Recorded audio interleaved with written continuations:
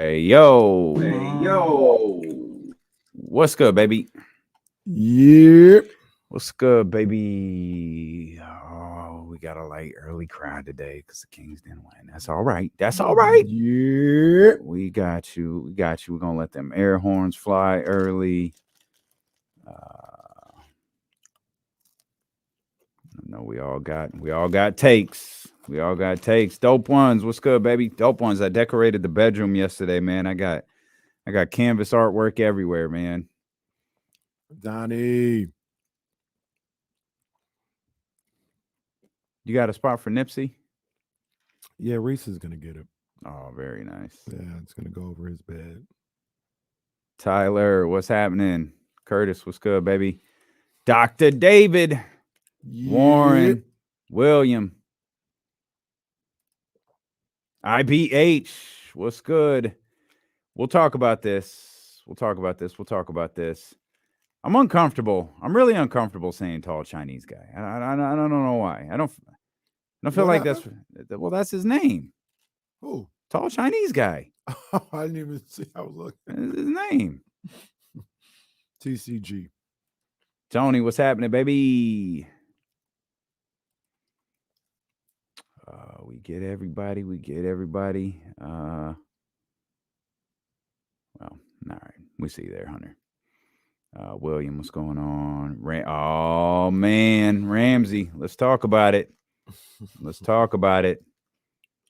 And indeed, that's the one right there. That was crazy. That's the one right there. That was not on my things. Kev. All right, Kev. I see it.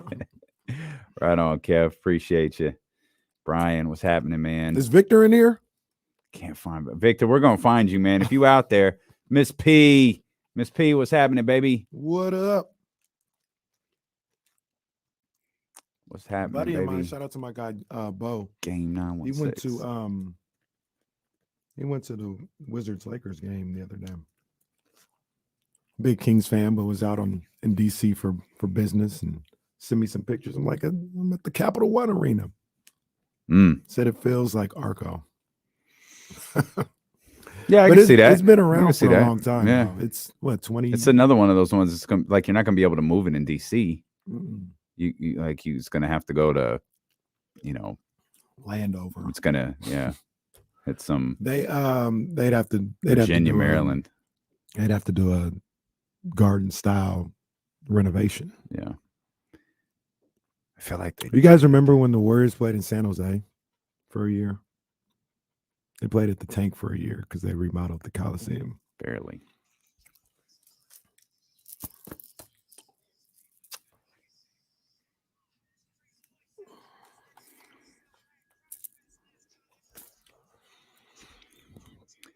Come on, baby. This ain't for the Kings, but come on, man. Boy, there's multiple news stories out there we weren't expecting this morning. Oh, man.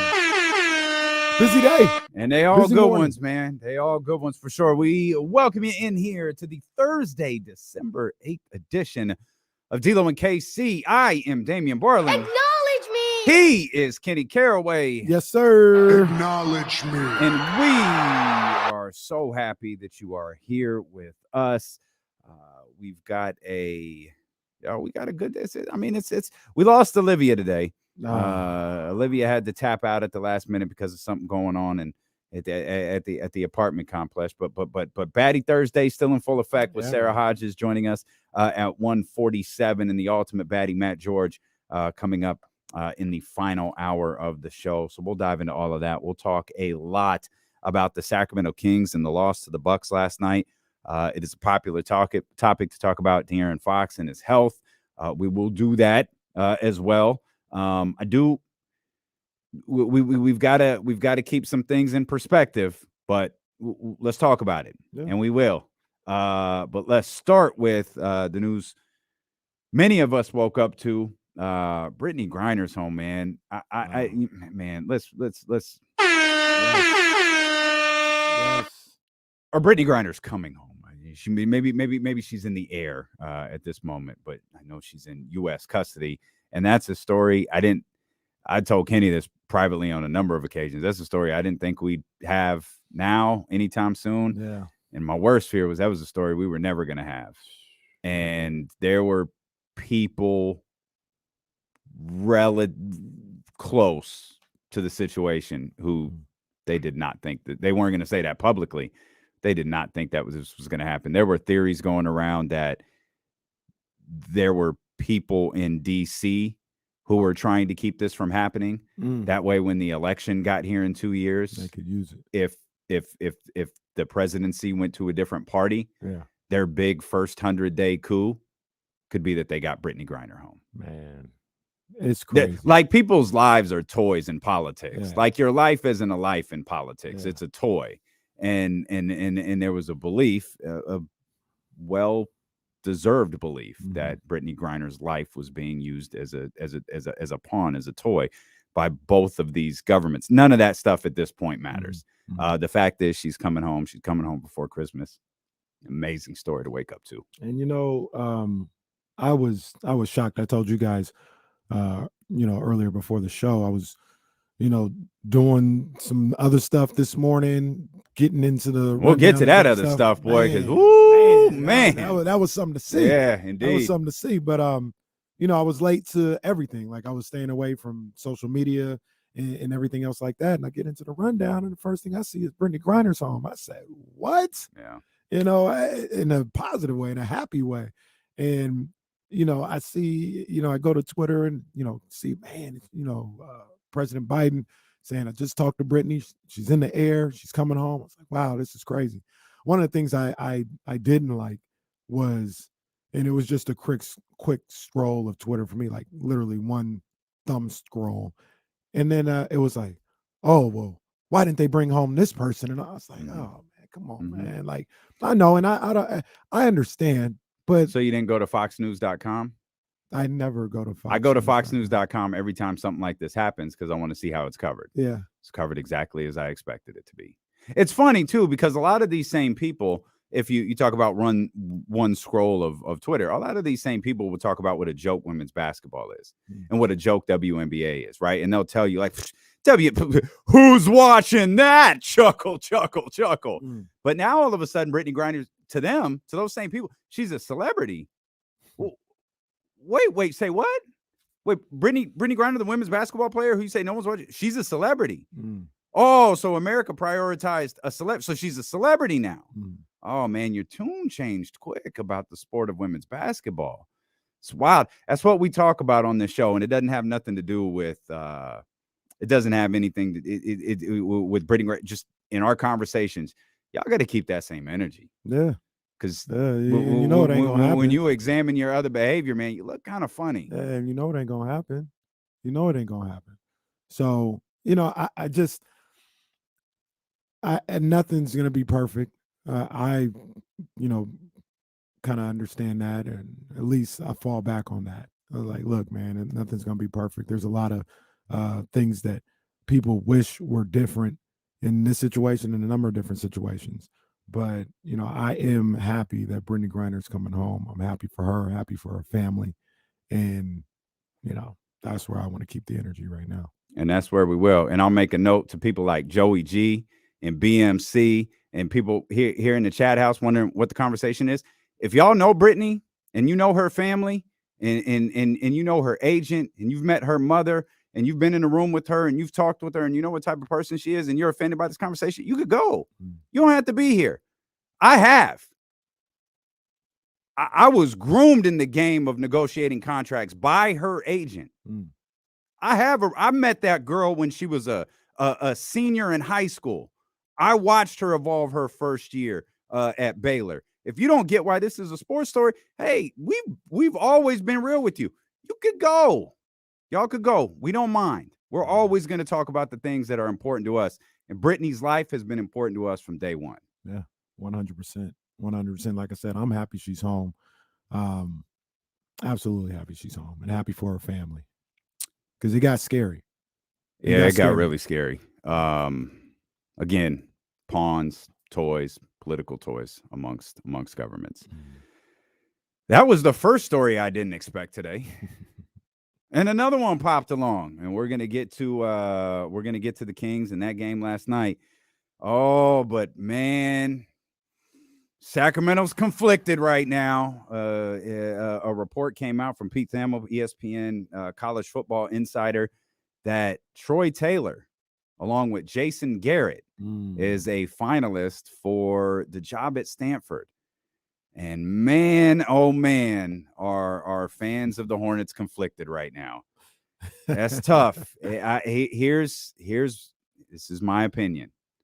Y'all got to root for Coach Taylor on this one. Yeah, you root for Coach Taylor on this one. Again, this is just my opinion. I could be naive. I could be wrong.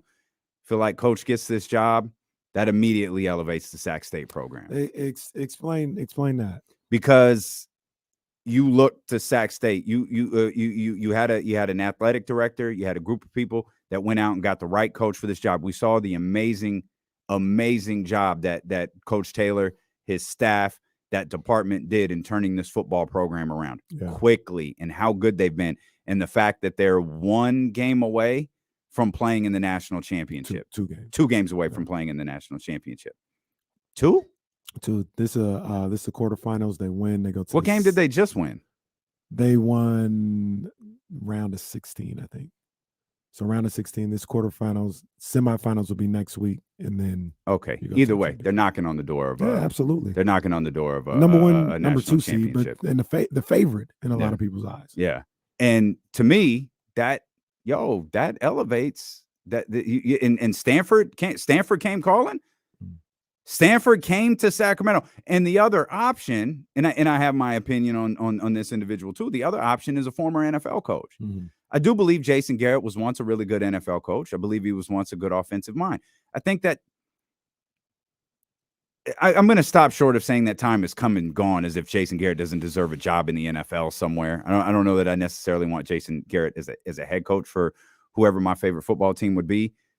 But what I don't see is Jason Garrett recruiting on the West Coast. I don't see Jason Garrett winning a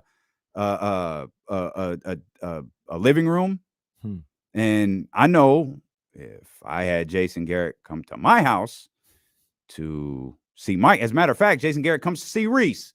I'm coming over to the Caraway house, and I'm going to have this clip from Amazon's show, that whatever that show was called, or maybe it was Hard Knocks, whichever one of them shows, queued up. To some of his remarks about the national anthem and that conversation. I'm gonna have hey coach, tell me, coach, you ain't gotta say nothing. Just tell me about this clip right here and let that clip run in its entirety. It's gonna be tough. Yeah, you got locker rooms to win, and you've got locker rooms, or you've got living rooms to win in areas you may not have been in before. And I don't know that Jason Garrett can do that. I'm not sure he can either. And I'm confident that Troy Taylor can. We know Troy Taylor can. Absolutely can. And, there's been so much excitement around Sac State and the whole athletic program the last couple of years, kind of culminating with this year with getting Coach David Patrick here and what the women's basketball is doing. Combining that with what the football team is doing, a historic run, there's obviously a part of all of us that's like, man, we don't want him to go, because this is just the start under his tutelage of something special, it feels like. But at the same time, this is part of the game. This is part of a coaching career. And if he were to move on, you congratulate him, you root for him over at Stanford, and you trust that he's left a foundation at Sac State where this will continue to go. This will continue to be the case.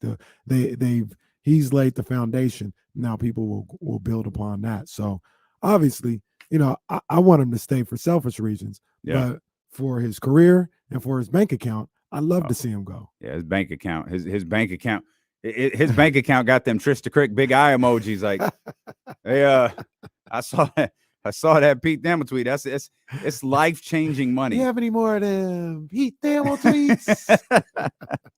Well, I mean, the other one that maybe didn't get as much love was, no decision is expected today, but there could be an announcement in the coming days What's tomorrow?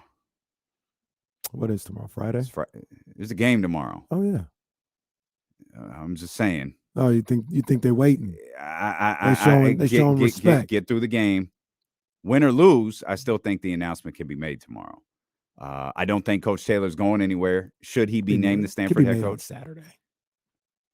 Tomorrow night. I mean after the game. Then wait till Saturday. You're cute. You think that'll be? What if they lose? You lose. You're definitely making the announcement. What? Yeah. Oh, you lose. It just broke their heart. 5 minutes later, he's gone. What the hell is this? Jackson State? Hey. Oh, look at this guy. Look at this guy. I was just listening to I was just listening to Joe Budden and them talk about it, boy. It's fresh on the head, boy. Is he the third man? Wow. What the hell is going Just on here? threw away the last 2 days of radio. Unbelievable. This man, Kenny K. You know what? We need a timeout. We all need a timeout. We need Coach to come Prime, back. I got love for you, big dog. We'll come back. We'll talk Kings basketball. There's a lot to talk about with Kings basketball. I want to talk about Mike Brown's reaction in the post-game press conference. I want to talk about De'Aaron Fox, and we'll talk about the game as well. Much more ahead. Phone lines are available for you. Also, 916-909-1320. We're just getting started. Stealing with KC here on Sacramento Sports Leader, ESPN 1320. Oh, my God. I would have fired if I knew exactly where it was.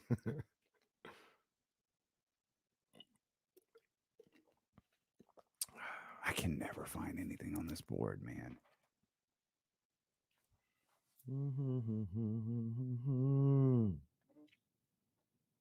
Oh, there it is. Oh my God! Took a while, but we got it. That's still funny.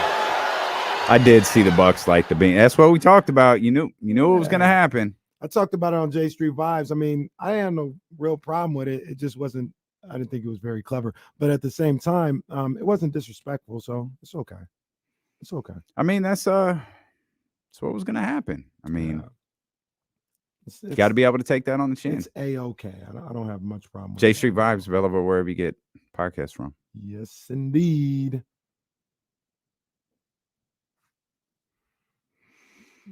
I mean, he is. We've talked about this a couple of times. I don't know why it's getting downplayed so much. Like he can talk about it. It appears Mike Brown is just respecting De'Aaron's wishes and not making it a focal point of conversation. Like he's trying to tough it out, it's an admirable quality. But at some point, hey man, Kings don't play again till Friday. Yeah. So if you don't play Friday, you play Sunday. I mean, that's a good couple days rest. I don't know. We'll talk about it. I got my feelings on playing with injuries. Yeah.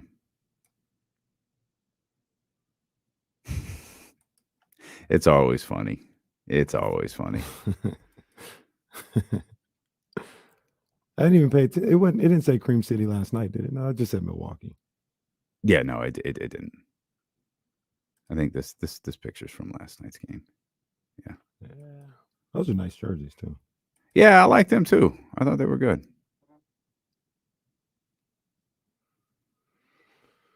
Giannis just got that. I'm the baddest dude on the planet look, and I don't even know what to do about it. Like I don't know. I'm gonna enjoy this until Victor Wembanyama gets here and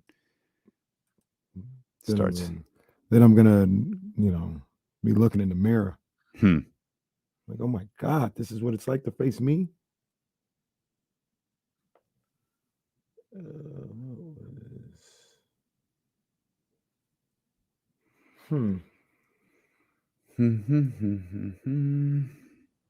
Yeah, I kind of wish they tell the whole story here. What's that? I'm talking about offensive rebounds. The Kings? The game, yeah. But the Bucks having so many offensive rebounds, Brook Lopez.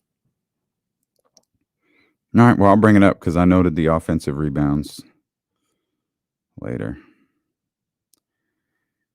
Client has requested Gilo and KC.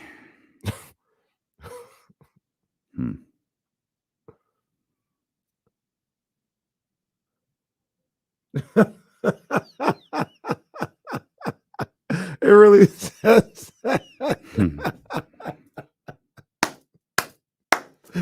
Gotta call this man G-Lo.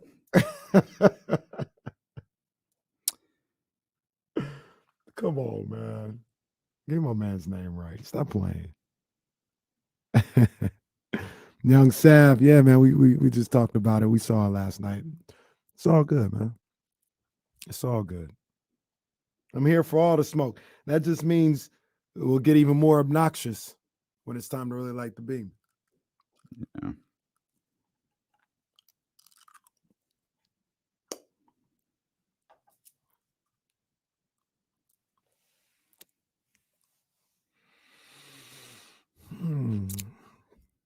Do you watch I forgot the name of it. Or have you seen it? The show with Michael Smith and Michael Holley. I think that's who it is.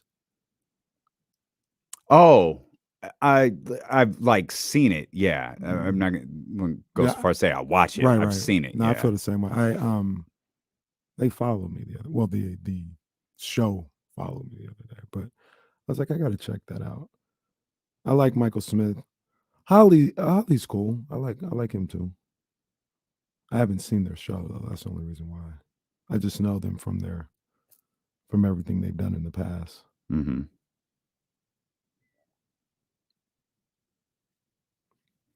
Michael Smith is really good.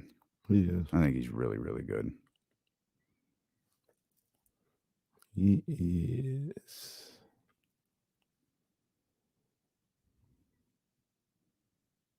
I responded to Chef. I told him I'll check with G-Lo and see if he's down.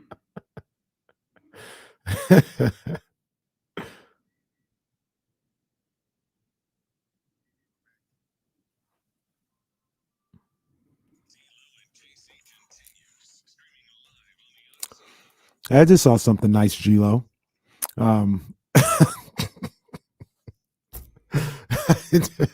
I just saw something nice that I didn't notice before. Have you seen those commercials with the kid? It's an NBA commercial, and he's like in a overly themed basketball room. It's like one of their theme for the season, their commercial for the season. And I don't know specifically what he's saying, but it's an NBA commercial. And they're like, yo, he's got like pictures of DeMar DeRozan in there, Duncan, and whatever. When you see it, you'll know it. They play it on every broadcast. Okay. But they have a picture on one of the walls of De'Aaron Fox going up for a two-hand dunk. Little love for him, little love. We always talk about the Kings don't get no respect. And I wouldn't have expected to see that, but I just saw the last commercial. I was like, oh, look at De'Aaron Fox. All right. Right next to Jason Tatum on a little. I mean, same. Yeah. Get that man a shoe deal. For God's sakes, get that man a shoe deal. Like, what are we doing right now? I need to talk to my people over at Jordan, man. What you want to? Well, you brought up De'Aaron. I guess we could start there. Yeah. It really doesn't matter. I mean, everyone knows by now the Kings lost last night. No one's tuning in like, gosh, I wish these guys would tell us what happened last night.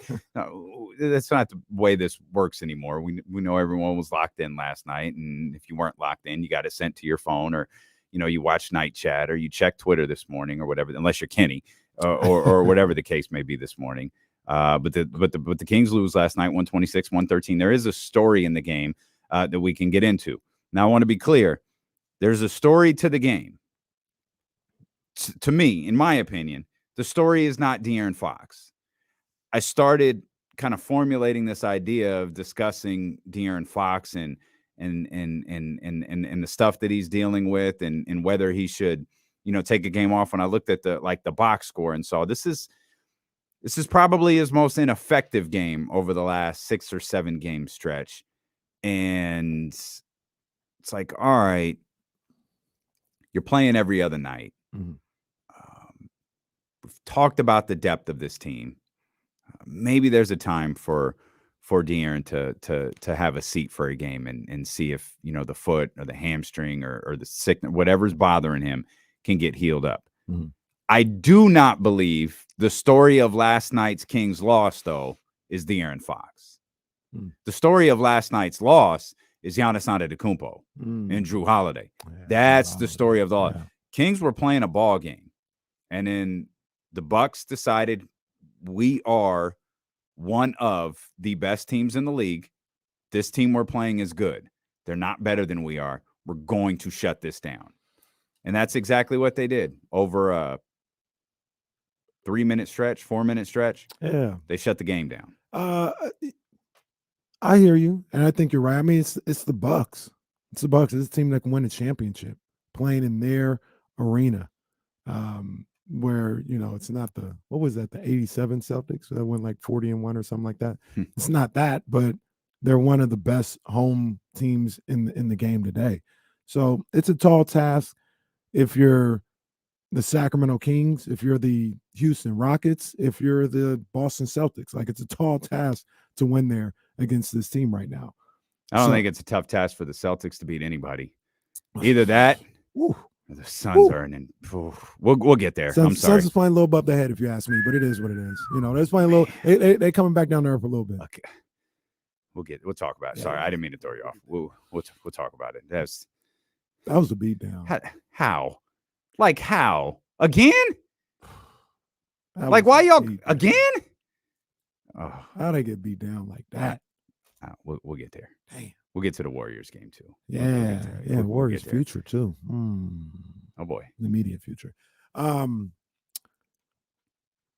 I'll say this. This is kind of what I talked about yesterday when Ham was on, and we talked about the virtues of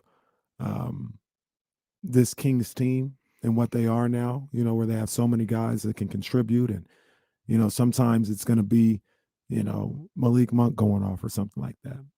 And I said, that's great. And you guys are right. On the road, though, you need your heavy hitter. You need your star to play like a star. And no indictment on him as a ball player. His beginning of this season, which he's been phenomenal. It's not an indictment on that, but just in this one particular game, De'Aaron Fox didn't show up like the star the Kings needed last night. And he'll tell you that. He'll tell you that. Like I said, my interaction that I had with De'Aaron Fox, everything that I say, everything that you say, he typically, from the interaction I had, he's in agreement. He's like, I know. I expect that of myself. And I think he looks at last night's game and expects more than 15 points on 5 of 16 from the field. Okay, good. We're like 7 games into this, though. And it's cool that he expects that. And it's cool that he holds himself to a higher standard. Right now, it appears he can't perform at that higher standard. So there either is an understanding that he's not going to be able to. Because last night, I feel like he tried. I feel like there are games in very recent memory. He's fallen back, and he is. I think you may have used this line after one of the games. He's playing the role that's needed. What's needed from me in this moment? I think he did that against Indiana, and then whatever ailed him left, and he had a moment in the Indiana Pacers game. Yeah. But for the most part, he's. Whether it's an assist, I mean, I feel like he's attempting to get to the basket. I think his aggressiveness has been called into question mainly because he's not getting to the foul line. The fact that he's not getting to the foul line isn't necessarily his fault. So the acknowledgement of his playing level not being where it's supposed to be is great. Well, you've got to do something about it at some point. I agree 100%. Like that, or why, you know what? Somebody has to do something about it at some point. Well, I mean, I appreciate if there's something going on. I appreciate him playing through it. He's given everything that we can tell. Yep. He's getting everything that he can to stay on the court, play through it. These are things that you just got to do sometimes. But sometimes just being out there on the floor isn't necessarily good enough. You got to be able to produce. You got to be able to execute and produce. And last night, 5 of 16, 1 of 16 from 1 of 6, from beyond the arc. Whatever the injury is that it is, like I got to have him playing better. I got to have him producing a little better than he has. And we've seen this, we've seen him, not play up to his level for, like you mentioned, a few games now. And whether it's injury or sickness or something like that, you got to play. De'Aaron Fox has to be that guy. And I talked about this yesterday on the show, talked about on J Street Vibes. He's got to be that guy, that superstar. This is the difference between, him and Dame Lillard and Steph and those guys. It don't matter what they're shooting like, if they're on or off that night, they getting at least that 22. I'm going to put the number at 20. They getting that. That's just bare minimum. Now, if they're on fire, they can push that up to 30, 35, 40. If they're just okay, that 22 might be 28, 29. But it don't matter what's going on, they're getting you that 22. It ain't 15, 18, 17, anything like that. And for him to get to that next level, that's the production that has to come out of his game. Don't get mad at me. I do want to point. I want to point something out. I know you might. That's why I'm trying to preface this with please don't get upset with me. De'Aaron Fox last night had a plus-minus of -1. I point that out because he played a lot of time with Malik Monk and KZ Okpala last night. Malik was -1.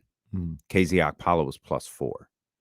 Again, I'm pointing this out for a reason. The other starters who had better shooting nights, they had better scoring nights in general.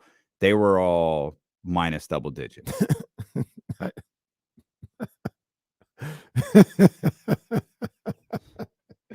That's why I hate this stat. I don't even know what that's telling me. It's telling you that De'Aaron was more effective when he was on the floor with Malik Monk and KZ Okpala. Is it though? Like if Kevin Huerter, if Harrison Barnes is the lowest, the starter with the best plus minus after De'Aaron Fox, and it's -13. Yeah, -13, -16, -16, -19. Those are the other four.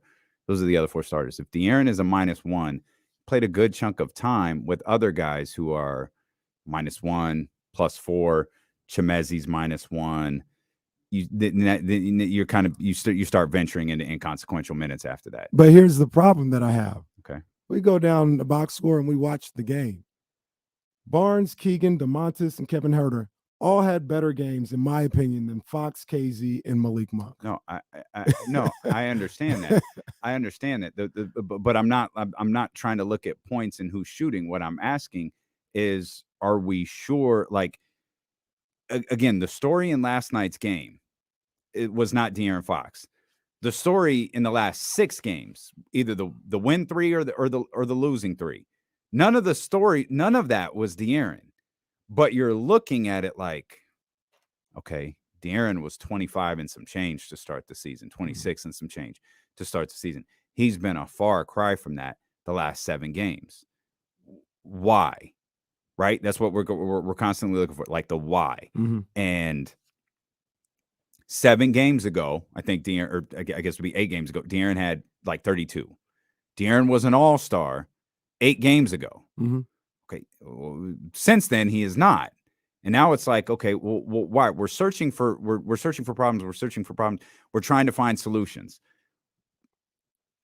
De'Aaron Fox isn't the story, but this team might have enough depth to where you could sit De'Aaron and let Malik, let Davion Mitchell. I do think it's a smidge bit problematic for this idea that Terrence Davis is out. Like Terrence Davis not being able to play last night is a big deal. If Terrence Davis can't play Friday, I don't think you can sit De'Aaron Fox. I think you need that full plethora of playmakers in TD, Malik, Davion, and then of course I believe Domantas Sabonis will remain the central hub. All I was pointing out there is maybe De'Aaron is still attempting to find other ways to be impactful, despite last night was clearly a night where he's trying to get involved offensively and he just can't. Yeah, I mean, and because some of these other games, I don't know that he's necessarily tried to get involved, at least to this degree. Yeah, I mean, I thought the numbers don't necessarily bear it out. He had 7 of his 16 shot attempts in the first half, but I thought in the second half he was a little more aggressive than in the first half. I thought he was a little passive.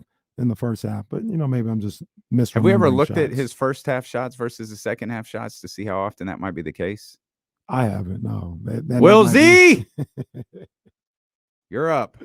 That might be the case, but one of the things that I tend to look at for some of his games, and sometimes it bears it out, sometimes it doesn't. But just as the sheer volume of shot attempts, that usually tells me the level of aggressiveness that we get from De'Aaron. And, you look back in the last 30-point game, he had 32 against Memphis. He had 21 shot attempts that night. He had 18 shot attempts against Detroit and had 33 points. Only 15 against San Antonio and had 28. But you look at the Lakers game, 19 shot attempts, 19 shot attempts against the Warriors. And more times than not, for me, when he's above 17 shot attempts or more, that usually is a sign of a certain level of aggression. It just dawned on me too. It's another loss in the under 17 points column. I think 6-2 might be the record now. 6-2 when he scores under 17. Yeah. This season. Yeah. This season. I just think I think that and Will Z's here. Look at him. Will Z, that boy good. Fox first half field goal attempts 7.7. Second half 9.0. So it's about balance. Yeah, it's pretty balanced. It's not bad. It's probably not enough field goal attempts, but that's what is that, 16? Yeah. I usually ask for 17 to 19 for him. That's the other. Not enough. Yeah, that's the other thing with those guys, Dame, Steph, Ja. They get them up. And at least it feels like it. And Fox isn't always like that. But the thing with him, and that it kind of signifies for me a little bit with him is, this is still his team. Mm-hmm. It's still De'Aaron Fox. It's still about where he takes his team. Does he have a lot more help now? Does he have certain nights where he doesn't have to be on and they can still win? Absolutely. But to get where they want to go, if they want to go into Milwaukee and win games, if they want to go into Boston and win games, they want to win road games in back-to-back nights, they got to have De'Aaron Fox playing at a high level or close to it on those nights. And last night was just a reminder of that. Like, Sabonis was great. Sabonis 23 and 12, I think it was last night. Harrison Barnes was really good. Keegan Murray was really good. Herter was cool. Yeah, talk about that. Herter was cool. Malunk. That's my guy. Malik, I'm a Malunk kid. Yeah. Malik Monk didn't have a super efficient shooting night, but he did okay off the bench. The thing that was missing was he had to carry the bench. I mean, that too. Terrence Davis, wasn't there to play, and Chimezi's shots are always going to be limited. Like for Chimezi's points to go up, he's been effective at this. He literally has to hit about every shot he's going to get because he's not going to get a ton of them. Yeah. So, like the thing that was kind of missing last night was De'Aaron Fox going 10 to 16 as opposed to going 5 of 16. And when I say De'Aaron's not the story of the game, if De'Aaron does that, do you think the Kings win? I think so. You do? Yeah. If he goes 10 to 16? Yeah, I don't think I think he does. I don't know what that does with the numbers. If they were threes or what. I'm not playing that fantasy land situation. But I think if he's shooting 10 to 16, yeah, I think they win that game. Okay. I don't. I feel like the Bucks, no matter what, we're gonna hit that switch. If that switch was never hit, and the Kings wind up, losing the game by 5, 6, just because that's the way that the game went. But that double-digit lead didn't, explode within like a 90-second period. Okay, you got me. To me, this was always this not that different. Just not as extreme as the Celtics situation. Celtics, this squad's good. It's going to be a shame to put them away. And obviously, they not only they killed them and threw the dirt on them in that game. This one, it's like the Bucks kept hitting them with a shovel because the Kings kept trying to get back up and fight. It was the '99 Royal Rumble with The Rock and the steel chair on Mankind. He just kept getting up. And why did Rock change to that athletic suit he would wear? he had surgery on his chest. Oh, that's what happened? He had like a misshaped pectoral, and he had surgery to cover it up while it healed, with the idea of he'll be able to shed that tracksuit by the time WrestleMania got here. You learn something new every day. I never knew that. That's why. Oh. Yeah. The Rock had cosmetic surgery on his pec. I think John Cena clowned him about that once. He once had surgery on your boobie in one of his like raps leading into that. I kind of had some real heat, didn't they? Yeah. Because I'm gonna. Yeah, they had heat. No, they had real heat. When Cena was talking about you had to write the things on your hand. Yeah. The Rock was. The Rock was so flustered in that moment. It was crazy. I'd never seen The Rock flustered before. He was furious. That was cold. That Cena pointed that out. That was cold. The De'Aaron Fox. And you didn't think they were going to win regardless. Yeah, I don't think they were. Yeah, the Bucks were gonna turn it on, get the job done, whether De'Aaron was 5 of 16 or 10 of 16. The complexion of the game changes when De'Aaron's shot falls, especially if they're timely. The Kings needed timely baskets during that stretch, and they couldn't get them. But what also happened during that stretch, it wasn't just baskets, it was turnovers. They had one play coming out of a timeout where I think they stepped out of bounds. Like and this was coming out of a time like this game ain't for them. Like it's one thing to do that against Detroit or Orlando. It's one thing to do that against Houston. You can't against Milwaukee. You're just gonna step out of bounds coming out on timeout. Throw the ball away. It's not gonna. You're not gonna win that game. They didn't play a clean game. You got to play a clean game to beat Milwaukee in Milwaukee. The other thing that I wanted to talk about that I heard Dusamo talking about, and other people as well, pointing out the offensive rebounds. And I forgot exactly the number. I think it was 25 points, 25 second chance points. That's what it was. It was 25-11. Yeah, that's a lot. And a lot of people point to the size of the Bucks, Giannis, Brook Lopez, even Bobby Portis, and things of that nature. But I went back and looked at the offensive rebounds, and a lot of guards getting involved for Milwaukee. Grayson Allen, Connaughton, Javon Carter, and that's on the guards of the Kings, not being able to take care of those long rebounds. And I talked about it during the break, talking about, I wish you tell the whole story. Well, somebody will look at the stat sheet and say, Brook Lopez had 6 offensive rebounds. I mean, that shows you it was about the size. Well, he had 3 of them on one play. He had 3 offensive rebounds on one play at the end of the half. So he had 3 for the rest of the game. 2 of them were at the end of the game. 2 of them were at the very end in the fourth quarter, where he did use his size. But a lot of those offensive rebounds, man, that was long missed threes that these guys weren't ready to rebound. The guards weren't ready to help rebound. And that's uncharacteristic of what we've seen from this team all season long. And, that's on De'Aaron, that's on Malik, that's on Davion and the rest of those guards, because they also got to help finish off those possessions, even on those long misses. Okay.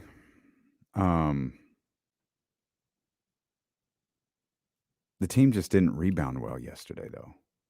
Collectively, offensive rebounds, total rebound. Like Sabonis had 12, and the next closest was Malik with 6. And that's what I'm saying. Like, to me, rebounding is a team effort, and that's something they've done a great job of this season. Yeah. De'Aaron Fox getting down there and rebounding.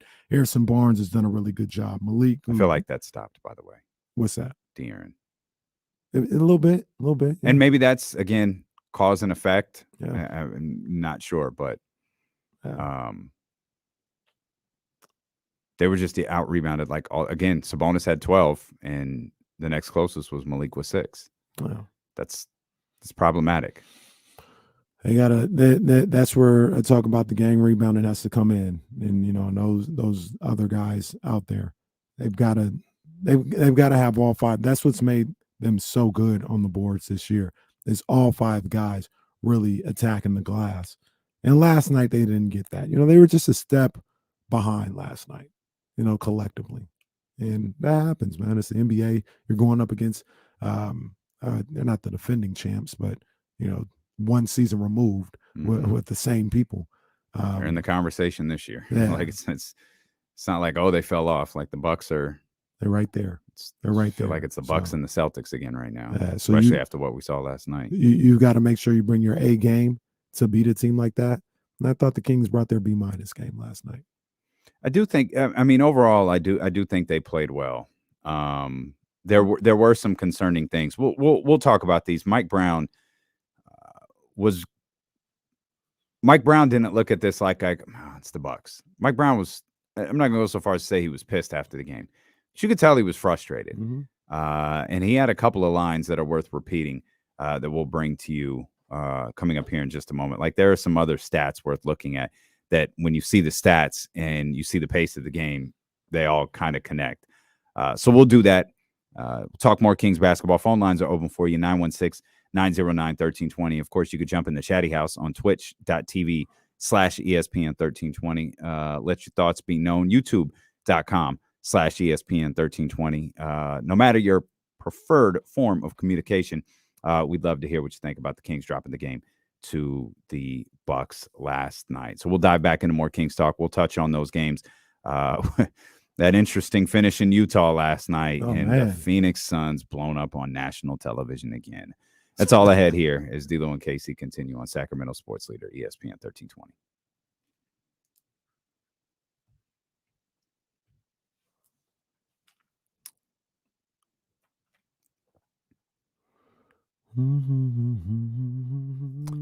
Yeah, that's not in the NBA, though, and it won't be. Like he's not going to be here, and that I think has little to do with the Sacramento Kings at this point. Yo, I saw I just saw this the other day. Yeah. I didn't know they were coming to the West Coast finally. Now, wait a minute. Wow, I they're didn't going to be at either. the Golden One? I thought they were going to be at Chase. They're coming to the Golden One? Yeah, I didn't know that either. I'll definitely go to the Golden One show. Yeah, me too. Absolutely. Yeah, we got to get Jade on the show. You need to calm down. I want Jade on the show. I saw a picture. It was Jade and somebody. I was like, oh, I got to send this to my guy. And I looked and saw the little, at I am K Diddy. He already saw Naomi. it. That was Naomi. That's right. That's who it was. Like, he's already seen it. Oh, man, that's awesome. That'll be a good time. That'll be a good time. Oh, no. Shit. You know who got to be on the show. Jesse. You see that promo he cut last night? No. It was the best promo of his career. I Really? assume you're talking about Ricky Starks. Yeah. It was the best promo of his career. He got to be in studio. They gonna be like Spider-Man. We'll have him do like a 5-minute segment in Damien's chair too.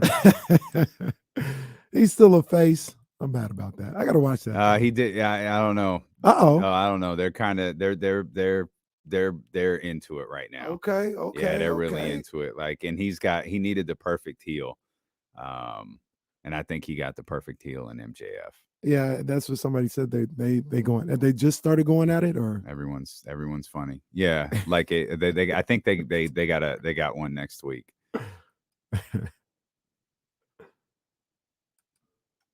Everyone's funny, man. Man, this ain't hardly no Kennedy crew neck. Are you out of your mind, B. Perry? It says Lamert Park, man. I never wear no Cougar gear around here. Never. No. Isn't Dom Kennedy a rapper? Dom Kennedy. I thought he said damn Kennedy crew neck. Nah, I don't. This ain't Dom Kennedy. This was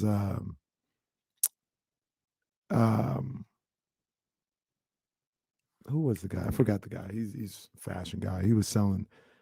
They put his line in Forever 21 about a year ago. Some guy out of LA. Sorry, B. Perry. You put Kennedy in there, and I'll be losing it. I'll be like, yo, I'm going crazy up in here. As Marlon said, I'm gonna go crazy. Don't call me crazy. I'll go crazy.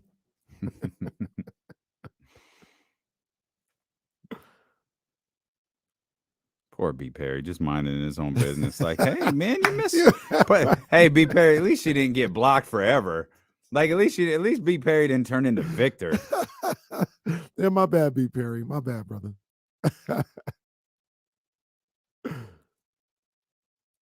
Yeah, it's whatever. The sleep is what it is, man. I don't necessarily feel like sleep deprived. It's just a little out of whack. That's all.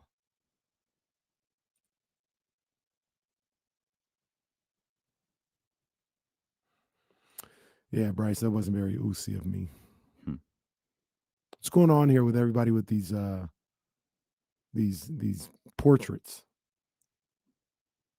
Seen that on Instagram a lot. Mm-hmm. Are you anti-portraits or something? No, I just don't know. Like, how did they get it done? I don't understand it.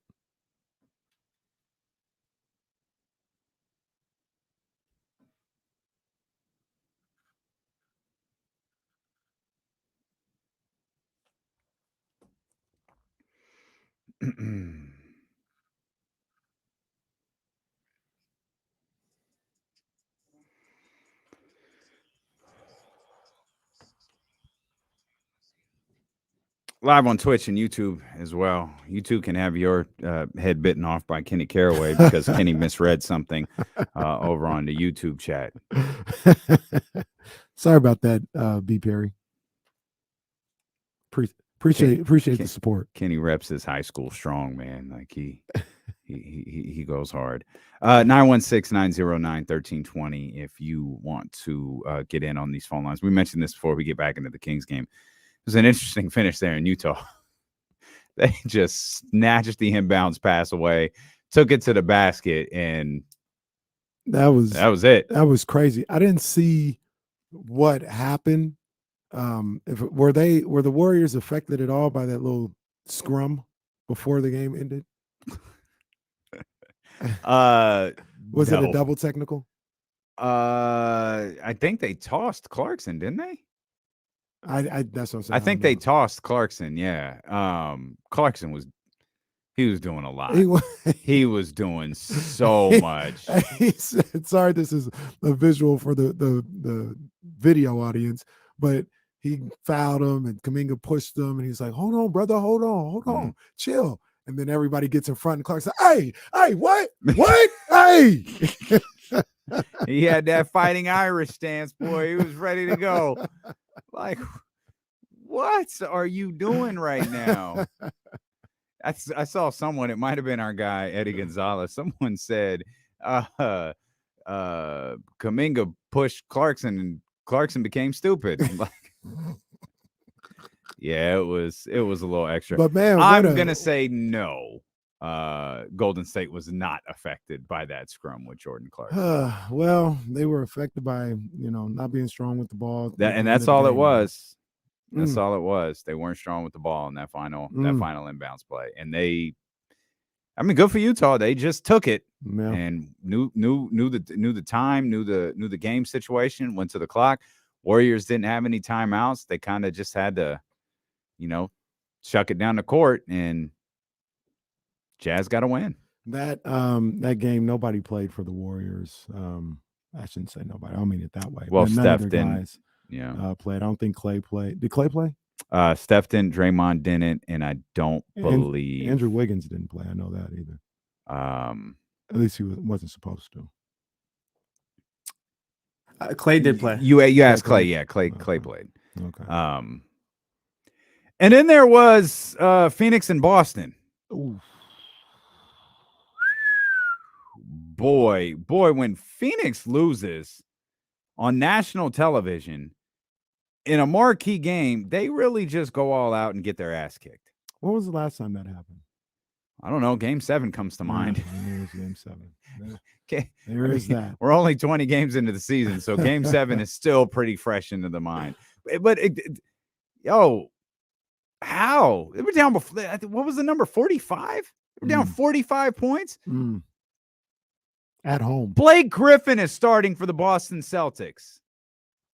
That happened at the crib. Jesse, what is the Celtics record when Blake Griffin starts? I don't have the exact number, but they're undefeated, I believe. Bro, Blake Griffin plays once a week, and he's out here catching lobs and everything. It's amazing. Hey, Brown and Tatum went for 50. What's the coach's name again? Joe Mazzola? Joe Mazzola. It's a deep pull. You know, I like to, go to when I say you guys, I don't know if you guys were outside. But I don't know if you guys were outside. Okay. What do you give me? And Jesse, you can look this up because I know you don't know this guy. But what do you give me for Joe Mazzola and Jimmy Cozier? Remind me how the what do you give me works again? It's a scale of 1 to 10. If it looks just like him, it's a 10. If it looks nothing like him, it's a 1. And who's the other guy? Jimmy Cozier. What y'all know about Jimmy Cozier? I can see it. I just looked him up. I can see it. What y'all know about Jimmy Cozier? One of the wildest songs of all time. When you think about it. Oh. Sometimes I love her. Sometimes I love her not. I give you a. I ain't letting her go. Man, She's I give all you, I got. I might give you an 8.5. Jimmy Cozier on the sideline of the Boston Celtics. I might give you an 8.5 on this one.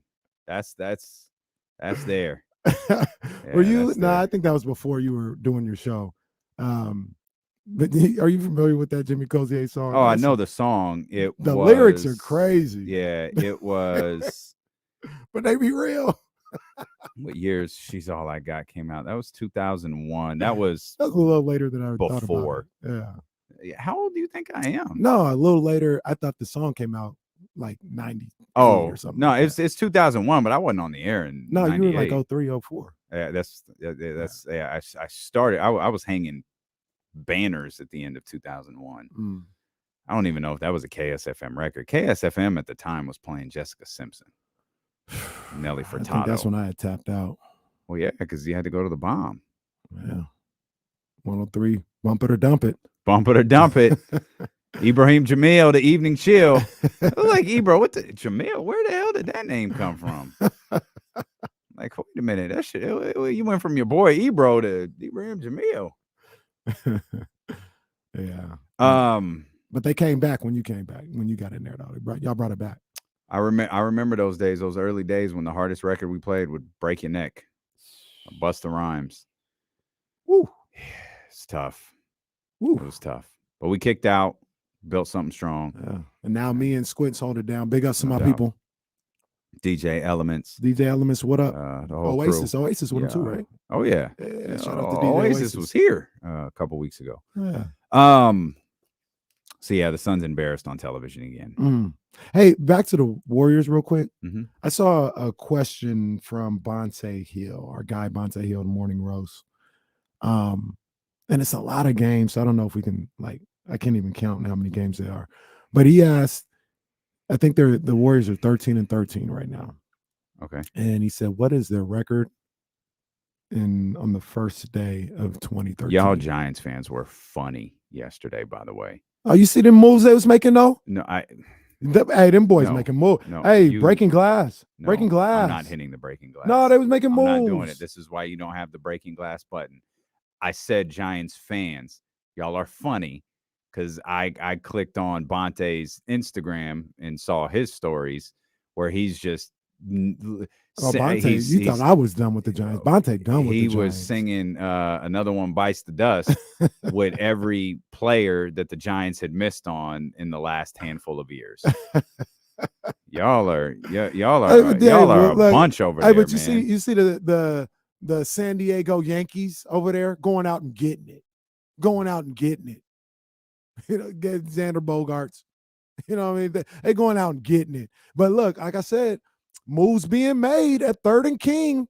Alex Pavlovich reports yesterday the Giants acquired catcher/outfielder Blake Sable from the Reds for cash considerations. Moves being made. Shaking your boots, Dodgers and Padres. Here come the Giants. Making moves, baby. Moves being made. Break your neck. Bonte Hill said the Warriors were 13-13. At 13-13 right now. And he just asked a question. He said, what's the Warriors record on January 1st? And the next games, they got Boston at home, at Milwaukee, at Indiana, at Philly. Those are their next two games: Boston and Milwaukee. Yeah, Boston at home, at Milwaukee, at Indiana, at Philly, at Toronto, at New York, at Brooklyn. Then they come home for Memphis, Charlotte, Utah, and Portland. So I can't even count how many That's games not that is crazy. right now. I mean, okay, so they're 13 and 13. They're going to be under 500 by January 1st. Well, hold on, 13 and 13. So they won 2 games under 500. I give them Indiana, Philly. No, I mean, if they're under 500, maybe no. Dog. The road trip is fine, but you said by January 1st, right? Yeah. It ends with the year at home ends with Charlotte, Utah, and Portland. Bro, we're talking about a team. I don't have it in front of me. I could look, but they're probably like 2-13 on the road this year, and they're about to go on a 6-game road trip. They're probably going to go 1-5. Okay, whatever. Okay, well then they'll come. So they'll be like a game under 500. They'll be under 500. Okay. Well, you made it seem like there was going to be 10 games under 500. No. Maybe they'll be a game under 500. It's the Warriors, though. It's the NBA champions, and we're January 1st. They're going to be a game under 500. 2 games, 3 games under 500. Hey, go take a peek at the Los Angeles Rams and what they look like. I don't know if we want to be in that category. Well, that's what I mean. Go take a look at what the team that lost the Super Bowl looks like. They play tonight. Get your picks in. Yeah, Rams and Raiders. I'm actually going to check that out. I hope so. I'm going to check that. Well, you know how it is getting into that app. Sometimes I'm like, I always, and every Thursday, we're 14 weeks into this. Where is the freaking game? Oh. Let me go to where I buy toilet wands. Hey, you know what? While we're here watching football, order some paper towels. I think that's what they're expecting and hoping. It's 100% what they're expecting, and it's stupid. I'll get on the TV, man. I ain't shopping on Prime Video, the app. I'm not, but opening up Prime Video will remind me I need to go to Prime on my phone and order a toilet wand. And do the Lakers play tonight? I don't think so. Clippers in Miami, Houston and San Antonio, Denver and Portland. Okay, maybe we can get the shop. Okay. I want the shop cast. I doubt it because he's probably on the road. I feel like they would have promoted that. They didn't promote the first one. Well, I heard about the first one. I didn't know. I heard about the first one. I opened it up and I was like, oh, snap. What? Yeah, Philly. They're in Philly tomorrow. Yeah, he ain't doing it. So you're listening to D-Lo and KC on KIFM West Sacramento 98.5 FM KRXQ HD2 Sacramento ESPN 1320, driven by Lasher's Elk Grove Dodge. Always live on the free Odyssey app. You just did it with Golden State. What's the Kings record? January 1st. Oh, I gotta look at those. I'll give them. I got you. So they're 13-10 now. Mm-hmm. You got Cleveland tomorrow. I mean, the road trip. It's New York. It's Cleveland tomorrow. It's New York, Philly, Toronto, and Detroit. So that's the road trip. After this road trip, if they went 1-5, they'd be a game over 500. I'm gonna play it safe and say after the road trip there'll be 2 games over 500. So we can take it from there. Okay. After this road trip, there'll be 2 games over 500. So one, I think you said 1-5, so they've already lost 1. Yeah, that's what James said yesterday, right? He said if they go 1-5, they'll be 1 game over 500. I'm trying to make this math work. So if they win 1, that's 14 wins, and they lose 5. Unless I'm counting this wrong, I have them at 14-5. I have them at 14-15. 9. But they've already so no, it'd be 14-14 because they've already played 1. They'd be at 500. It'd be 14. So we'll take it from there. They'd be at 500 after the trip. You got Charlotte. I got them beating Charlotte. Lakers. These are all home. I got them beating the Lakers. That's 2 games over. You better have them beating the Wizards because my whole damn family is coming to see that beam. I got them beating the Wizards. I say my whole family like it's huge. It's not. It's a couple of people. That's 3 over. Denver and Denver. Splitting with Denver, so that's still 3 over. And then I got them beating the Jazz at home. So I got them 4 games over 500 on January 1st.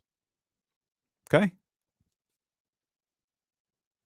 And that's, I mean, they're 3 games over 500 now. And that's with James Ham's worst case scenario. Well, he probably worst case for him is 0-6. He said that 1-5 puts him at 14-14. I got him winning one, so they might be 4 or 5 games over 500. I don't think they're going 1-5. I don't think so either. I think they're winning I think they'll go 2-4, maybe 3-3. I mean, these are tough. I think tomorrow's going to be tough. Tomorrow's going to be tough. I don't know that they get tomorrow. And I'm not really in favor of it, but all these people maybe should sit them a game. Tomorrow would be the game. Why so? But just because of the immediacy, or well, because that's a tough one. So with him, that's a tough one. So you'd rather have him for New York? Yeah, because you got to win that next game. Got you. You're better than the Knicks. So okay, wait a minute. If you have them at 1-5 and you want them to get the Knicks, I don't have them at 1-5. I got them at 2-4, possibly 3-3. James said 1-5. Okay, puts him at 500. I think they're going to win at least 2 games on this road trip, and the Knicks being one of them. It's not that I don't think they can get Cleveland. I just think it's hard when you only play a team twice. You got them at home. That was like the start of their skid, or maybe they had lost one. No, it was a start because they were cooking, and then they lost. Kings got them, and it took them a minute to kind of get their feet back underneath them. Yeah. I mean, and I think Donovan. I looked at this last night. I think Donovan had 38 in that game. He was killing. He did. He was killing. I thought he could have went for 48. They stopped going to him a little bit, and Davion and Fox started playing good defense at the end of that game as well. Yeah, they did. I mean, Donovan had man, Kings got them one in that one. Mm-hmm. Karis LeVert had a nice little outing. I mean, there's nothing you can really point to. Balling. Yeah, there's nothing Garland you can really point to. Well. Yeah, Garland didn't. Mm-hmm. Yeah, Garland didn't. Yeah, I just think that's going to be a tough one for the Kings. That's the one tomorrow night in Cleveland. New York, Philly, Toronto. I think they'll get a win against a good team. I don't know who it's going to be, if it's Philadelphia or Toronto. I like the way that they played last night overall. There are some numbers. Will Z pointed this out, and I think Mike Brown didn't say this in this verbiage in the post-game press conference, but he used the line that, like, they never felt us the whole night. Mm-hmm. Like, they dictated everything. Mm-hmm. And Will Z came with the stat right after Mike Brown said that the pace of this game was 96.0. It's the slowest the Kings have had all year. Mm-hmm. And that was 100% what Milwaukee wanted. Yeah. And they got it. And they controlled every aspect of that game. And that's one thing that I really liked about Mike Brown's reaction last night, is Mike didn't look at it like, this is Giannis, this is Drew Holiday, this is a championship team, this is one, a team 1 year removed from an NBA title. He looked at it like, we didn't do our job. Yeah, I mean, Kings were competitive for 3 minutes of the game. Mm-hmm. But Mike's out there like, no, we didn't do what we were supposed to do. Yeah. They were supposed to play our way. We played theirs. And I'm sure in his head, of course, he's not going to say this publicly. I'm sure in the locker room he's saying, Giannis doesn't have that game. If we're doing, Drew Holiday doesn't have that game. If we're doing what we're supposed to be doing, nothing's going to stop Giannis Antetokounmpo from having whatever type of game he decides he wants to have. Drew Holiday isn't having that game if we're doing what we're supposed to be doing. And that's it. Mike continues to hold these guys accountable regardless of the caliber of opponent. Mm-hmm. They didn't feel us. We didn't do our job. Yeah. I love that. And that's the one where Drew Holiday's a heck of a ball player. That guy can go, no doubt about it. Like you just mentioned, and like Mike probably talked about, if we're doing what we're supposed to do as the Sacramento Kings, Drew Holiday can't have 31. Can't have 31 on us. Yeah. He could have a good game at 22 or something like that, but 31, when he's a scorer, but he's not that type of scorer, that can't happen. We got to tighten that up. I'm pretty sure this is the case. I'm just assuming, but I want those guys to be pissed off for last night. Mm-hmm. Not, oh man, we hung with a good team, and we'll like, I don't even want, we'll get them again. I want to be pissed off. Like, I can't wait to play on Friday, because we should have had that one. That's what I'm looking for. And that's what I think is going through the head of those guys in that locker room. How are they choosing to measure themselves as a basketball team? Because they've lost to Milwaukee, Boston, and Phoenix. Yeah. I mean, you beat Cleveland. That's good. Like Cleveland, top of my head, best team they beat. Cleveland, best team they beat. Yeah, probably so. I mean, I'll take a quick peek here. I mean, I wouldn't put the Clippers or the Bulls in that category. Miami, nope, not there. Yeah, it's Cleveland. Yeah, it's I mean, you beat Memphis. Yeah, it's a good squad. I mean, you know, they're probably on par with each other, but I like that in Mike Brown. I like Mike Brown holding these guys accountable. So how do they respond? What do they do next? How do they prepare for you talk about dictating the pace. They had 17 assists last night. 17. That is Kings basketball. That's dreadfully low for what this team. They lost to Phoenix and had 32. Right. They had 17 assists last night. Like that's that. And I guess, you know, when you really dive into the numbers after Mike Brown talks, man, that's not good enough. No, it's not. That's not Kings basketball, like you just said. Yeah. And I'm not saying all on Fox or nothing like that, but that's not De'Aaron Fox only had 2 assists last night. So when you talk about like the aggression, and I want to see what Davion did. I don't have that off the top of my head. Davion's assist numbers were low too. They were 1. Yeah. So you know your point guards. Well, those numbers, I mean, they weren't there. I mean, Sabonis carried the load in the rebounding category and the assist category. Well, and then so you talk about the 2-point guards, Davion and De'Aaron, but you also talk about your other playmaker, Malik Monk. Mm-hmm. He only had 1 assist last night. And it's not like it's a team that shot 47%. Mm-hmm. So we're not talking like, you know, one of those dreadful 35% games. Like, they shot reasonably well. They got their 12 threes. You know, I like the 12 threes. They got exactly 12. You know, it's not accurate, but it feels like it. How many did Milwaukee? Milwaukee was 14 of 33. The Kings were 12 of 38. Mm-hmm. Milwaukee was 14 of 33. Obviously, this isn't accurate, but I was watching the game. I don't remember the Bucks missing a 3. If you had told me the Bucks were 33 of 33 from 3, I'd completely believe you, because it felt, and it's because so many of them. Oh, Kings are within 2. Jrue Holiday hits a 3. Yeah, Kings are within 4. 3. Chris Middleton had a tough one in the corner. Wait, was that what Barnes on him? I think it was Sabonis switched out on him.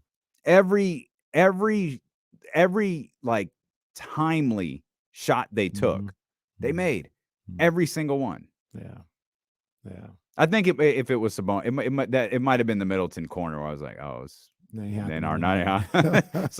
so those are dropping. Yeah. All right. It ain't happening tonight, but cool.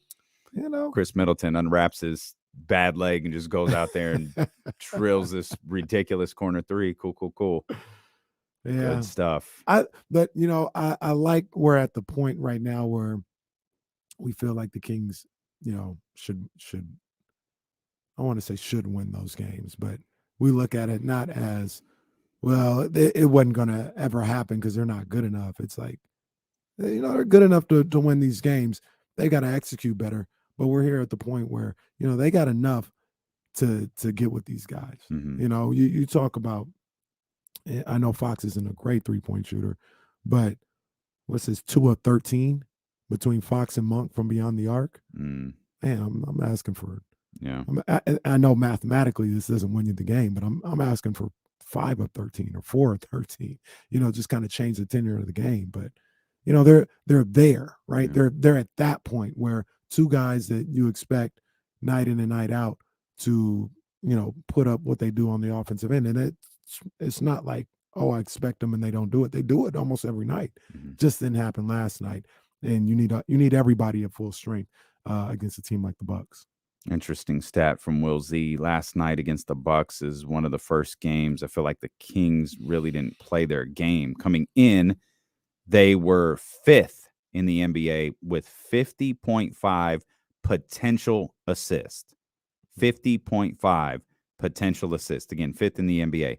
Last night, they had 37, which, again, when you look at the shooting percentage, they weren't in the flow of their game. Now, by the way, I don't know where the Bucks rank defensively, but I know what the Bucks MO is. Yeah. That's a good defensive team. They may have a reason for that happening. Right. They know what to do out there. Yeah. The respect continues, though. Mike Budenholzer had some good things to say about Mike Brown and, their time with the Spurs and vice versa. And the Kings continue to get that respect from teams around the league. I want them to get some wins from the teams around the league. They're going to get a couple on this road trip. I think they are. Yeah, I think they're going to get more than people expect, too. Sara Hodges is going to join us coming up in about 30 minutes. We'll talk more Kings basketball as well. We'll talk more local basketball, ? No spoilers. Do we get the outcome, or are we good? Okay. Stingers all the way up. Stilo and KC here on Sacramento Sports Leader, ESPN 1320. I didn't, just as you said that, I'm agitated with myself. I didn't read Mike Budenholzer's transcript. Well, there it is. I didn't get Mike Budenholzer's transcript. That's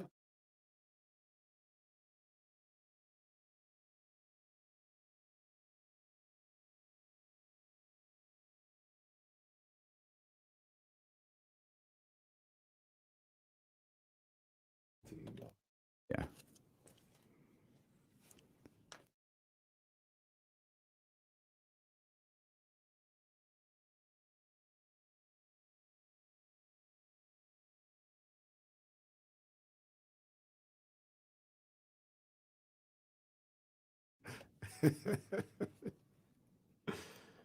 And if you don't know, I don't know. Sometimes that you don't take that well. Yeah. I don't think she's talking. So let me say what's up. Yeah. Us real quick. Yeah. Oh man.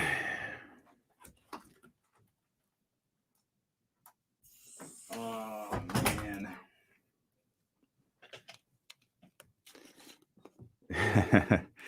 I see you, Christopher. Hey, that was the best work of his. I was behind on it because of the game.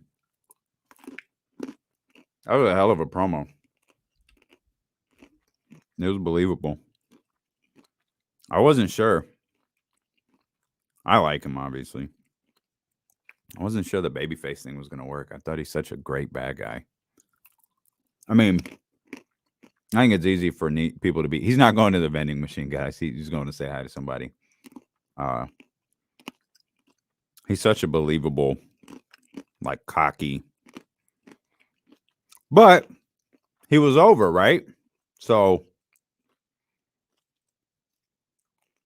try it. I'm down.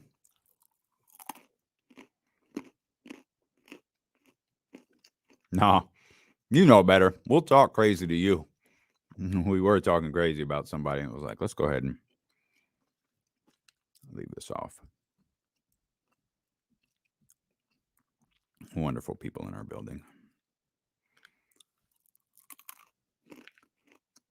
Wonderful people. What's the next WWE event? Is it Rumble? They don't have like one of those December gimmick pay-per-views? I have no idea. I can't think of anybody. I know anybody know what the next event is? I'm behind. I haven't watched. I don't really watch Raw. And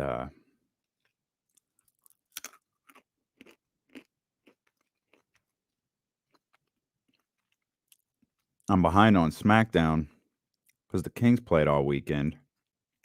And that's normally when I catch up. Yeah, I have no idea what the next premium live event is. Chad is saying it is the Rumble. It's the Rumble? Oh, good. Good for them for taking the whole month off. Oh, day one. That's right. There is a January 1st pay-per-view or whatever. Good call. Good call. Good call. Oh, now they're saying day one is canceled. Oh, day one is canceled? What? All right. Build towards the Rumble then. I wonder why they canceled day one. They're probably like, we don't need this. It's a stupid Vince idea. That's hilarious because that's probably what it was. Yeah, I told you, like, got rid of all the stuff he was doing. That's probably what it was, man. You canceled my pay-per-view. What did Vince do? There was a premium live event called Day One. It was January 1st. I remember that. They canceled it.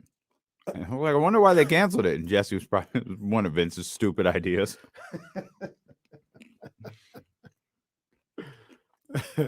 I wonder if Hunter took Vince's office. Kicked his feet up on the Mhm. desk. I think this video, let me see this.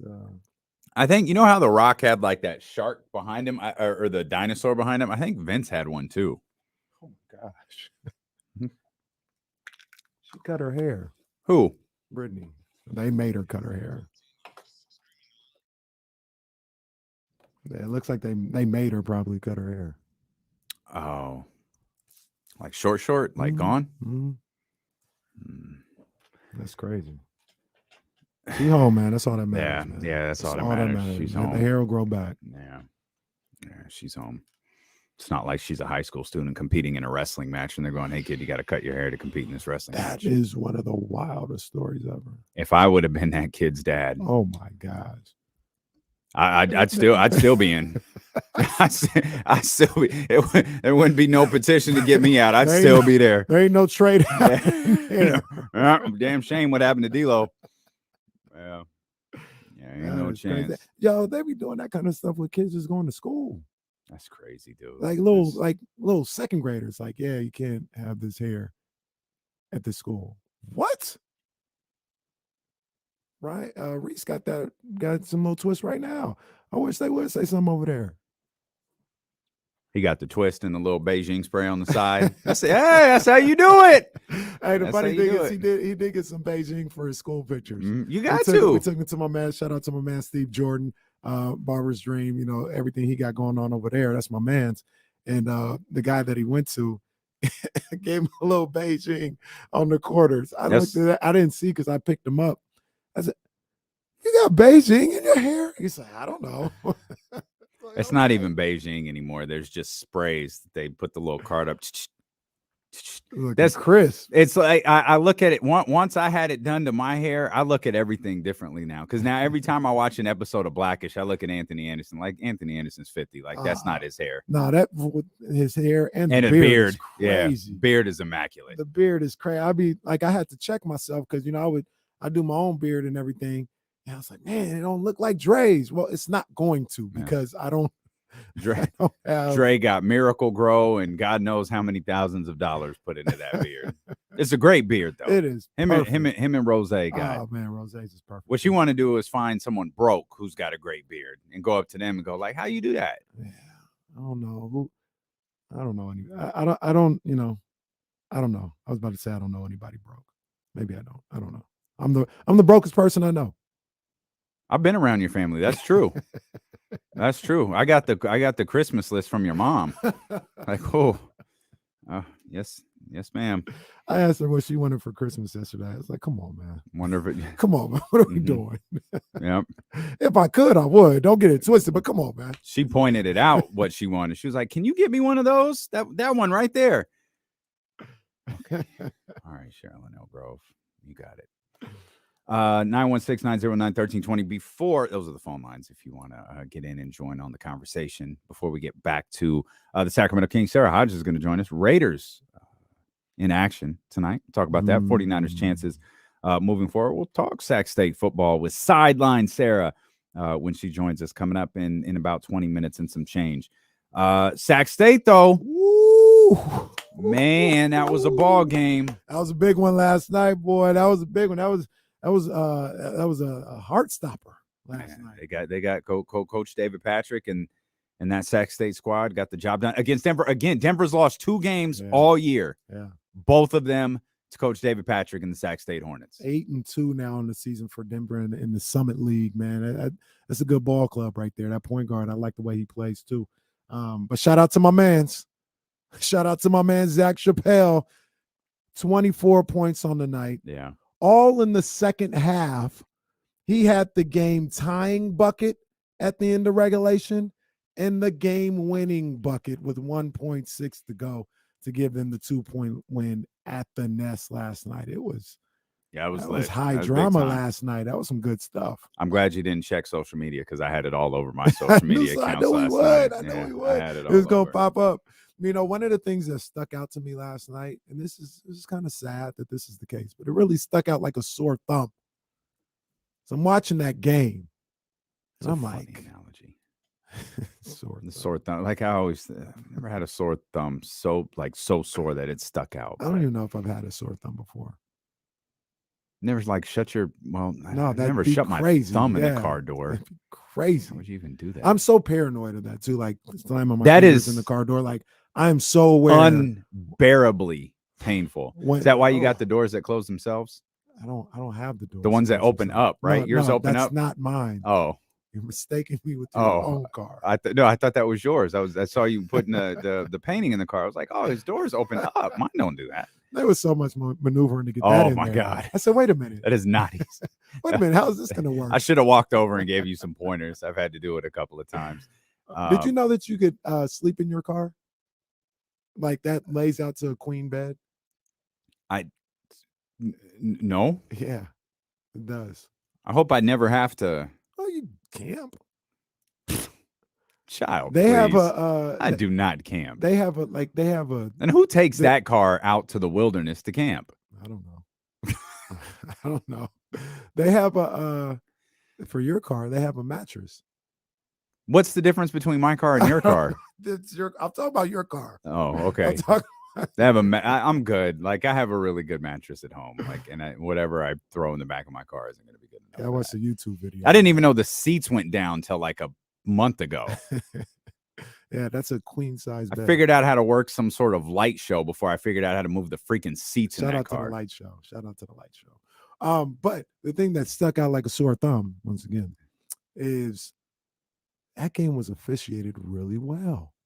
I was surprised. Like I was watching the game, and I'm so conditioned to these sorry NBA refs Oh. that I saw somebody go up for a shot, and if they kind of flailed a little bit, like, oh, here comes a foul call, even though it wasn't a foul. Nope, wasn't called. Get the rebound, let's play on. Good job by those officials last night. All right. Move them up to the NBA. NBA referee is just god awful. Do you think the referees are bad? Okay. That question's not going to work the way I wanted it to. The referees in the NBA know the rules, but they're manipulated. Are they manipulated more than I know being manipulated makes them bad, but is it more the fact that they're manipulated and to a degree starstruck, and that's why they're so bad? And in That's a good college, question. Get up, kid. like Zach Chappelle, get up. Get up. What are you doing? That could be the case. That could be the case. I always go back to that Dan. I didn't see it, Michael, but if you told me it happened, I believe you, Michael. I believe you. What's my man? I know you watch these videos on my man. Hey, steak dinner. Steak dinner. Steak. Oh yeah. Yeah. His whole thing was if I missed it, I owe you a steak dinner. Yeah. I'm sure he handed out a lot of steak dinners. I'm sure that he did. These guys today, they tried that. Oh my gosh. they'd be trying to get Farhan Zaidi to sell them a cup of water in the desert. Because they'd be broke. There you go. There you go. That works. There That you works. go, Casey. Casey got it. Come on, man. And for just full circle, who are we selling the steak to? A homeless man. There we go. Well, okay. Let's give it to him. Let's give it to him. Let's give the steak to the homeless. Like He would, but no, that's the whole point. He would turn it down. He'd be so not impressed. well, by no, you're what selling Farhan- it to him. He can't afford it. He wouldn't even take it. He'd be so unimpressed by the presentation. I think from it would Farhan work Zaidi. He'd be better. like, I know I don't have any dinner tonight. I don't want it. I think it would work better if you said Farhan couldn't give a steak to a homeless person. Okay. Well, I just don't know why you keep trying to actually- sell a steak to a homeless person. Well, actually, and then I just want to retract that whole analogy. I don't want to talk about a homeless person. Okay. I Let's take stick that to all the back. man in the desert. That's it. We'll stick to the desert. We're just happy that you got the man in the desert the cup of water that he desperately. But this man been waiting for this cup of water since yesterday. Dude's got hella steaks in his hands with no water. He got gift cards to Morton's out there in the desert. He's got a T-bone and a porterhouse, and my man just wanted a glass of water. He just wanted some Dasani. Well, these little sorry refs in the NBA, they be in the desert just wandering with no money. All the steak dinners they'd have to give away. Well, officiating wasn't an issue, I think. No, I guess it was. Did you see the super edit of Ja Morant? Yo, this guy who does this, first of all, he's a hater, but man, But it's hilarious. Yo, He said Ja Morant is a menace, and it's this like super edit. It's all over. I think it's on Twitter. yeah. It's all over Twitter where just Ja walks like 10 feet with the ball. He damn near Russell Westbrooks with the ball before he starts dribbling. This dude, where is it at? Because I retweeted it like 2 days ago. It's Devin the Lab, and Devin just makes these videos talking about the egregious violations of these NBA players. Mhm. His last one was Ja Morant. He's got one somewhere on Luka carrying the ball. Yeah. Luka, he goes damn near the whole half court carrying the basketball. And when he's in the post, he goes from 17 feet to 7 feet without dribbling. It's so funny. But it's also sneaky sad. Like, wait a minute. This really does. I guess referees just choose when they call it. Like, they zeroed in. That's what we say this all the time. Someone said something to them before that Warriors game. Yeah. Where Jordan Poole got called for like carrying 8 times or something like that. That was absolutely a conversation which was said. Someone for the Kings had to call someone aside when Sabonis was just fouling out of every game that he played. Yeah. Hey, how physical can my guy be tonight? Like what are we looking at? Because he's had some foul trouble, and you put it on them. Hey, my guy's had some foul trouble. Like what? Right. What can he get away with tonight? Like, how physical can he be? Do we got to play him back? Can he play tough? What are we looking at, ref? And he hadn't been in foul trouble damn near since, although a couple times. But I mean, not like it was Foul the trouble, first not fouling out. Yeah, Like he's the had a first few. 5 games of the season. He had 5 fouls in the third quarter, like every game. Well, a lot of that too is masked by wins. Mhm. They've had some ass calls against him in yeah. some of these wins. Like, Yeah. what are we doing? What was it? Was that the Pacers game where he got 2 bad ones? Yeah, Pacers got 2 bad ones. games. They challenged it and it was overturned. And then He had a couple against Chicago. yeah. The Chicago game was sneaky close. No And respect. yeah, they was like, hey, let's see if we can get Sabonis out of this game and see what happens. The guy's name is Dev in the lab, not Devin, but Dev in the lab. His tweet about the Morant Traveling, carrying. traveling video says Morant has to be stopped. Pure basketball has vanished from the earth, and I'm snitching on everyone. The #1 social media snitch ref. Go with it, baby. Go with it. You know who we haven't discussed? One, Harrison Barnes played well last night. He did. Keegan Murray is, if there was questions about Keegan on the road, how would he do on this road trip? And because he hasn't played particularly well on the road as of late. And last night was a road game. And I thought that he played pretty well.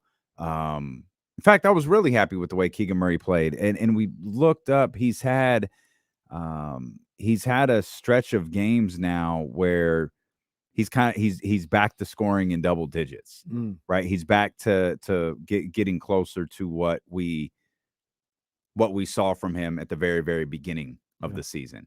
And I think he's starting to settle in a little bit more into this season. Yeah, I agree. And it's a welcome sign. He dunked it yesterday. Yeah, a little 2-hand throw down. Throw it down, big traffic. fella.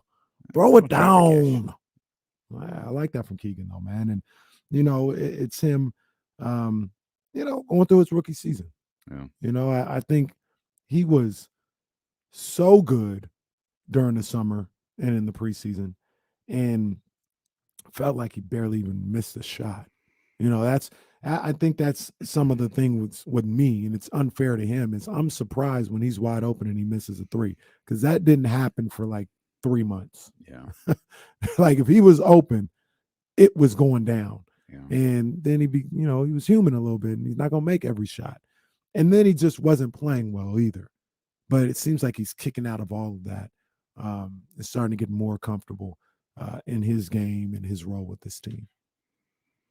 And Good to that's see. obviously, yeah, for sure. I like that he's aggressive too. Mhm. At least it feels like he's aggressive.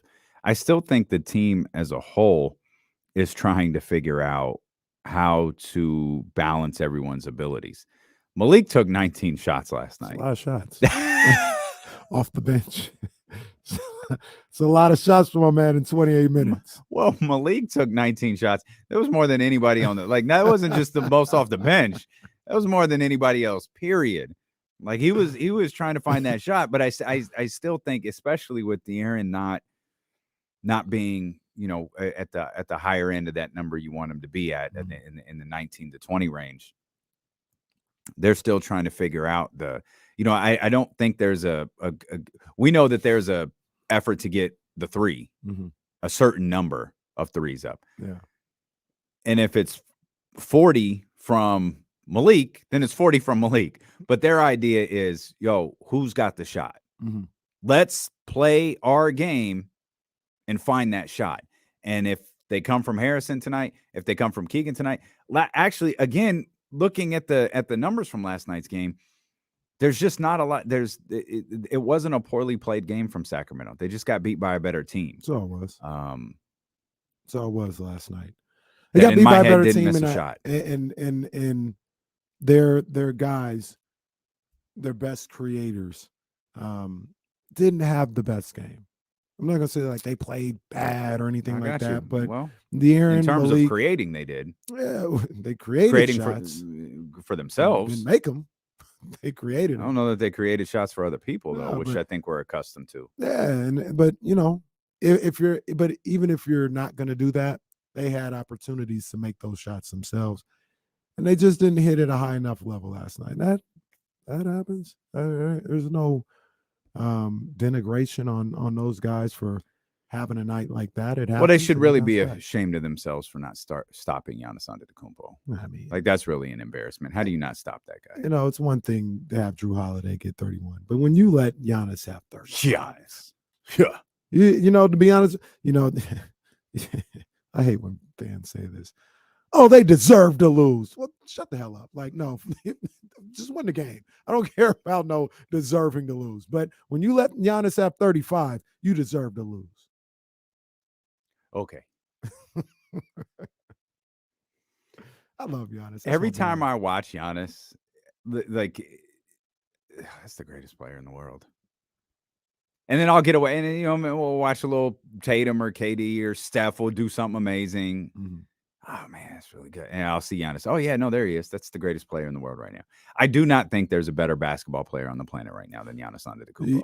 I agree Regardless with of how good Jason Tatum's season is, or Nikola Jokic's, or Domantas Sabonis. It reminds me of something. I think it was 2 weeks ago. I was supposed to unveil who has my belt. Oh please, The please. KCC. No, Well, stop it. the person I said was going to be still has the belt. It was for football.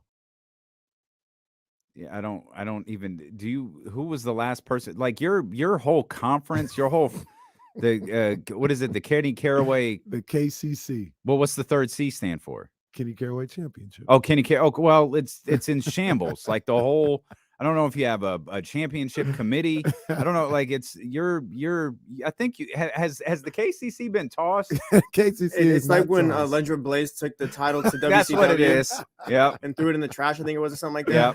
Yeah. That ain't happening with the KCC. No, Yep. sir. Eric Bischoff just sir. happened to have a trash basket right by the announce table, and she turned it, faced it to the camera, and dropped it. That's the KCC title. She stole that from Riddick Bowe. Riddick Bowe did that to the WBC title. Okay, that's fine. You That's know who Riddick Bowe is. of course I know who Riddick Bowe is. Wasn't it Riddick Bowe fighting Evander Holyfield when a man parachuted into the ring? And they beat his ass. He got down to that ring. Those security guards, they beat the crap out of him. Yeah. Did they fight twice or They three fought 3 times? times, They yeah. fought 3 times? Yeah, Bo won the first one. Holyfield won the second one, and I think Bo won the third one. I can't remember off the top of my head. Dr. David would know. Who has your KCC NFL title? Well, that was what was going to be unveiled, but the guy who You ever gonna unveil it or not? Yeah, I mean, I don't have my drop, but I'll do it without the drop. It's Pat Mahomes. Ladies and gentlemen, and new champion. I like that. Little Howard Finkel. Howard Finkel. So you got Patrick Mahomes, and who's your? Is it Steph? Steph still has it. Oh. I mean, Steph is like, Oh, but look, Steph is having a crazy season. yeah. Like Steph is. Okay. I don't know if he necessarily should have it right now.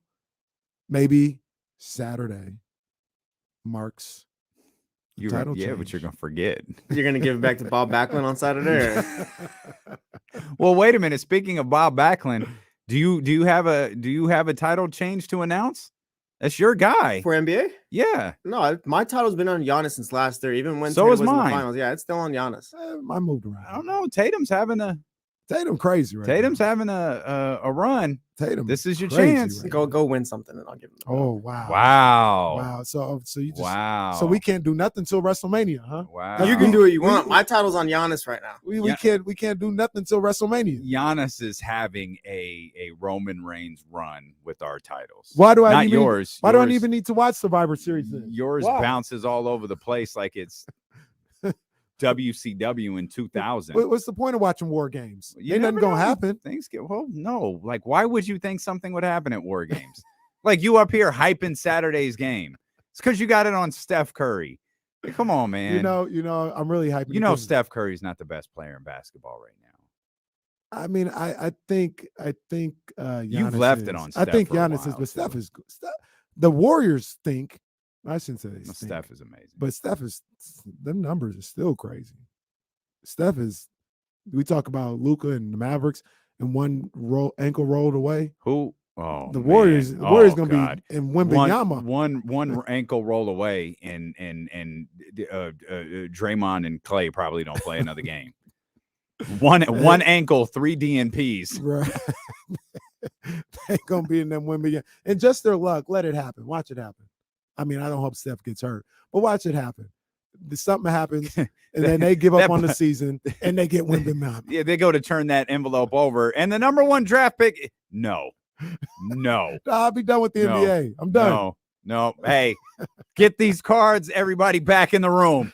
This ain't working. Everybody back in the room. We ain't doing this. Adam, you approve this? Everybody back in the room. Oh, It wouldn't be man. the number 1 pick. It'd be the number 2 pick, but you know what I mean. Even then, you get Scoot Henderson. Well, what I mean is you go to reveal the number 2 yeah, pick, yeah, and then reveal it, nope. Yeah. Oh, everybody back in the secret room. Where's Jason Jones? Where's Chris Haynes? We're doing this all. Scrap everything you wrote. We're starting over. We'll do it after the game, guys. Go ESPN. Go to commercial. We'll be right back. God damn it! I said go to commercial. Who's all had? So you went from Giannis to Tatum with that was the Bob Backlund run Yeah. Now, to be fair, to Steph. to be fair to me, it Okay. came down to their series in the Eastern Conference semifinals. I didn't just willy-nilly give it to Jason. Jason was balling. He had just destroyed the Brooklyn Nets and swept them out of the playoffs. Uh-huh. And people were going crazy. Just so you know, people were going crazy over Tatum. I said, you know what? If he can beat Giannis, I might have to give him the belt. I don't know, Jet. And he did it. Is that And- what happened? And Because I don't feel he like that's also what did it with happened. like what he do in game 6 in Oh, an yeah, that was elimination? insane. Yeah, With, like, that's what happened. 48. Yeah, that's how it did happen. But like I said, he ended up with Bob Backlund or whatever. got power bombed by Diesel. Tatum at the really Garden had his 3 belt days for like later. 5 days, and that was it. I didn't even give Tatum my belt. So you gave it to Steph in the finals? Yeah, because then Steph went nuts. Steph did go nuts. Won his 4th NBA Yeah. championship. What am I supposed to do? Keep it on Tatum? I kept mine on Giannis. Winning don't mean nothing to y'all. Is there a better basketball? But that's not what this is. Is there a better basketball player in the world right now than Giannis Antetokounmpo? What do you mean by right now? Right, December 8th at 1:42 p.m. Is there a better basketball player in the world than Giannis The only reason I Antetokounmpo? asked that question is because, I mean, there is a man that's averaging 49.5 in his last 2 games. He's averaging 49 points a game. Giannis is still better than Anthony AD. Davis. Oh, well. Anthony Davis has gone crazy for like a month. So Anthony Davis. So I'm saying asking no. you. I'm saying no. I'm saying Giannis is better. But for like a month, AD's been going nuts. But I'm still saying Giannis. You think Giannis better than LeBron right now? Yeah. Okay. Yeah. I think Giannis is better than everybody right now. Yeah, I agree. And I mean, we've been not championing this okay Lake show, but what Anthony Davis is doing is crazy right now. You cut that? You said it. No, you did. I said it's not. I said it's not okay Lake show. I'm gonna have to run the film back. Lake Yeah, Show. run it back. That's what I said. It's not okay Lake show. That's exactly what I said. Y'all want this to be on me so bad. This is you. Okay, Lake Show. That's not me. There ain't no clips of know me why going, that's I still love there, LA. man. I don't know why that's still there. I don't. I have no Probably idea. because you don't know how to delete it. You had the opportunity sitting over here in the seat to delete it. You didn't know how. Sara Hodges is going to join us. She says okay, Lake Show. Well, that's her bag, though. She's Southern California. She can rep is. that. We'll step out. We'll come back. We'll talk to Sara Hodges about this Kings road trip. Her Raiders play tonight against the Los Angeles Rams. What do their playoff chances look like? What do the 49ers chances look like moving forward? And then there's more sideline Sara on the horizon. We'll talk to her about that when we return here on Sacramento Sports Leader. Okay, Lake Show. That is not what this is. No. ESPN 1320.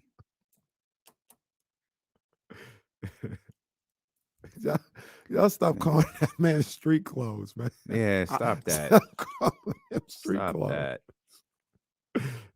I'm a bigger fan of Anthony Davis. Who gave him that Trista? Trista Yeah. called him that. What was it? Day? Yeah, that's no good. Y'all stop treating that man like that. So just to recap, I don't Mahomes has know. all our belts in the NFL, and then Otani's got all of ours in the MLB, right? Who has all? You gave yours to? Who gave it? You gave yours to? Someone gave it to Lamar, didn't they?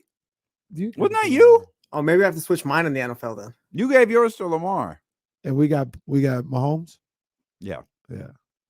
And Otani still has it. I remember I thought about giving it to Vlad Guerrero Jr. for a second.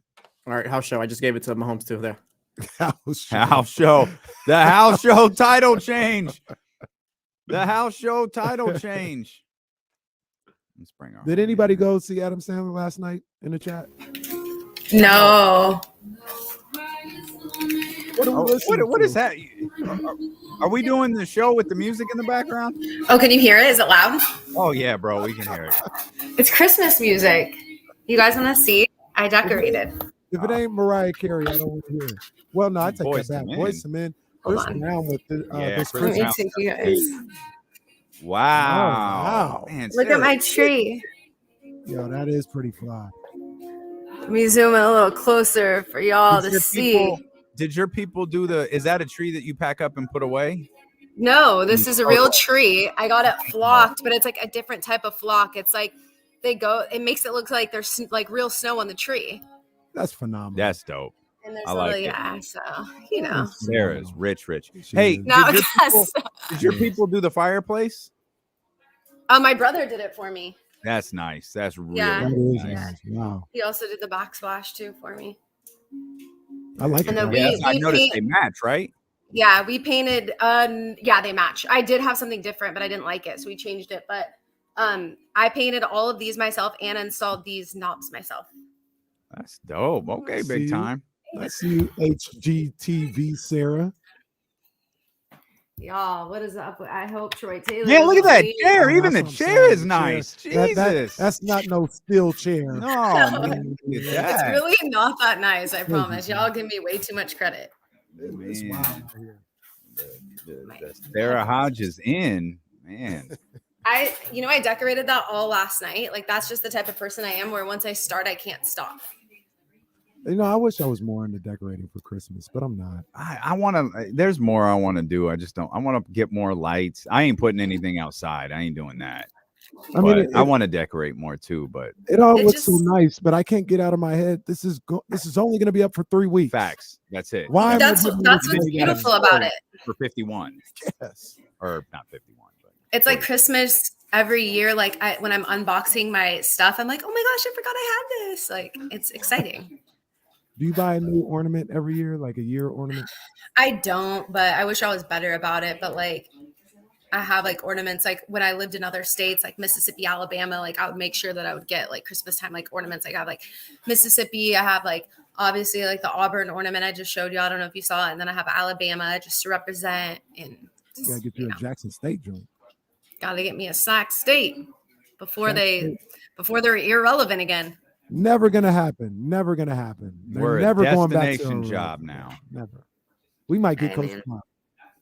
We might get Jason Garrett. Hey, what if we got Jason Garrett? We're setting up the show. Oh yeah. Hang on, Sarah. Hang on. We're setting up that weekly. The Jason Garrett show coming soon to D'Lo and KC is Sara Hodges, CBS 13. Not only did she give us a tour of her home during the commercial break over on youtube.com/ESPN1320 and twitch.tv/ESPN1320, but we're talking the state of Sac State. We'll get to the Kings and your Raiders play tonight and the 49ers and all of that good stuff. But we got news this morning that Troy Taylor, it appears the Stanford job is down to 2 people. Troy Taylor, of course, our coach here with the Sac State Hornets, and Jason Garrett, the former head coach of the Dallas Cowboys, offensive coordinator for the New York Giants, and Sunday Night Football, I think. He's on TV somewhere. Yeah. But what do you think about that? You're close with this football program. What do you think about this opportunity for Troy Taylor? I mean, for Troy Taylor personally, I mean, this would be huge for him. And I actually, have built a really close relationship with him and the coaching staff over the years.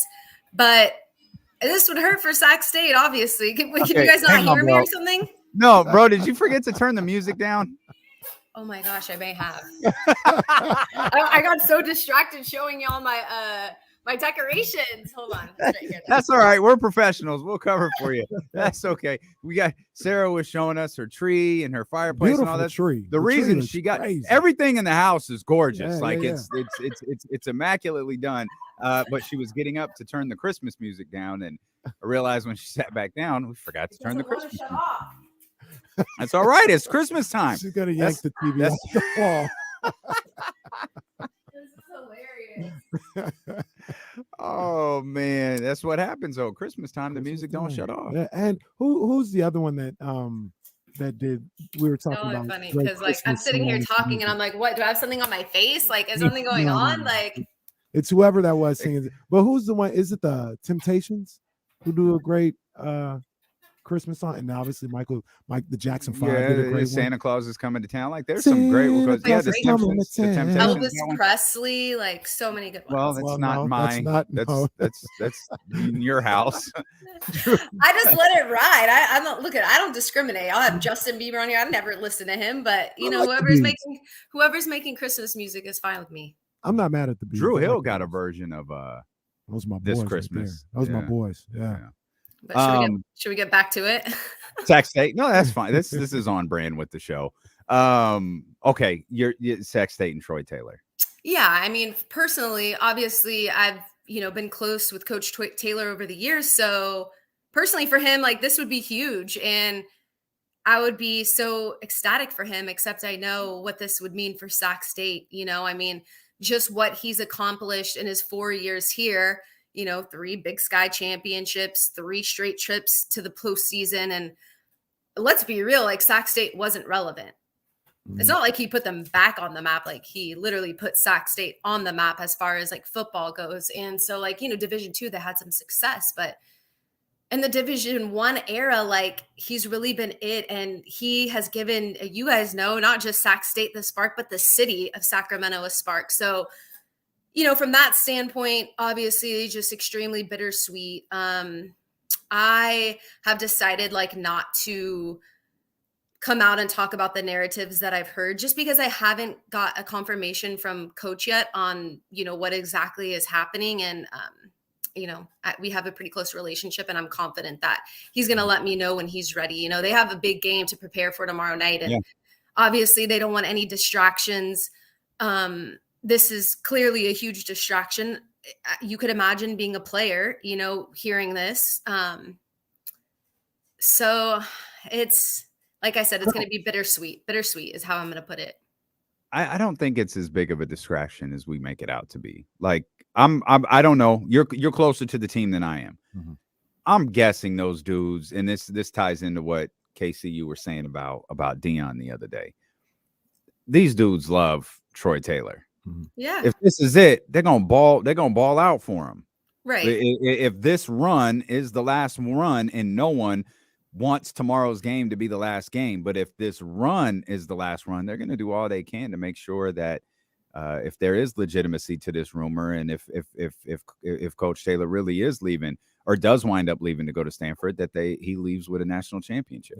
Yeah, of course, I think that's the goal, but I think you guys know, like, personally, if you're a player, maybe you don't have the grades to go to Stanford, maybe, anything like that, and then it's like you have this coach who you've found so much success under, like, this is going to be hard. And yeah, of course they're thinking about tomorrow night's game, but in the back of your mind, you are thinking about your future, and as you should be.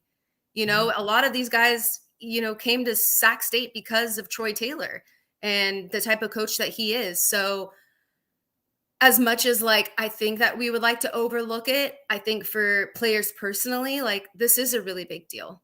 And I think that if it is true, we're going to see players that we love entering that transfer portal, and that's just the reality.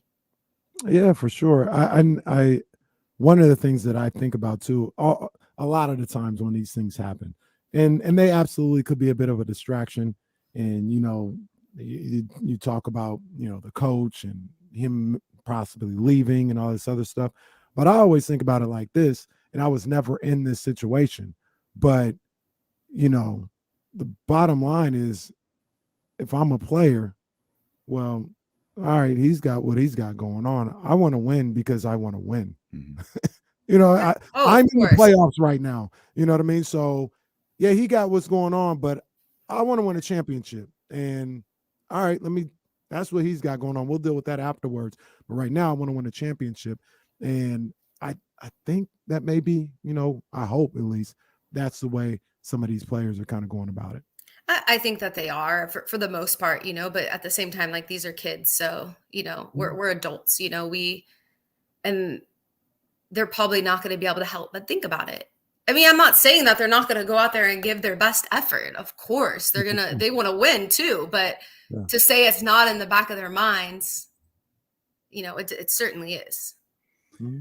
Well, obviously, we'll all be watching this pretty closely. One thing I do want to say, and I want to hear, Damian, what you have to say to what Sara said, because you guys are on different sides of the fence on this one. Sara thinks there's a possibility that Sac State, falls off the face of the earth once Troy Taylor leaves. And Damian was like, this actually boosts the profile. I think it elevates the program.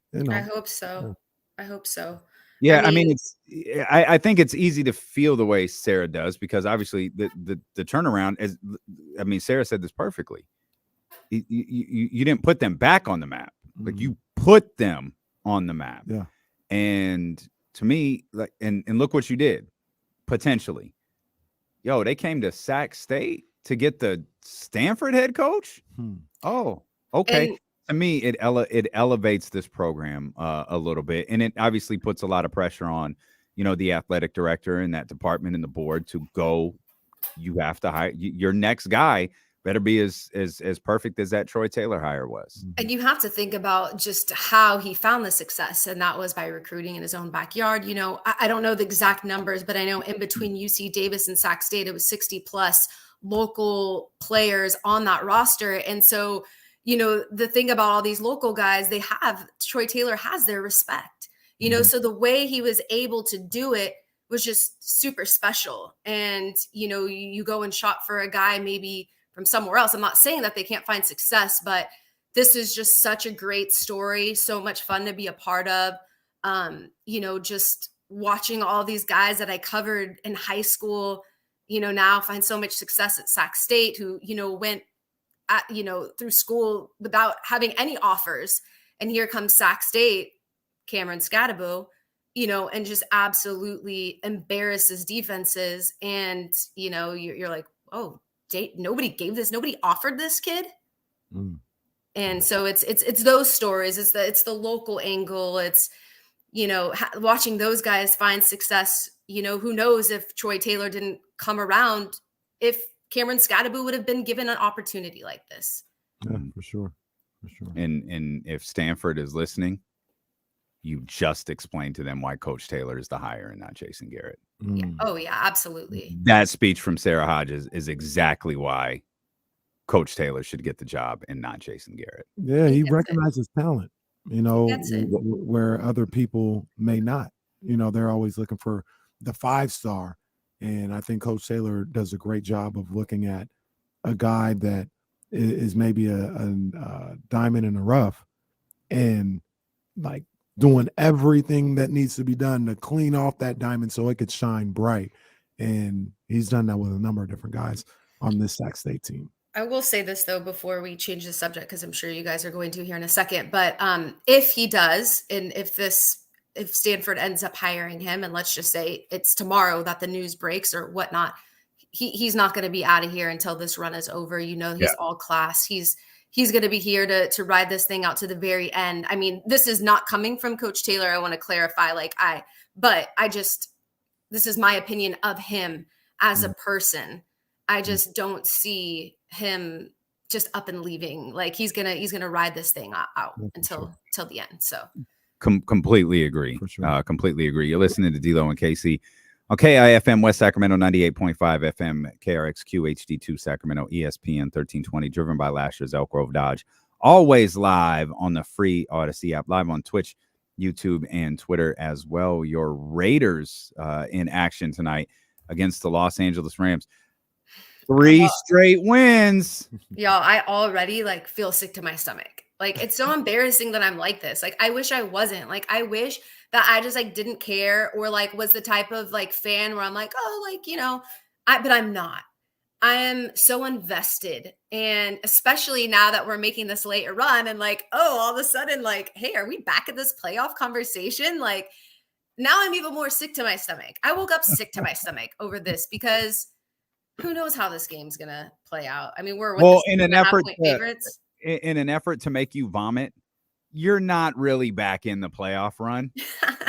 But we're 2 games back on the wild card. But if you win tonight's game, you really are, because that puts a lot of pressure on the New York Giants now. With the Raiders already the New York Jets, excuse me. It puts a lot of pressure on the New York Jets now with the Raiders already have gotten this win on Thursday. Now you get the so-called mini bye heading into the following week. Now the Jets start to feel the pressure a little bit, and this thing becomes very real. I got them already in the hunt, man. They're in the hunt right now. I'll throw them in there. They got to get tonight's. I'll throw them in there. They got the stage 7 right now. They got the stage to themselves tonight against a Rams team, Sarah, that's just belly up. They're done. Just tank. Yo, it's real? Okay. Just tank. Go beat the crap out of them then. Go beat the absolute crap out of them tonight. I think Aaron Donald's already been ruled out. He's not playing. I assume Matt Stafford, I assume, isn't playing. Yeah, I'm trying to look it up right now because is Baker playing tonight? I think Baker's playing because of the Troy Taylor stuff today. I've been just knee deep in that, but yeah, I think Baker's playing, which is going to be pretty interesting. I mean, I don't know.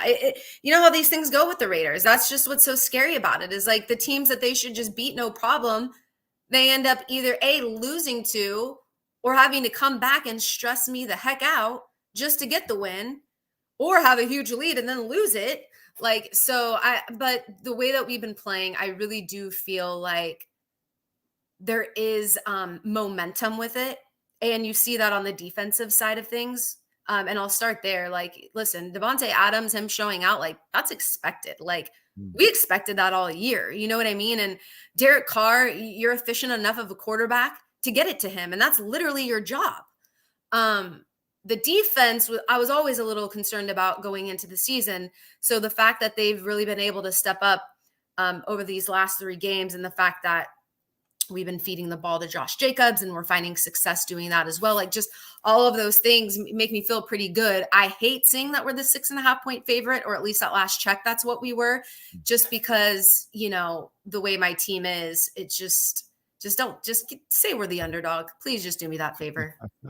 Just, well, it's gonna be a home game though. It's gonna be a home game. And that's the reality of it. And, you know, I that makes me feel a tad bit better about it. And, you know, I grew up in Southern California, and Raider fans, we really travel well to, you know, when we would play San Diego and head down there as a family. I mean, it was a Raider game. It was a home game for the Raiders in San Diego. It just was like, there was no games in LA, you know, obviously. But they're right there.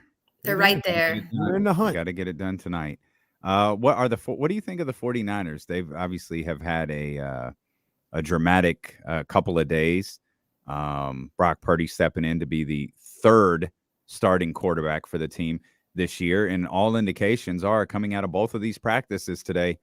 It's business as usual for the San Francisco 49ers, and the term that Tracy Sandler used with me this morning is everyone's calm and confident. Yeah, I mean, I think that I'm a little bit nervous, right? Like, I think that maybe we may be diminishing Jimmy Garoppolo's role and how much he really means to this team a little bit by just expecting Brock Purdy to come in and be the man. Although, like, I'm pretty, like, faith driven. And so, like, I kind of like his outlook on just, like, he feels like, you know, God has put him in this place and given him this opportunity. And when somebody, you know, kind of like has that desire and that mindset, like, I think, you know, you can take on the world with that mindset. In reality, I feel like in a few weeks, when teams get a little bit more film on him, that's when I'm going to be a little bit more concerned. I feel like we have like a few games to kind of get on the Purdy train and enjoy like a smooth ride. But I don't know that it's going to be smooth sailing after a few weeks. You know, one thing that I continue to see with this team, and there becomes a point when too much is too much, but they're used to this. I think that's one of the reasons why it is business as usual, because fortunately, I'd say unfortunately, something happens every year. You know, this is, and they're used to it. They fought through it a number of different times in this Shanahan tenure. In 2020, remember all the things that happened there. Kittle was out, Garoppolo was out, Debo was out, Mostert was out, Bosa was out. All these guys were hurt. They got to December 1st. They were 1 game under 500. Yeah. You know, they were. I talked about all those people that were out. Levi Stadium was out. Oh, Levi Stadium was on the injured reserve, right? In that season. And they had to finish in Arizona, and they were still finding a way to be competitive through all that. You know, I think they look at something like this as it's absolutely unfortunate, but it's not anything that we can't continue to push through. And that's thanks to your head coach. You know, I think that Kyle Shanahan is going to put every player, especially on the offensive side, obviously, like, in a position to win. And he's going to do his homework, and he is going to find the way to get it done. And I think that's going to be the X factor, is just, you know, the coaching throughout. Yeah. Kyle Shanahan, the X factor. Come on, man. Okay. By the time y'all start showing some respect to my guy, young Shanny. Yeah. I mean, he really has one of the best offensive minds. And, you know, he really has turned nobodies into people that we talk about weekly. So, or people, let's just say, we weren't talking about previously. I'll say that maybe that's a little bit. Yeah, like who? I never called Jeff Williams Jr., like Jeff, like he was like a nobody before. He put him in and he got him going. So Mostert was on his 15. Yeah, like he's done that. Yeah, he's on his 16. Yeah. Oh, those are running back. Like I think Kyle Shanahan's got a vendetta against running backs. Like he's like, watch me show you how useless this position is. I'm just gonna bring random guys in here to do this job very, very effectively. And then every once in a while, I'm gonna draft one in the 3rd round. No one knows why, but I'm gonna draft the running back in the 3rd round. They're never gonna play. No, the Jordan Mason plays more than Ty Davis Price does. Are you covering Grant this weekend? Yeah, I actually should be. It's going to be very rainy, but Well, the rain loves you. I saw you I know. and Joe D and Kevin John out there just braving the elements for Sac State, and that was an incredible playoff game for Sac State last week. It really was. I'm almost wondering if like rain is like in their favor. Like I know that's not supposed to rain. There's supposed to be that like gap, but like I almost like wonder if the rain like played in their favor in that game, and who they're going up against has, you know, an all-star quarterback who he's been insane all season long. So, but yeah, I'll be at Grant. Super, super excited for what they've been able to do and how they've been able to turn this program around under head coach Carl Reed, who is a Grant alum and played football there. So love stories like that. That's what it's about, especially in local news, is getting that local angle. And, just watching good people win is one of my favorite things in the world to see, experience, enjoy the ride through next to these guys who, but, I felt I also like, I'm just happy for Grant. That's it. Yeah. Which coach Albergini would be out there. I really do. It hurts, he's a staple there. And, but super, super stoked for Grant and just those kids sticking to it. And, it was a rough season last year. It really was. Yeah. And you're going to be at Sac State, right? On Friday? Oh yeah. I'll be at Sac State. Are you, well, you're always working, but it's not like sideline, Sarah, is it? No, I wish. It's ESPN now, so they've taken that game over. So we actually can't even shoot the game. We can't have a photog on the sideline even shooting it because ESPN owns the rights to the game. So I'll be there watching, which I'm sure my photog enjoys it, right? He gets to chill in the press box, eat some food and watch. But we don't have those low angle like highlights that, are cool to see, but we'll be out. I can actually really pay attention to the game. There's a lot that goes on. People don't realize, with what I do, it's like my head's on a swivel constantly because it's not just a Sac State going on 90% of the time. It's, 4 other games that we have going on that I have to know a little bit about everything. So, but Friday night, I'll just be able to enjoy it and come up with something good to say. One thing you won't have to do, at least for a couple of more weeks or close to it, is shoot some Sacramento Kings games as they're living on the road. Their 6-game road trip started yesterday with the Milwaukee Bucks. Of course, that one ended in a loss. Do you have expectations for the Kings on this road trip, given the way that they've played so far this season? Absolutely. I do. They hung in there last night. I will say in last night's loss, like there were a few adjustments away from getting the win. At least like they're in the 4th, obviously it got a little bit out of control down the stretch, but I feel like the second unit didn't play as well as they normally are. I have to look, but I think they only had 3 assists. Yeah, the assist number overall was terrible. Like Sabonis had 7, I think, and the team had 17. Yeah. So just that, we're used to kind of seeing, those numbers a lot better. When we get wins, it's usually they're sharing the ball a little bit better. And I felt like there was some forced shots going on last night, specifically with Chemezi. But nothing crazy, you know what I'm saying? Nothing, but it's just those small little things that, build up over 4 quarters. So I saw just some forced shots. Like in the games that the Kings are winning in, they're sharing the ball really, really well. They're making those extra passes. So I felt like they kind of lost that a little bit in the game against the Bucks last night. There's games that they're losing that they're sharing the ball really Yeah, well. yeah. Like I they love that just Phoenix and game, this was what Mike this is what you're talking about right now, Sarah. This was what Mike is talking about last night. That's not the way they want to play. right. They did not execute the way that they want to, and that's why Mike was so frustrated last night. Too relaxed on defense. Maybe the road stretch kind of got to their head. They're like, okay, we're gonna take this one a little bit easy. I mean, I don't know. And hold on. First of all, let's just be real. Like De'Aaron Fox looks a bit banged up.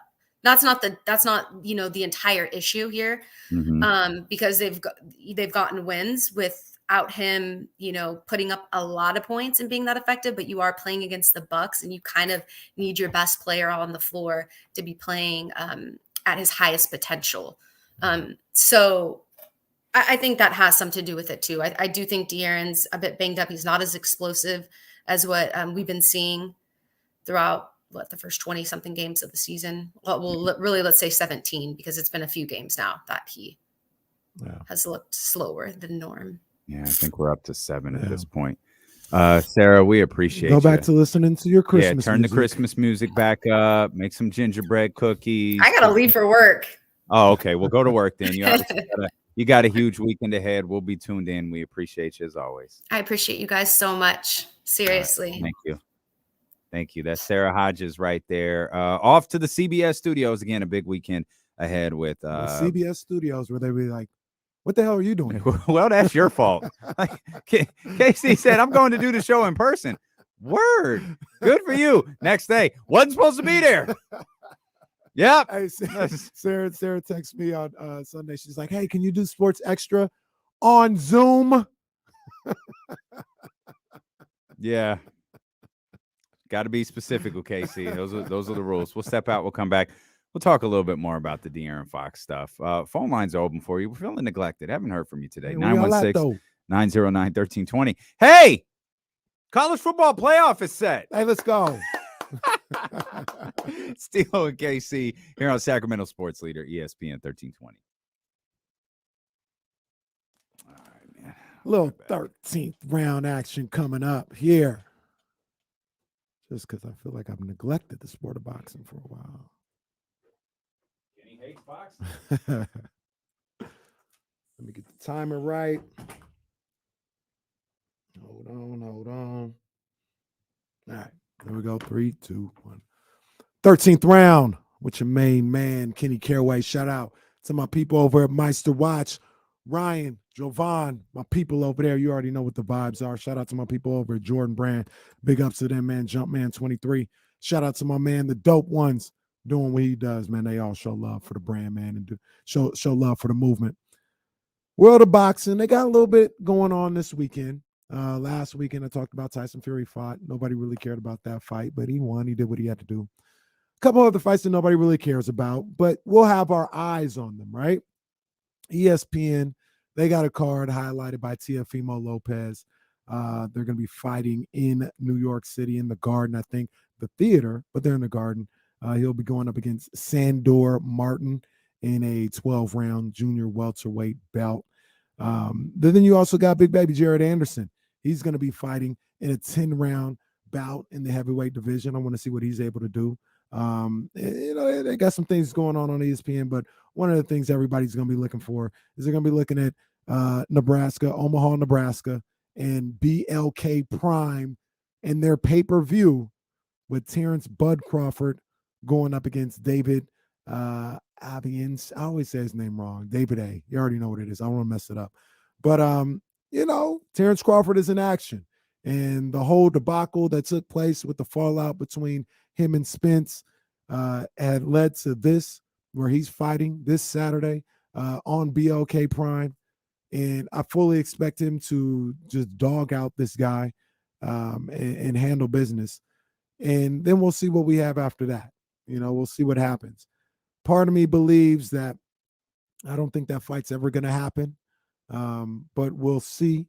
And the interesting thing about this is if Terrence Crawford does just horrendous numbers like we expect him to pay-per-view wise, I think they'll show up in Omaha for him attendance wise.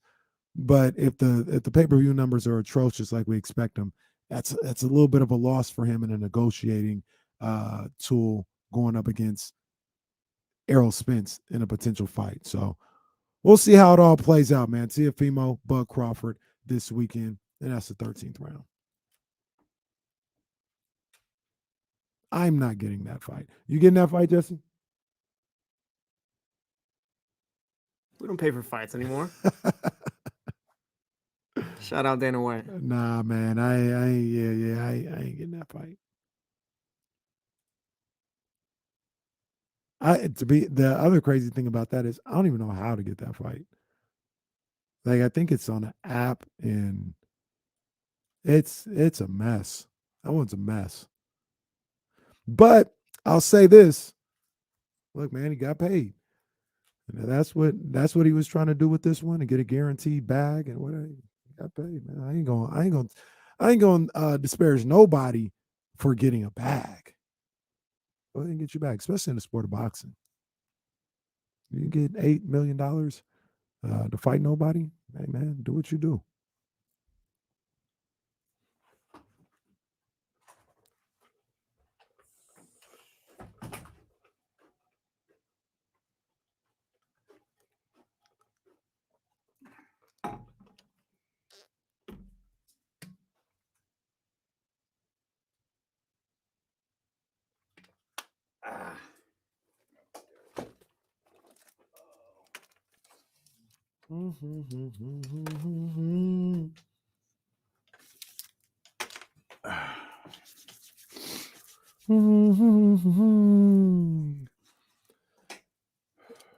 That's a good question, Dr. David. He wants to know, Damian, what are your thoughts on Big Baby Anderson?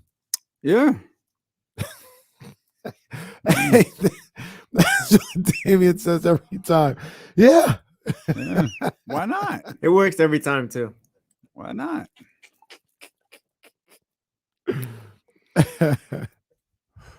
I'm struggling. Has this show been good? I can't fucking tell. I'm struggling. I'm scatterbrained. It's been some good stuff, man. It's been good.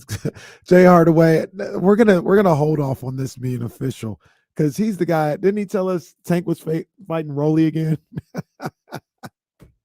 Jay Hardaway said Tank and Rolly were fighting for a second time. There we go.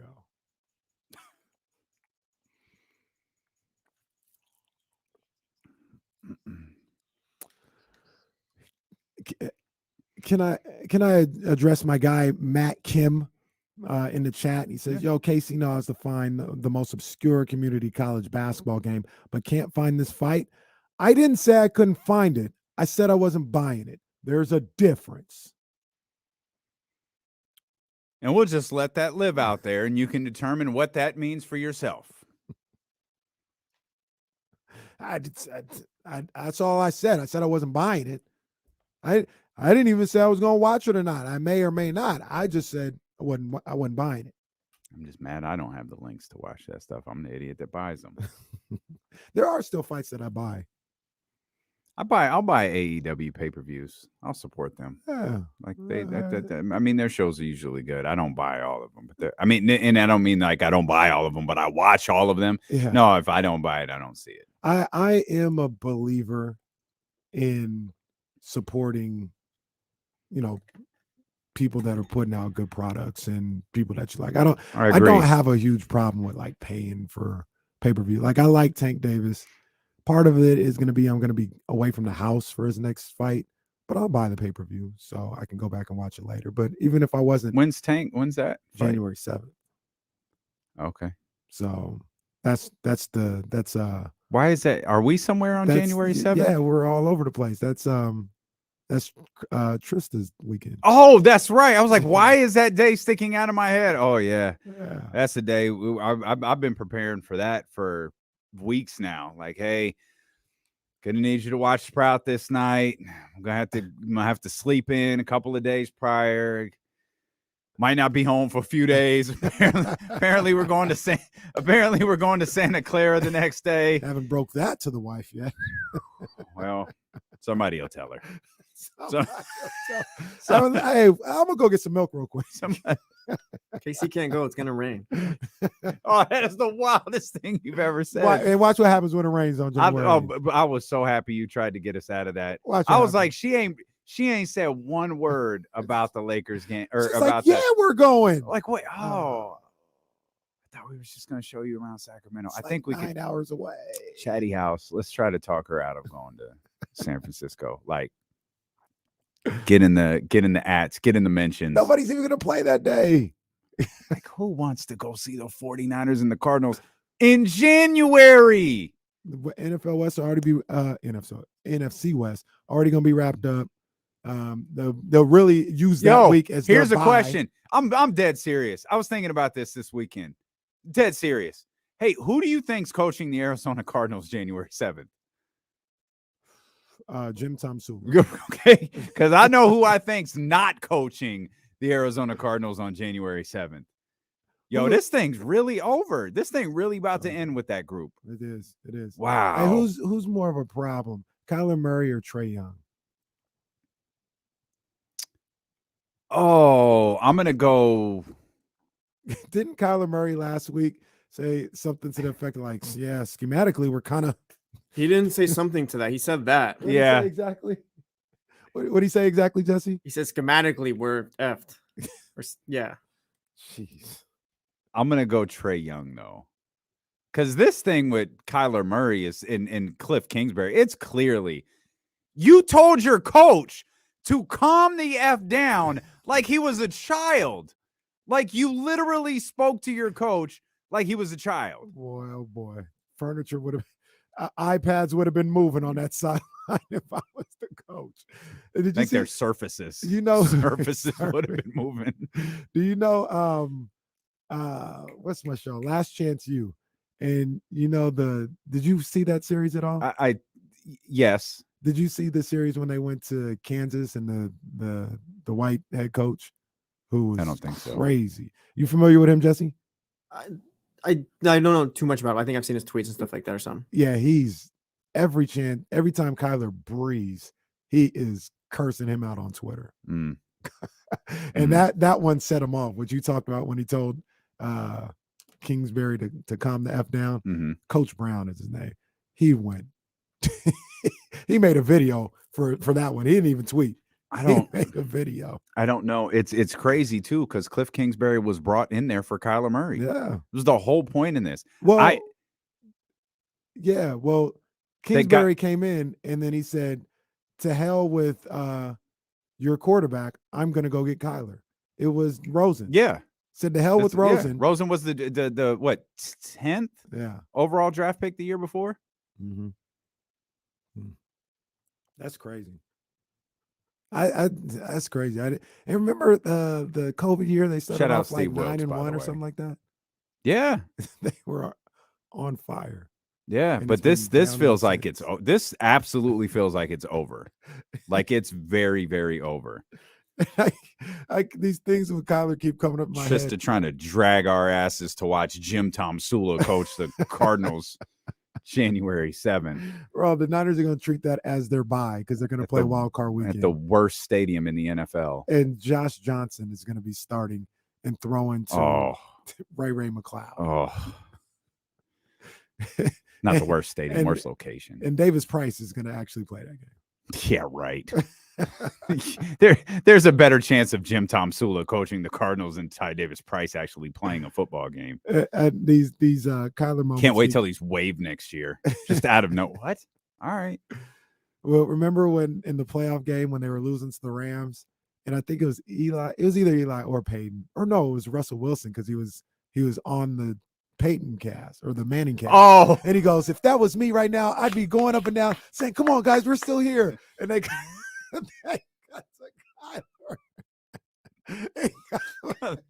Kyler's just slouched over. Oh man. Yeah, that was comedy. Wait a minute. That was real life funny. Wait a minute. In the chat, Ramsey says, I knew Josh Rosen wasn't going to be good when I saw him play in person for UCLA. That's why Rosen is out of the league. Tyler goes, well, Ramsey. I think Ramsey was LeBron before LeBron was LeBron. Hey, I was dead wrong about Josh Rosen. I thought he was going to be that guy. Well, Stephen Brown says Trae Young is somewhere in Atlanta doing a pouty face with his arms crossed. Yeah, could be true too. Yeah, this is true. That could be true too. Who would you, who's the bigger problem? Kyler. Do you think Nate's getting fired? I think we're a lot closer to Cliff Kingsbury being fired. Like, I think Cliff Kingsbury is in someone's mind gone. Yeah. I don't think that's true for Nate McMillan. Did Nate just sign the deal? Wasn't he an interim coach? He got him to the Eastern Conference. Yeah, wasn't he an interim coach when he was? Yeah. And he signed that off season. So this is second year. Like a 4-year deal. I got to imagine it's at least 4. Yeah. They're a disappointment. Well, I say that, and they're like 3 games over 500. Yeah, but isn't that disappointing for them? Like they're not. We talked about they're not the Magic. No, but we talked about this before the season, and we kind of expected them to be in that. They were either going to be 6. I don't get it. I don't get that team. 6 to 10. Yeah, I don't know. I don't feel like Nate everybody's McMillan. Available. I like Nate McMillan a lot. Yeah, apparently. I like Nate McMillan a lot. I don't feel like he's the coach for that team though. Yeah, what did James say the other day? He's kind of a drill sergeant. But that's fine. The drill sergeant thing is fine. It's more the like Nate McMillan is a defensive guy. Isn't that what he kind of like set his marker as? That's not what that roster is. Yeah, well, I mean, apparently Lloyd Pierce might have been different, and Trae wanted him out.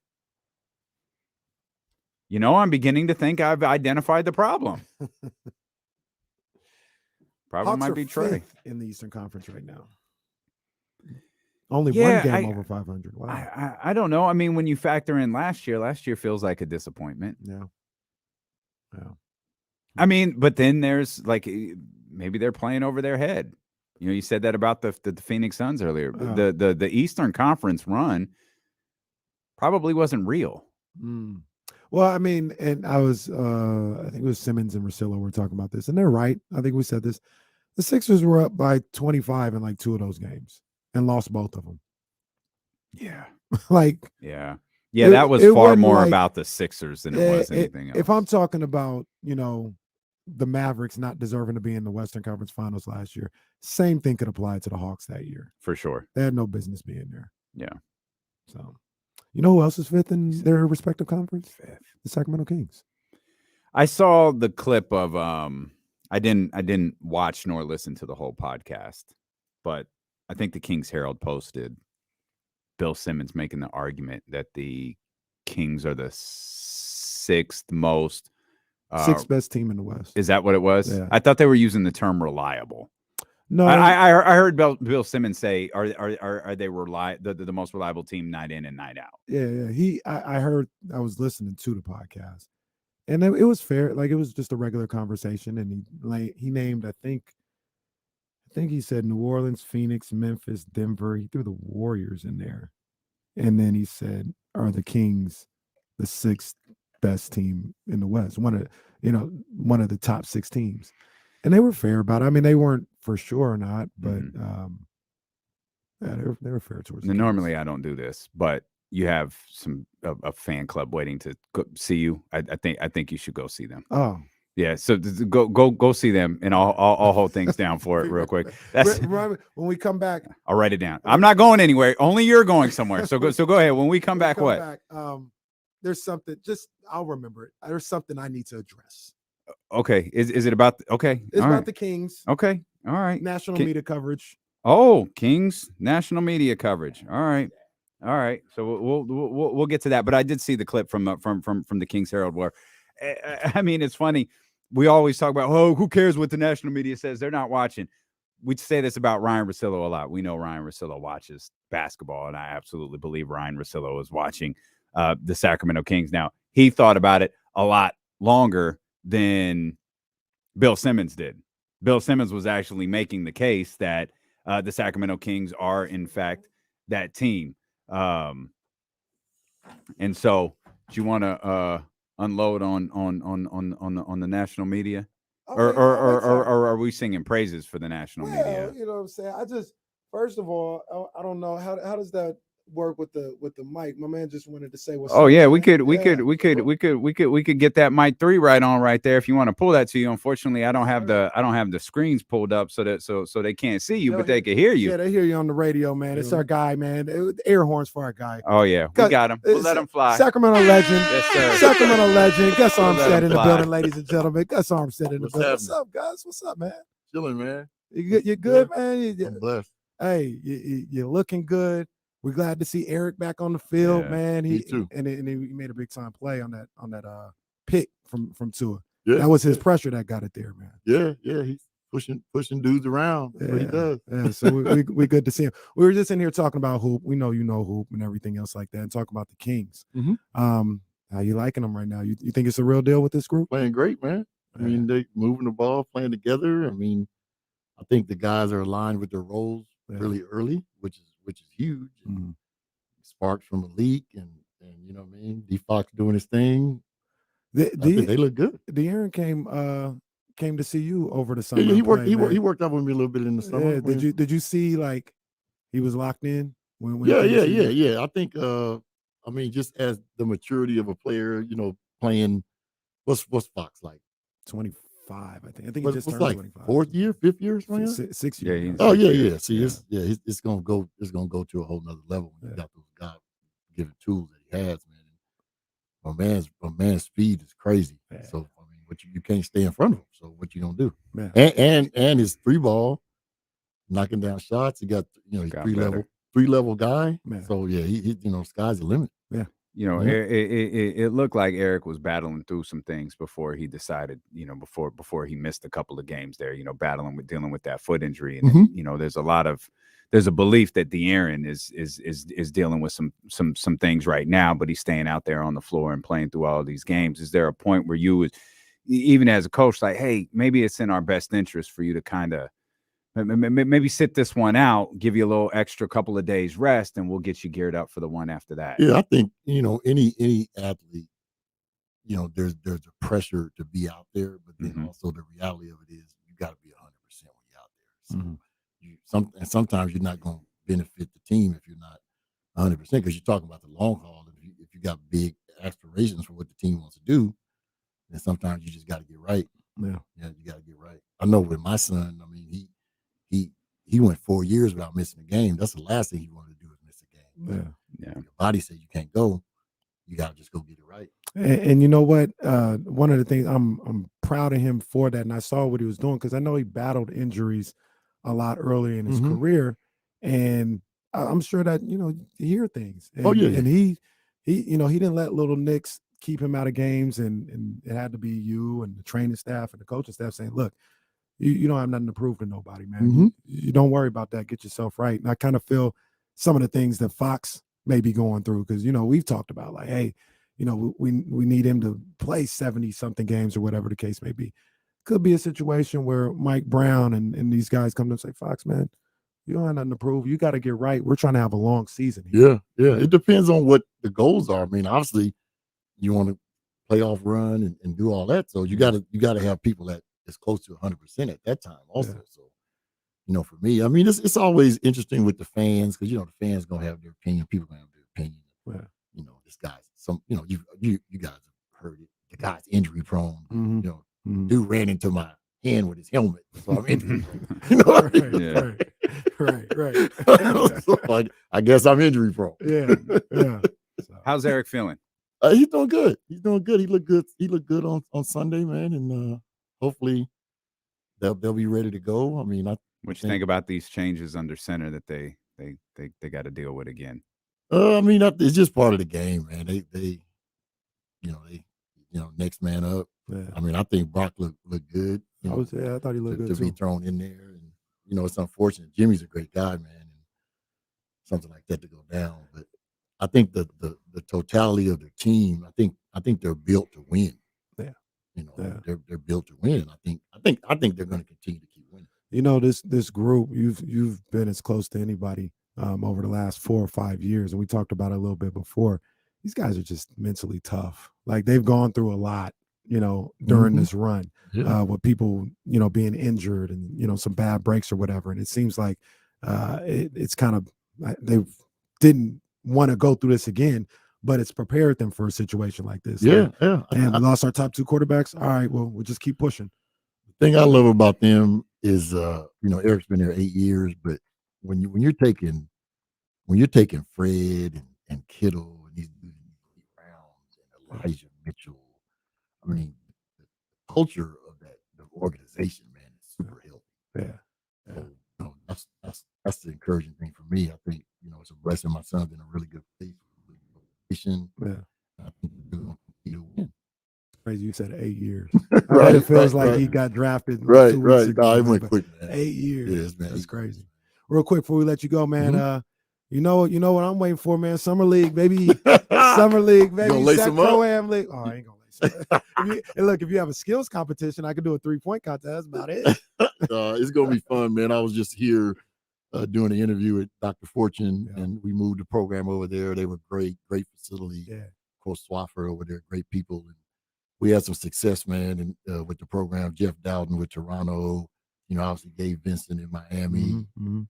Marcus Graves, Christian Terrell, guys Yeah. are thriving in the G League. So, the program's going well Yeah. over 30-some years. So it's been great. That's what's up, man. You killing it, bro. Appreciate You y'all. killing it. Yes, All right, sir. man. We Appreciate appreciate you, y'all. All Gus. right, man. All Thank right. you, boss man. Thank you, boss.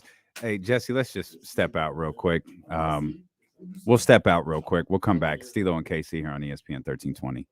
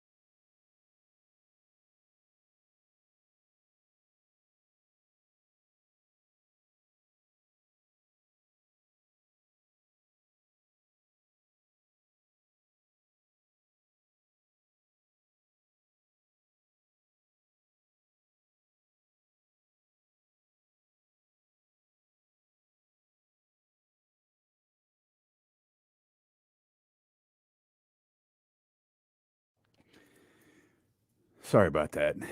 Appreciate you. No, it's nothing, man. Love having Gus in here. Just wish we could have gotten the camera on him. Yeah, man. Sat down and done. He'll that be whole back, thing, right? though. Yeah. He'll be back. We'll talk to him. Yes, indeed. That man's seen a lot. He's seen a lot here for sure. That's crazy. I was fresh out of Cal State East Bay and went up there. I was like, yo, guys, I gotta, I'm trying to get somewhere, man. He said, man, come over to the gym on every morning at like 9:00. Pulled me up in there. Had a lot of overseas guys. All the stuff he does right now. I was doing that, man. Had me in the pro-am, man. That was. Do you need to get was up, dope. by the way? It's No, I'm normally your okay. time to get up. I'm good.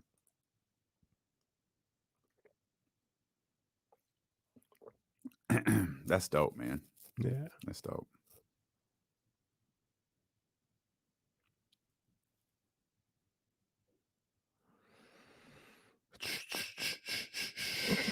Yeah, that'd be crazy. He, like I said, he didn't seen it all, both basketball and all those guys. Like, and they still do. Like all those dudes from the Kings over the years, they all check in with Gus.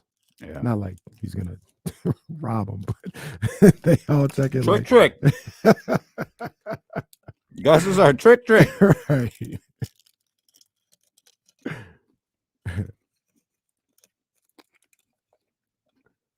Yo, it really is. That gym is.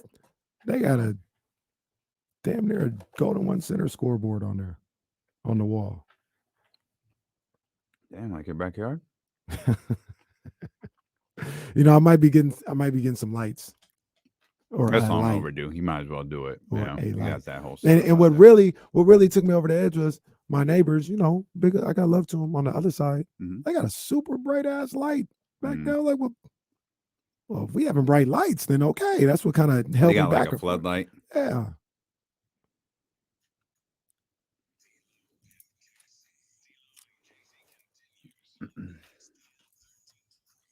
We got a little sidetracked there for a few minutes. Please forgive us, man. We're in it for the long haul here. Matt George is going to join us coming up in about 30 minutes or so. He'll be with us at 3:20. Do we have a call of the game? You know what? I meant to tell Jesse about it because I couldn't get the right audio. But I say that to say it was tough. We don't have a call of the game. I have the play. I can tell you what the play was. No, but can I guess the the play? Because I feel like there's only. Can I guess the play? Sure. Was it Keegan's dunk? Yeah. It was between that and Fox at the end of the third quarter. And I was gonna go with Keegan's dunk. What was Fox at the end of the third quarter? It wasn't an and one, probably should have been, but he got a little shot. Yeah. It was gonna be either one of those two. Yeah. But I couldn't get the audio off of my iPad. Yeah. So I was looking for the Kings call. I kept getting the Bucks call. Mm. And then I was gonna be like, Jesse, and I meant to email him and the show started and I forgot all about it. So Could have it been was Keegan's dunk. Drapes got hyped for Chemezi had a dunk, like one of his two. I told you about that man dunk highlight reel. Chemezi do be winding up with dunks in games. I give him that. He does. Rashawn Holmes got one too. Rashawn, Throw it down, big man. yeah. No, we got a minute 18 of Alex Lynn. We called for both of them last night. We got a minute 18 got of Alex Lynn and Rashawn Holmes. Well, the game didn't go the way that I thought. Like, it was closer. And, I mean, the foul calling wasn't crazy.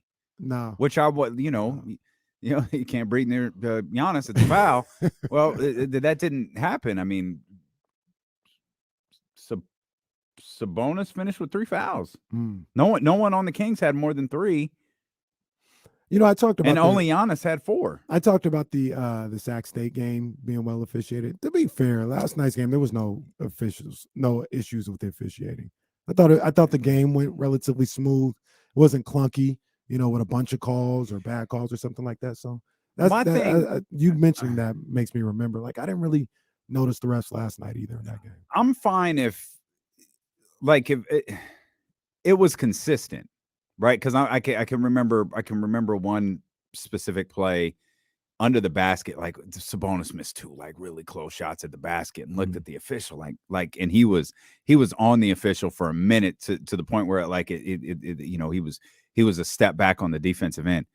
But the same thing was happening with the Bucks too. So my thing is like, if you're gonna let it rock on both ends. Mm-hmm. And I think that's ultimately what happened in that game last night. Yeah. Is, if there's some calls that you wanted to go De'Aaron's way or go Sabonis's way, they didn't, but they didn't go, whether it was Giannis's or Drew Holiday or Brook Lopez or whoever, it didn't go the Bucks way either. Yeah, it happens. One of those all the way around. It was one of those nights. It was, and I'm just hoping.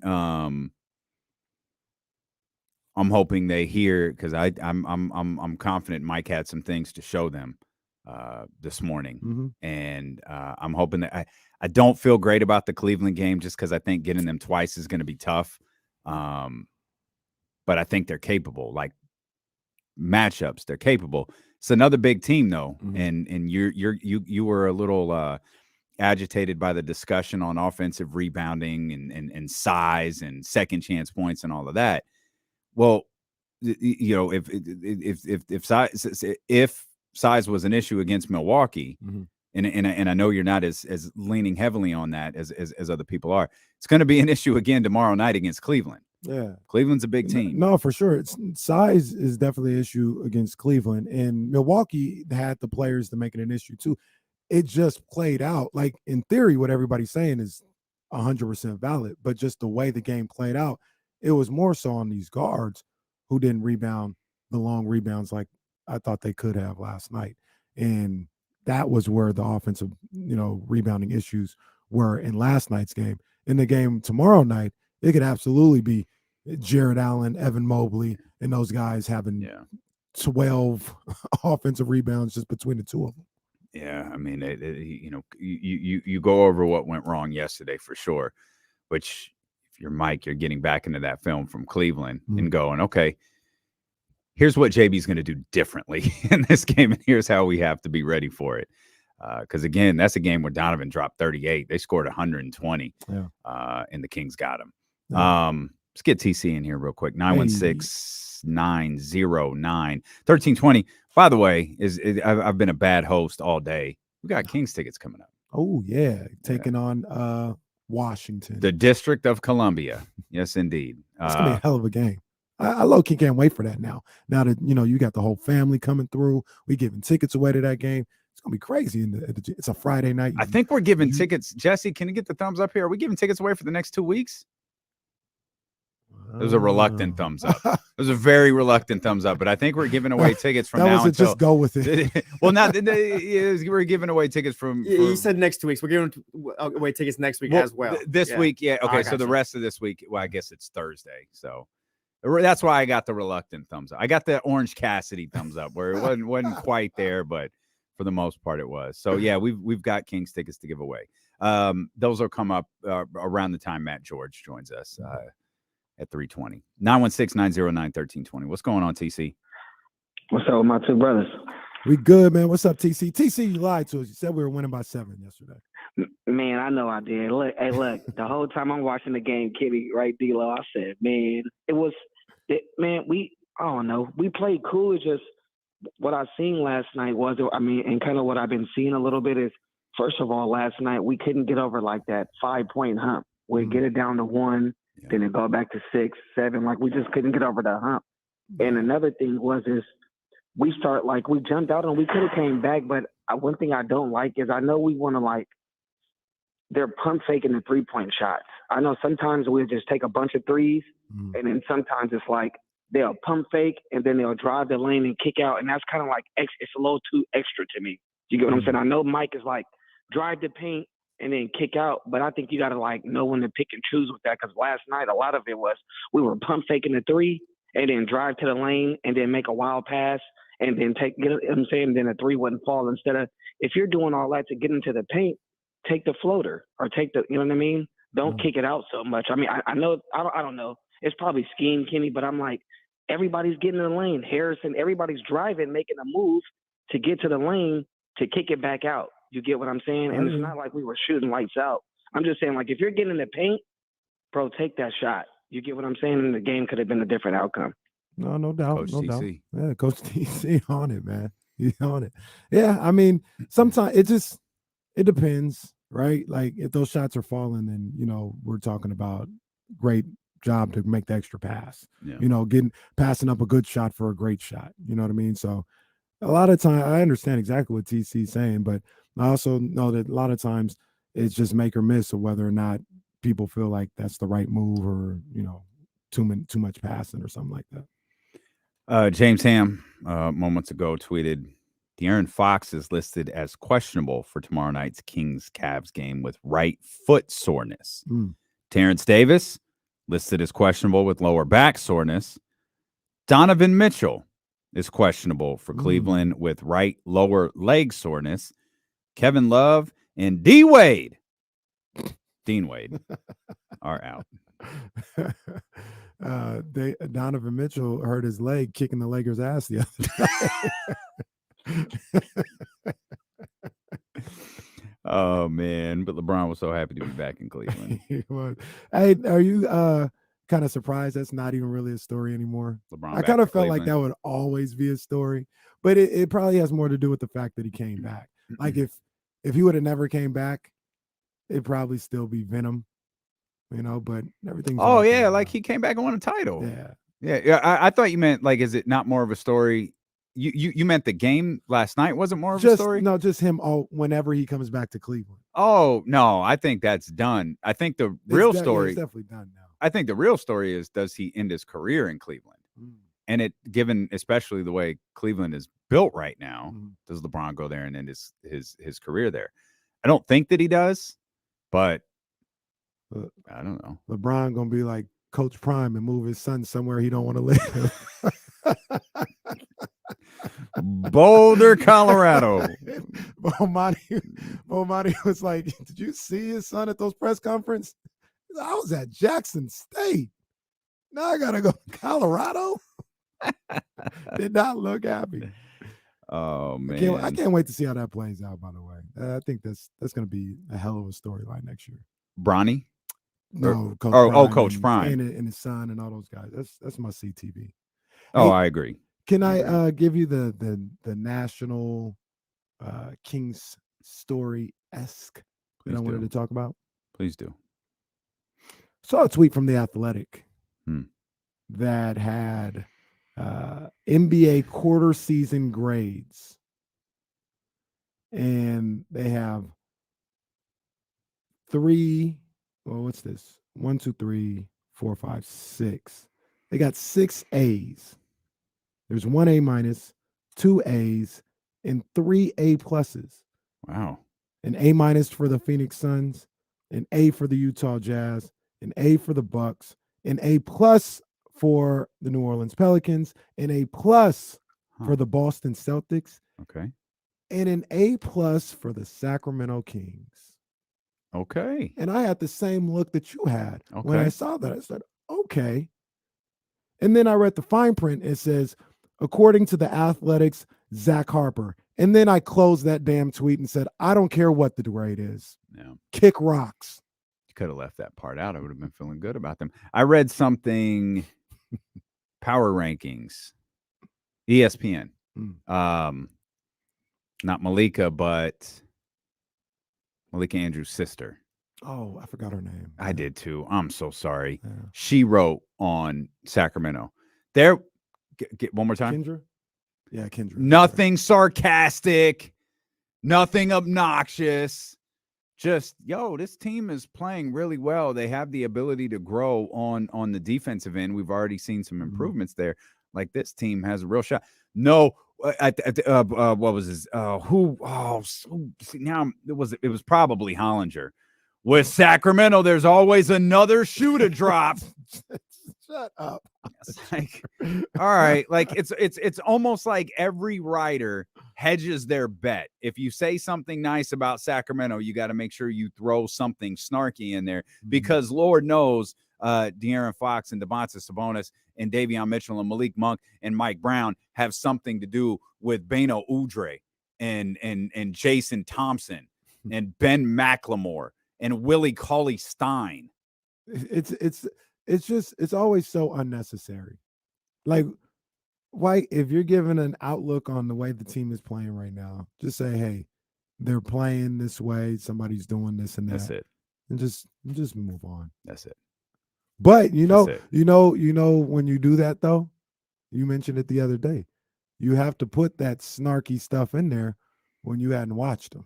Oh, that too. Because you don't know what you're talking about. All you know is the history. Mm-hmm. So you got to go back to what you know.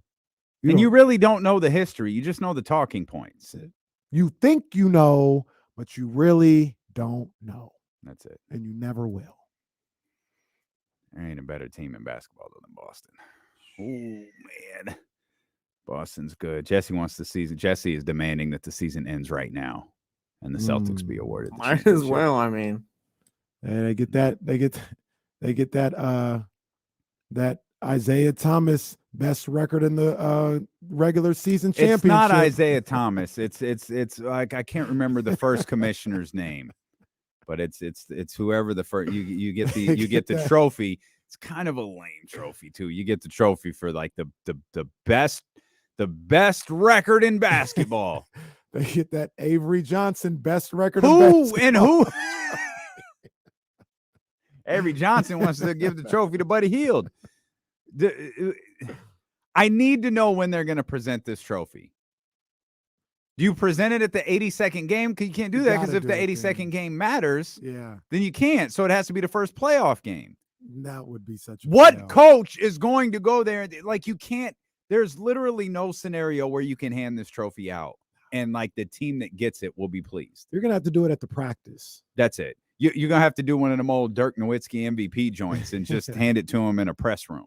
Yeah, you're There you definitely go. gonna have to do it there. You can't do it before the first playoff game. Like you said, I I mean, mean, imagine going getting your teeth kicked in the first playoff game when you got the you now such and such best. you can play season. it by ear from year to year. Straight bars. That's, Hopefully that's next another Monday. phrase I've never understood. I've never understood that. I don't. If you're in a situation where you know that, last game of the season, the Boston Celtics, they clinched it 5 games ago. Right. You can go, Adam Silver can fly to Boston, on the last home game of the season, or maybe That's cute. Adam is not handing out the best regular season trophy to anybody. That's the guy who does the lottery. That's the guy. Yeah, it's the brother that second does round, the lottery. the second Yeah. round. He Yeah. did the lottery It's too. him. But they can fly there, the Mark last something. home game and do it then. And it'll be safe because it's already clinched. But if it does go to the last game of the regular season, then you do it at the practice.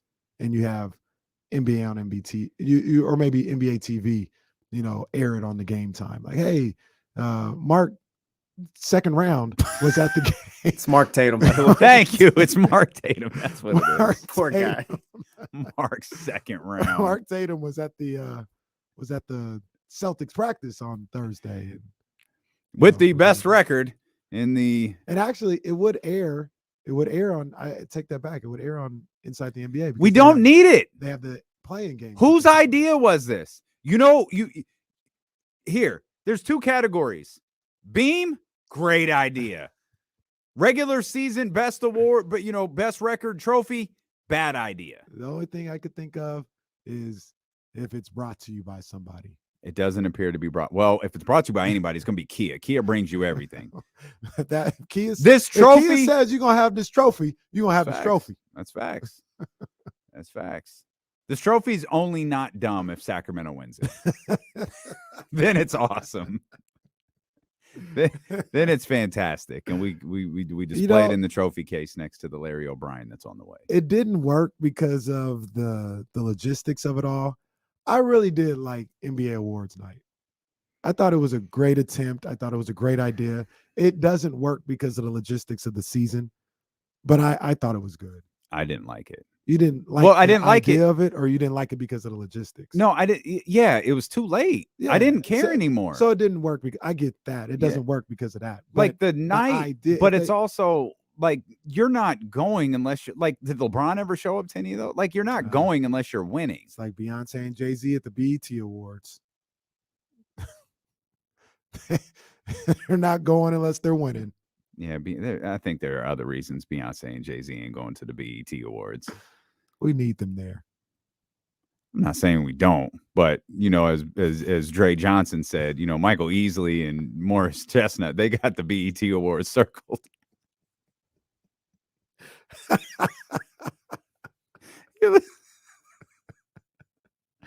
You're listening to D-Lo and Casey on KIFM West. Michael Easley. I'm sorry. Be a professional. Damn it. You're listening to D-Lo and Casey on KIFM West Sacramento, 98.5 FM KRX QHD2 Sacramento, ESPN 1320, driven by Lasher's Elk Grove Dodge. Always live on the free Odyssey app. Always live when Matt George joins us. He'll be with us coming up in about 20 minutes, and we'll be giving away tickets to the Sacramento Kings taking on Washington on December 23rd. Hey, the Heisman Trophy is this Saturday. Is there Oh anybody my in the God. college football playoff that is going to be at Wow. the Heisman Trophy Wow. presentation? In fact, all No, because Michigan don't have nobody. Michigan's the only one, right? Yeah, I think Georgia's so. quarterback's there. Well, because USC's quarterback is there. Yeah, Caleb Williams, who I think is going to win. Is TCU's quarterback there? I don't know. I mean, Ohio don't think State's so. is. CJ Stroud is. CJ Stroud is there. Who I else would think be I there? think it is TCU's quarterback.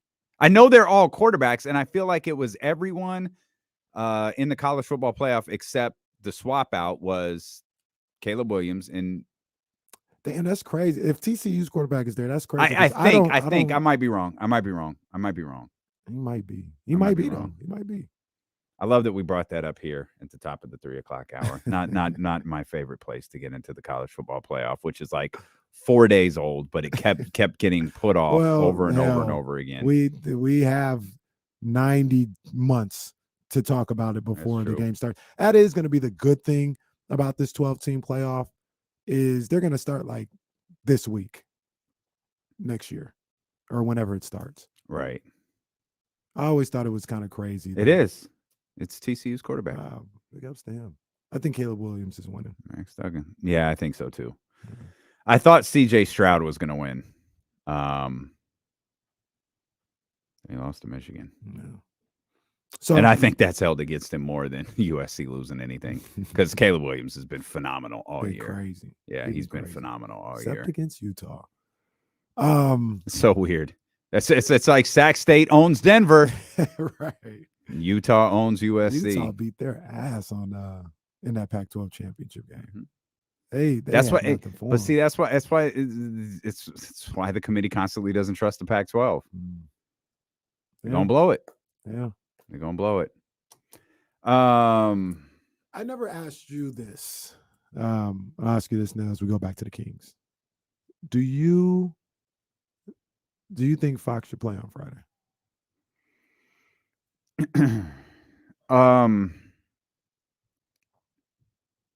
No. If I don't know, because I'm basing this off stuff people tell me, basing it off stuff I read, basing it off. I don't think there's anything we know secretly that you don't know. We all kind of know the same stuff. It's out there. Yo, he's gutting through it. As Guss Armstead said a few minutes ago when he was with us. Yo, all athletes want to play. He wants to get out there and play. I think there's a distinction that kind of has to be made though right now.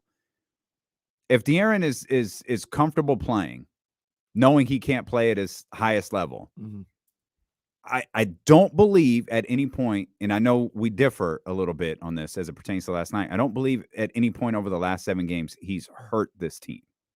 I don't think. No, we don't differ. I don't think so. Okay, so you don't think his performance hurt the Kings' chances of beating the Bucks last night? Not.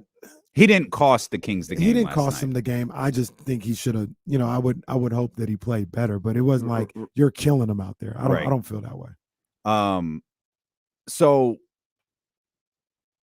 if Terrence can't go, I'm not big on the idea of De'Aaron just not playing.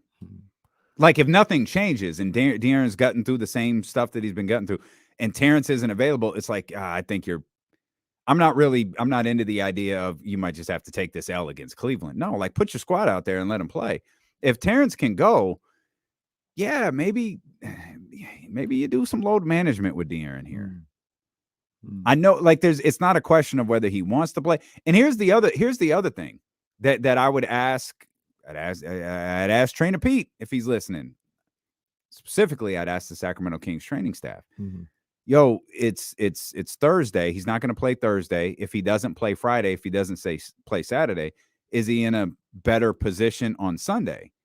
If the answer is no, there might not be one game might not be enough because it's not like they don't play again until, if there was no game until, from now until, let's see, the first game was Sunday, like there was that big of a break. You took Sunday and that got you to Wednesday, right?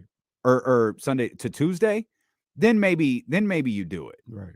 But if the training staff says, yeah, that one game isn't going to do anything for you. Really, it's not. If it's a mental break for you and that helps, cool, take the mental day. But if this is about your physical well-being, it's not really going to do anything for you. Then at that point, if De'Aaron wants to play, let him play. And then you get into that, that dangerous and somewhat controversial place that we've been in lately in basketball and sports is like, them saying like, look, it's really just a pain threshold thing. Yeah. And you got to be careful with that. But You got to be careful with overcompensation too when you're dealing with a pain threshold, Mm-hmm. because all of a sudden he's what, questionable because of right foot soreness. Mm-hmm. Man, his left foot exploded. Right. Like, well, yeah, Right. there's a reason for that. Yeah. So, if I was, I'll answer my own question. If I was, Mike Brown and went to De'Aaron Fox, I'd probably sit him out a game.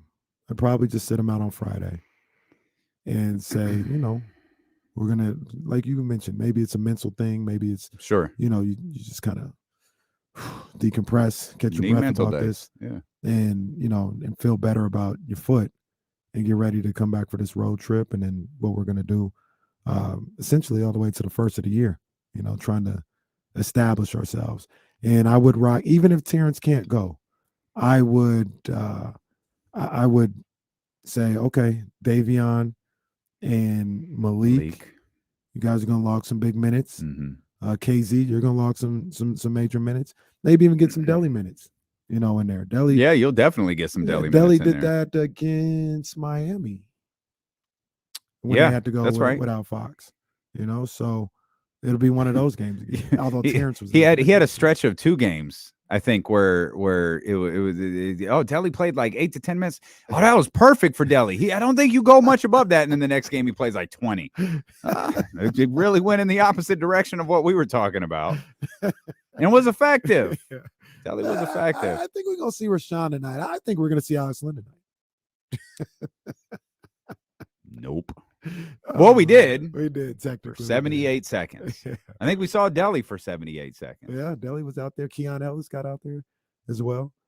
But it may be one of those games. It may be one of those games. And then I don't think this has anything to do with it. I'll take this back. I don't think, but if Donovan's not going, all right, well, maybe Fox doesn't. Yeah, go. now it's I'm with you. Like, now it's different if Donovan is out. Yeah. But maybe it's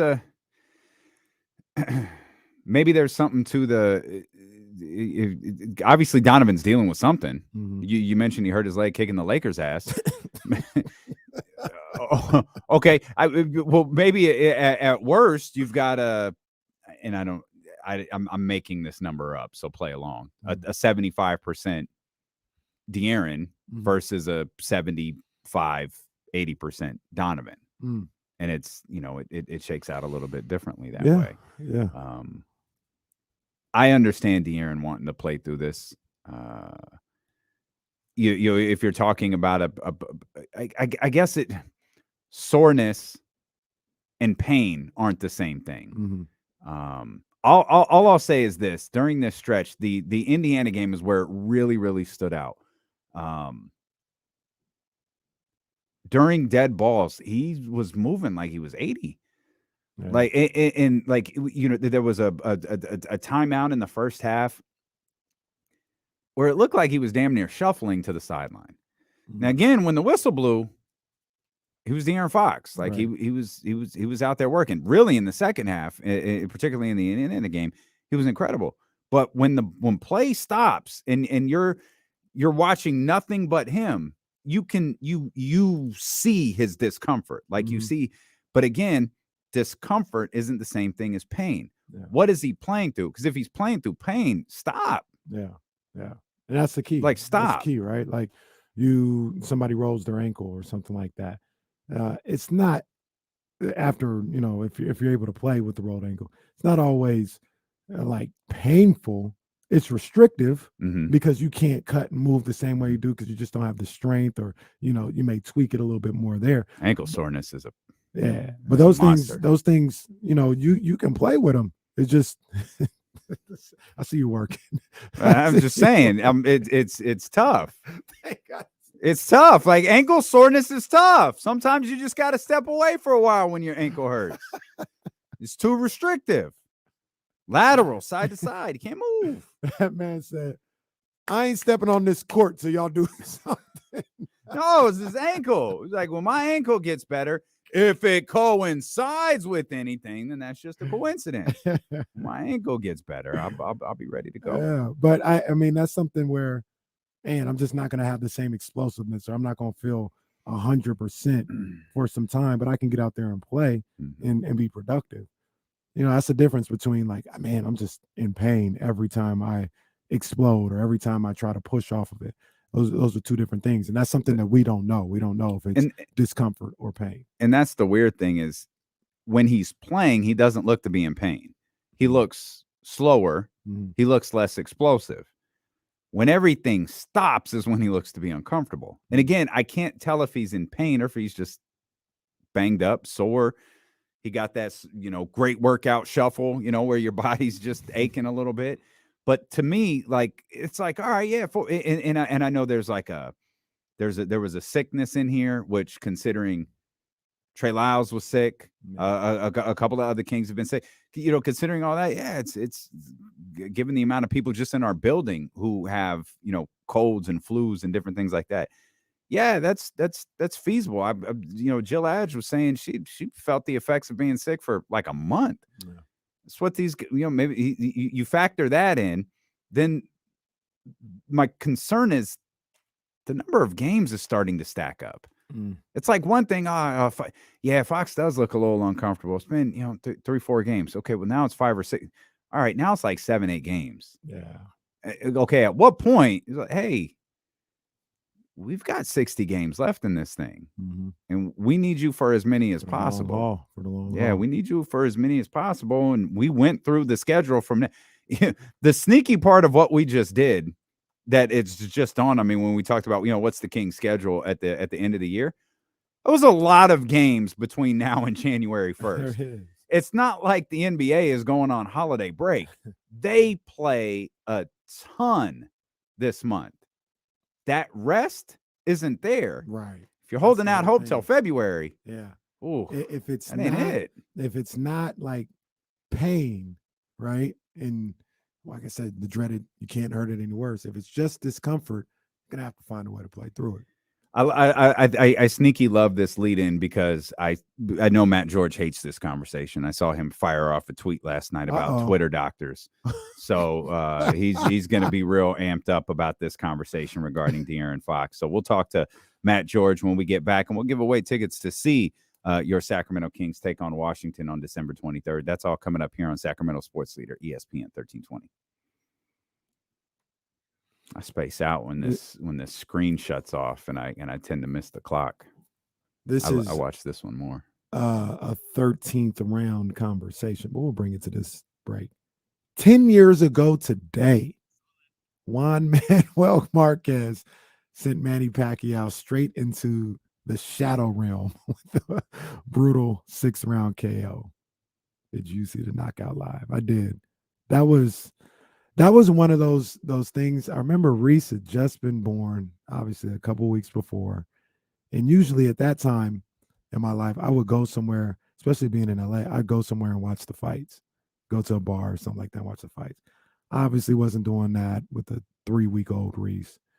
And I was like, Pacquiao, Marquez, don't nobody want to see that for the 4th time. Like, he can't beat Pacquiao. Simple as that. And I was like, I'm not watching that fight. And I remember that whole day, I had Reese, I was watching them, and I watched all the 24/7s. And damn, they did their job. They sold me after that. And I said, you know what? Damn. All right, I think I'm gonna get the fight, man. It's like gonna be trash. One of the great fights I've ever seen in my life. Gave that man a knuckle sandwich. What's up, Matty Ice? Is there an echo if I don't put like headphones in? Is there any kind of echo? Did you guys hear yourself or anything? Check 1, check 2. Check. Nope. You Cool. good? All right. I'm not putting an IFB in. Sweet. Right. What's up, guys? How are you, Not man? much, man. We good. I'm good. Very good. Is that your suit behind you? What's behind you? That is Over your my shoulder. it's my black suit. Oh, okay. Yeah, that's what I Black suit with a brown shirt. already got the sleeves pre-rolled. I see you. Oh, yeah. I was watching Sac State game yesterday, and I looked on this baseline. I said, "Is that Matt George on the baseline?" Matt George, God, it TV is star. Matt George. I'm surprised you didn't get it mixed with the pole that holds the basket up. People think it's the same thing. By God, that's Matt George's music. Yeah, I checked out DP's Sac State Hornets win a was game in hell of a OT. game. Yeah, that was awesome. That was awesome. I just love that they beat them again. Yeah, Crazy. That's so awesome. That team got 2 losses, both of them to Sac State. That's what the Kings are going to do to the Cavs. I hope so. Get Coach Patrick on a big screen motivation speech. Yeah, it's fun when you beat the crap out of a team twice. You might only win those games by 2 points, but when you beat them 2-0 on the season, boy, you beat the crap out of them. Did you see Steph Curry's all-time starting 5? No. It's Steph Curry, Magic Johnson, Michael Jordan, Dirk Nowitzki, and Shaquille O'Neal. No KD in there. Wait, run that team back again? Steph Curry did his own starting all-time Right, starting 5. right. It's Steph himself. Yeah. Magic. Yep. Michael. Oh. Dirk. Okay. And Shaq. I missed Michael. I was like, okay, so he did no Michael or LeBron. Interesting. I didn't even realize LeBron. Yeah, I'm not putting Dirk in over KD or LeBron. I'm not either. But that's Steph's. Steph is allowed to do what he wants. If I'm Steph, I'm putting myself in there too. Oh no, he's not the one that should be out. No, that's right. He very, very much is not. Yeah. He very much is not. Steph and Magic. You changed your mind about the IFB? Don't listen to the chat. There was no echo. You were fine. Oh, I was just trying to be nice. Don't listen to them. No, don't listen to them. Don't listen to the chat. All right, then I'm getting rid of it. I hate it. There was no echo at all. You were all right. Screw him. Sorry, chat house. Oh, man. About a minute or so, Matt. We'll be back. Cool. What are you doing tonight? I am after this. I'm heading to. It's in Sacramento. I'm heading to a Dick's Sporting Goods where Bobby Jackson is giving away gift cards and shopping sprees to kids in need. He does it every single year. Nice. So he's given like a couple $100 gift cards or $300 gift cards or something like that to kids, and then he's going and shopping with them at Dick's, which is pretty. Where is it at? It's a Dick's Sporting Goods somewhere in Sacramento. I haven't gotten the address yet. I think there's only 2, right? Elk Grove or Folsom, Roseville. There's one in Roseville. It's talking about it down the street. Yeah, so we're covering it, and it's a cool event that he does, I guess, every single year. So we're going out there and covering it. And it'll be on our 11 o'clock newscast tonight. Hey, speaking of, we'll be out in the streets on Saturday, huh? We will. Yeah, we'll be out to come say what's up. Bring something. We should probably bring in toys or. Yeah, it's a toy drive. I think we're at Folsom Honda. I need to get that. I'm 99 point. Yeah, it is Folsom Honda. Yeah, we'll be collecting toys on Saturday from 10 to 12. Yeah. Haven't done. Been a long time since I've done something like that. Those are fun. You used to collect toys outside of Ricky's. Don't refer to them people as toys. Get in. No, I didn't even mean it that way. I didn't even mean it that way.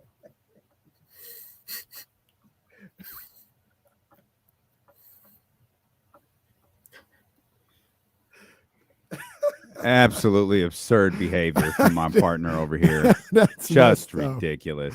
That is messed up. Just ridiculous. But Casey mentioned it on the commercial break. We'll mention it here live on the air. We'll take care of 2 pieces of business as we welcome in the host of the Locked On Kings podcast and the wonderful sports reporter over at ABC 10, our man Matt George. 2 things. One, Casey and I will be out at Folsom Honda from 10 to 12 on Saturday morning collecting toys. Bear the rain. I've rumors circulating around the office as there's been a basketball court put out there for us. Oh, word? So we'll get to hopefully we don't bust up any of the new cars that are in the showroom, but it is indoors because it's supposed to be a monsoon part 2 on Saturday. So we'll be out at Folsom Honda on Saturday. If you want to collect some toys to donate, man, we'd be super appreciative. Again, that's 12 to 2.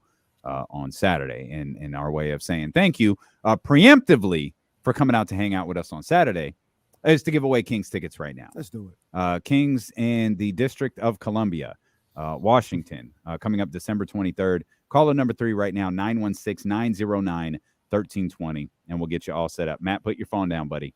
You can't. You are forbidden from winning. You will be there covering the game. You will be there. It's a big outing for me. My family's going to be there. They're coming to see the beam. So I need you to tell my mom how nice I've been to you all of these years. Just for for all of these years we've known each other, how I've been an inspiration and someone you can just lie through your teeth to my mother when you see her. Okay. Now, your son has never hurt me physically, but emotionally. We're happy to bring you into this conversation because I know you're preemptively pissed off. I saw your tweet last night about Twitter doctors and De'Aaron Fox, and De'Aaron was a big topic of conversation today. We know he's battling through something. He's listed as questionable tomorrow with foot soreness. There's talks of the hamstring. He's acknowledged he's been dealing with the bug that's been circulating around the team as well. So I'm not asking you to play Twitter doctor, but I am asking you, would it be productive for De'Aaron to rest the game, or if he wants to gut it out, you want him to keep gutting it out? What do you want to see from De'Aaron Fox moving forward?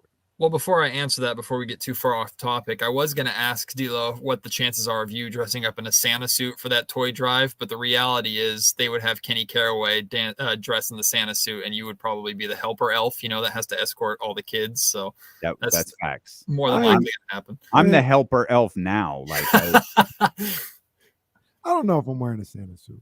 You could pull it off. I don't know. You could rock it. Anyway, about De'Aaron Fox. No, I am not a Twitter doctor. Although I'm working on my PhD. People always think, people thought I was angry. I wasn't angry. I was just, I'm tired. It had a tone, Matthew. The tweet had a tone. I always got to watch my tone on social media, those darn Twitter tones. But I was tired of reading, and I've read it after every single game over the last week. Like, I know De'Aaron is clearly not playing 100%. There's clearly something going on with him. But if De'Aaron Fox is good to go, and the Kings media, or rather the Kings training staff, is saying De'Aaron Fox is good to go, then I want him to go. Like, we're talking about the best player on your team, and no, De'Aaron Fox is not playing like he did when the Sacramento Kings started the season, scoring close to 30 points every single night. That's not what he's doing right now. But he's still in the double digits. He's still playing very well defensively. Like, even through this bruise that he's dealing with on his foot, which sounds horrendous to deal with, like, he's still playing the best defense of his career, and he's been doing that over that 3-game win streak before last night's game, and even had some decent moments in last night's game. So De'Aaron is still contributing in many ways to where, even if he's not at 100%, 80% of De'Aaron Fox, 70, 60% of De'Aaron Fox is still a way better option for the Sacramento Kings than 0% of De'Aaron, and asking everybody else to fill that gap. De'Aaron doesn't just have to score the basketball for the Sacramento Kings to win. And what's the most important part is, even when De'Aaron has been playing hurt, the Sacramento Kings are still winning games. So what are we complaining about? I think if De'Aaron, now that he's listed as questionable, if De'Aaron needs a game off, and he thinks he needs a game off, and the team thinks he needs a game off, I trust their decision. But if De'Aaron Fox is playing, he's clearly good to go. And I think it's a damned if you do, damned if you don't situation for De'Aaron, because there are a ton of people going back to last season that accused De'Aaron of sitting out and not playing games and choosing to sit out while he was hurt or banged up a little bit, that trashed him for that. So now he's choosing to play through discomfort because he thinks that gives the Kings the best chance to win, which, newsflash, it does. Winning is clearly what he cares about. Winning is clearly what this team cares about.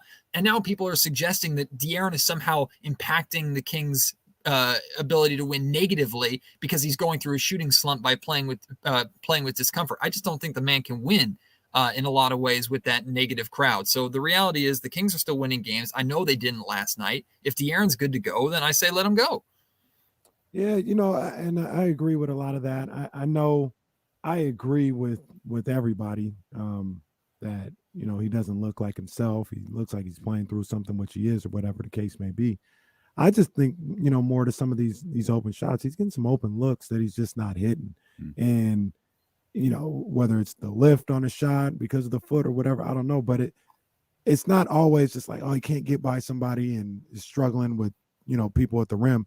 He's had some wide open looks that he just isn't knocking down. And I look at the way he's playing through injury and trying to gut it out, and I appreciate that. And I also think it's fair to say I need him to still play, better basketball. Like, if you're hurt, and you're hampered, that's not, it's still not okay to go 5 of 16. Like I need, you get some open looks, you got to knock them down. And that's kind of where I'm at. Where do you stand on like players that are playing hurt being immune to any type of criticism of their game? Because that's what some people feel. No, I think that's a completely different and warranted conversation. De'Aaron absolutely has to play better. No one is saying, or at least in my case, I'm not saying that De'Aaron deserves a pass because he's out there playing banged up. If you're good to go, if you're saying you're good to go, I expect De'Aaron Fox. And while he has not been providing himself, my point was he's still been providing enough for the Sacramento Kings to win a majority of the basketball games that they've been playing during this banged up stretch for Fox. So that's what I'm pointing to. But yeah, De'Aaron has to shoot way better than that. And the Kings, reality is the Kings need De'Aaron to get back to his 20 to 25 points per game a night form. They don't. Thankfully, this team doesn't rely on it to win every single night, which is a credit to Monte McNair and how he's built this roster. But De'Aaron absolutely has to be better. But at the same way, like Kevin Huerter's been missing shots. Keegan Murray just went through a slump where he was missing shots.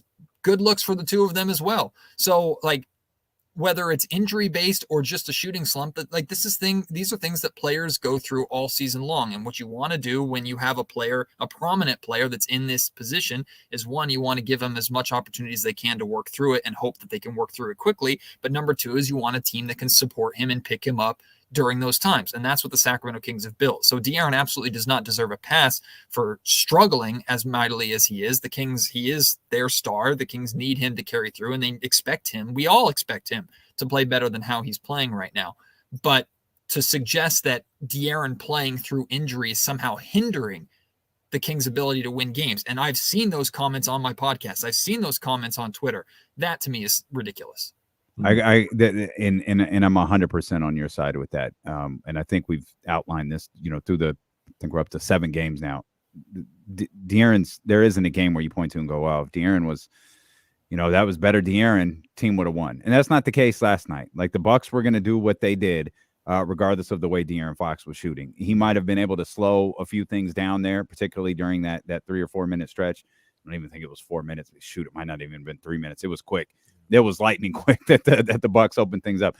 Maybe he could have slowed things down a little bit, but I think what I'm concerned about is I don't want to get to that point. I don't want to come out of the New York game and looking at De'Aaron being, 3 of 13 or 3 of 14, and the Kings lose that game by 2. And then it's like, I don't know this, but I'm confident if you had put Davion out there for a longer stretch, maybe things would have gone better. And again, it's not a criticism of Fox for trying to play through something. It's what's the best way of managing this? Because we've talked about, Matt, the depth of this team, the fact that you have, Davion Mitchell. I think Terrence Davis's availability is important to this equation as well. The hub of the universe, the Kings universe, is Domantas Sabonis. Like, you've got playmakers. Like, it's not a death sentence like it used to be if De'Aaron was out. It was like there's enough here to maybe missing a game. It's not the end of the world. But we also pointed out maybe missing a game doesn't actually help De'Aaron either, because it's one game. And if it's a bone bruise, resting a bone bruise. I'm again, Twitter doctor, PhD, written in crayon. Like, I have no idea what in the world a bone bruise is, let alone how to fix it. Like, it sounds like it's a painful injury that you just kind of have to work your way through. And again, if De'Aaron feels that he's good enough to go and the training staff feels that it's not severe enough to hold him out, or feel that holding him out wouldn't make that much of a difference, then I say let the man play, because that gives you your best opportunity to win basketball games. I do agree that this team is better suited to overcome that De'Aaron not playing period, but I still think, what did De'Aaron have in last night's game? Was it 16 points or 14 points or something like that?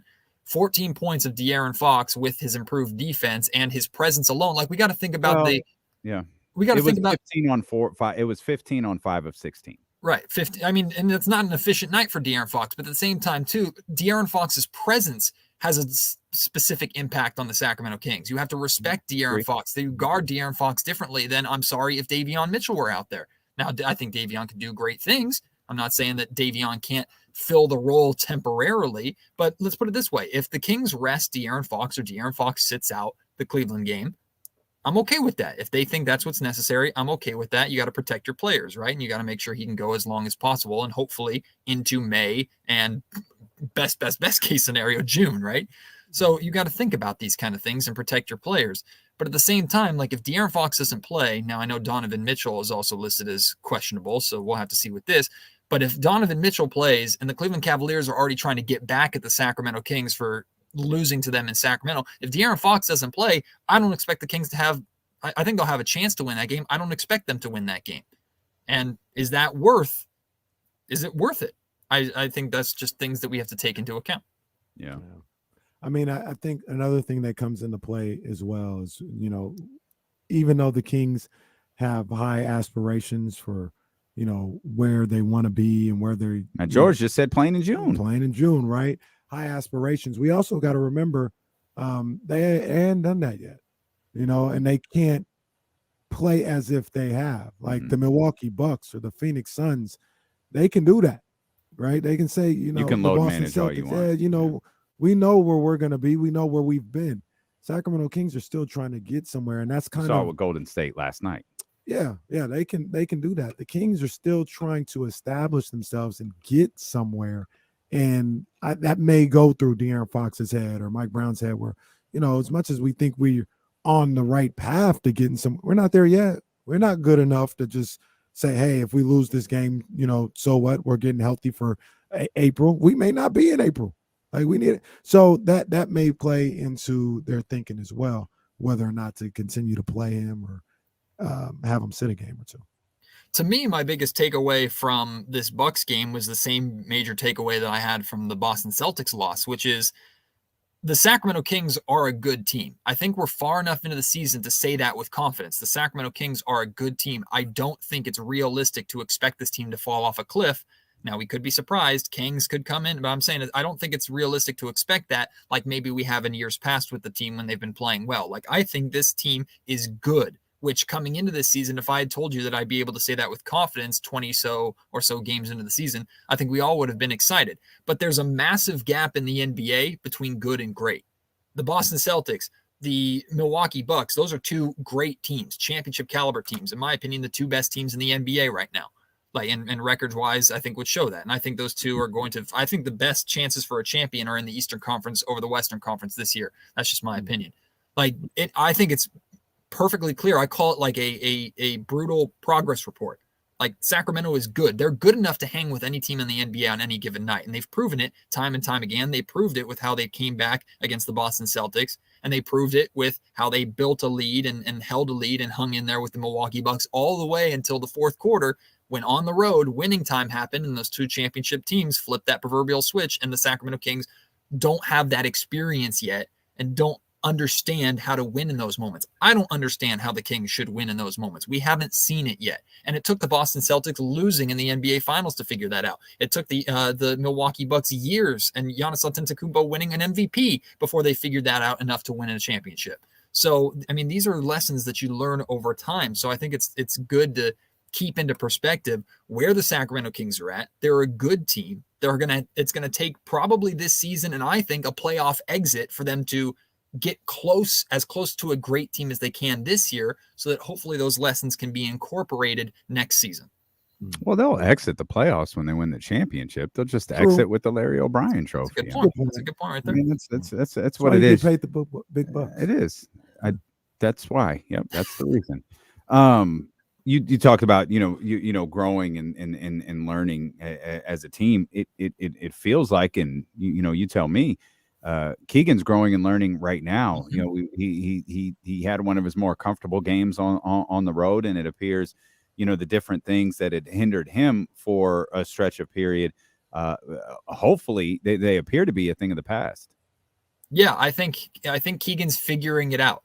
I think he's starting to understand, like, the way he was playing in the summer league. While I do think you could see how he could translate that, and even preseason, how that could translate into playing with the main roster, how well he fits into systems and scores in the flow of an offense and the flow of a system. It's one thing to experience that with summer league teammates against summer league defenses.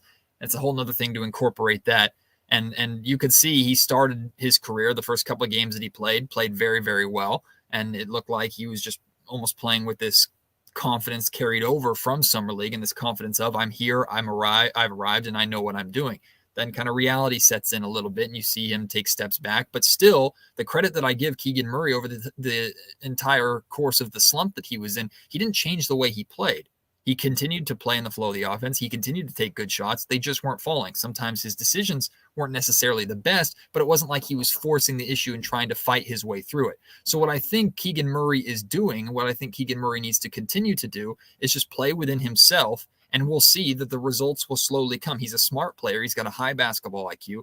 So overall, I mean, I think what Keegan Murray has been doing is great, and we're seeing I don't think Keegan Murray did that much last night out of being pretty aggressive out of the gate compared to when he was slumping. It's just shots are falling and the confidence is there. Yeah. That game last night, Damian's talked about it a number of different times, and it's a great point. Only 17 assists last night. It's not what we've known to be Sacramento Kings basketball this year. Was it self-inflicted? Like, were they not playing Kings basketball and doing a little bit more one-on-one? Or do you think it's something the Bucks kind of forced them into yesterday? Oh, I think it's absolutely the Bucks. I mean, that's a championship team. Like the Bucks, I think Mike Brown said after the game that he felt this was the first game all season where like the Kings were, what did he say? Like manhandled, or the Kings were not in control, or I know one. Yeah, that he said the Bucks didn't feel them at all last. Yeah. So I mean, I think it definitely has something to do with Milwaukee. I'll also say too, like the assist numbers are glaring to me. What was glaring, Kenny, was the Kings only had 20 something. I don't have the number in front of me. They only had like 26 or 27 or something like that points off of the bench, and Malik Monk had 16 of them. Like that, the Kings bench production has been something that's been super consistent through the successful stretches that they've had. So while I don't think it's fair to expect the Kings bench to provide you 40 plus a night like they were doing earlier on in the season, how they were giving the Kings 50 and 60 on back-to-back nights. Mm-hmm. As good as Malik Monk still was, he had good moments, also had some bad moments in last night's game. Like you only got 4 points from Davion Mitchell, I believe, 4 or 5 points. You got like 2 points from Rashawn Holmes in garbage time. You got like 4 points from Chimezie Metu. Like that was bench. Yeah, because the number was 20. Yeah, the number was 27, and then 16 were from Malik. Right. So that, I mean, that I think is a big indication of the Milwaukee Bucks were not going to allow the depth of the Sacramento Kings to beat them. And that's been something that we've discussed over the last couple of weeks. When the Kings starters would set the tone, Malik Monk and the Kings depth would come in and take it up a notch, and teams were having a hard time handling that. The Milwaukee Bucks knew how to handle it. But at the same time, too, like the Kings have been sharing the wealth. They had 6 players finish in double-figure scoring last night. That's been a recipe for success for the Sacramento Kings. That's why I think the Kings were in the game as much as they were. So there were good things that allowed them to hang around, but the assists, the passing, the lack of bench production compared to games past, like those are the 2 glaring things. Okay. Man, Davion. You do want more from Davion. The funny thing about Malik's too is Malik's 16 wasn't efficient. No, like he took 19 shots to get there. Again, and this speaks to what you're talking about now, Matt. That's a credit to the Milwaukee Bucks. Like that's it's great that the Kings have this like newfound defense, right? Hey, all right, we're starting to see them cook a little bit. This is old hat for the Milwaukee Bucks. Yeah, like they what they do. Yeah, they know what to do defensively in their sleep. Like they're going to be ready. I think the true killer was, and all of us watching since this was, so Jrue Holiday's hot, huh? All right. So on top of Giannis being Giannis, the best player on the planet, we got to deal with Jrue Holiday getting him some, and then the fear of Brook Lopez, Chris Middleton. Kenny pointed out the ridiculous shot Chris Middleton hit in the corner. Like, all right, these guys got points everywhere.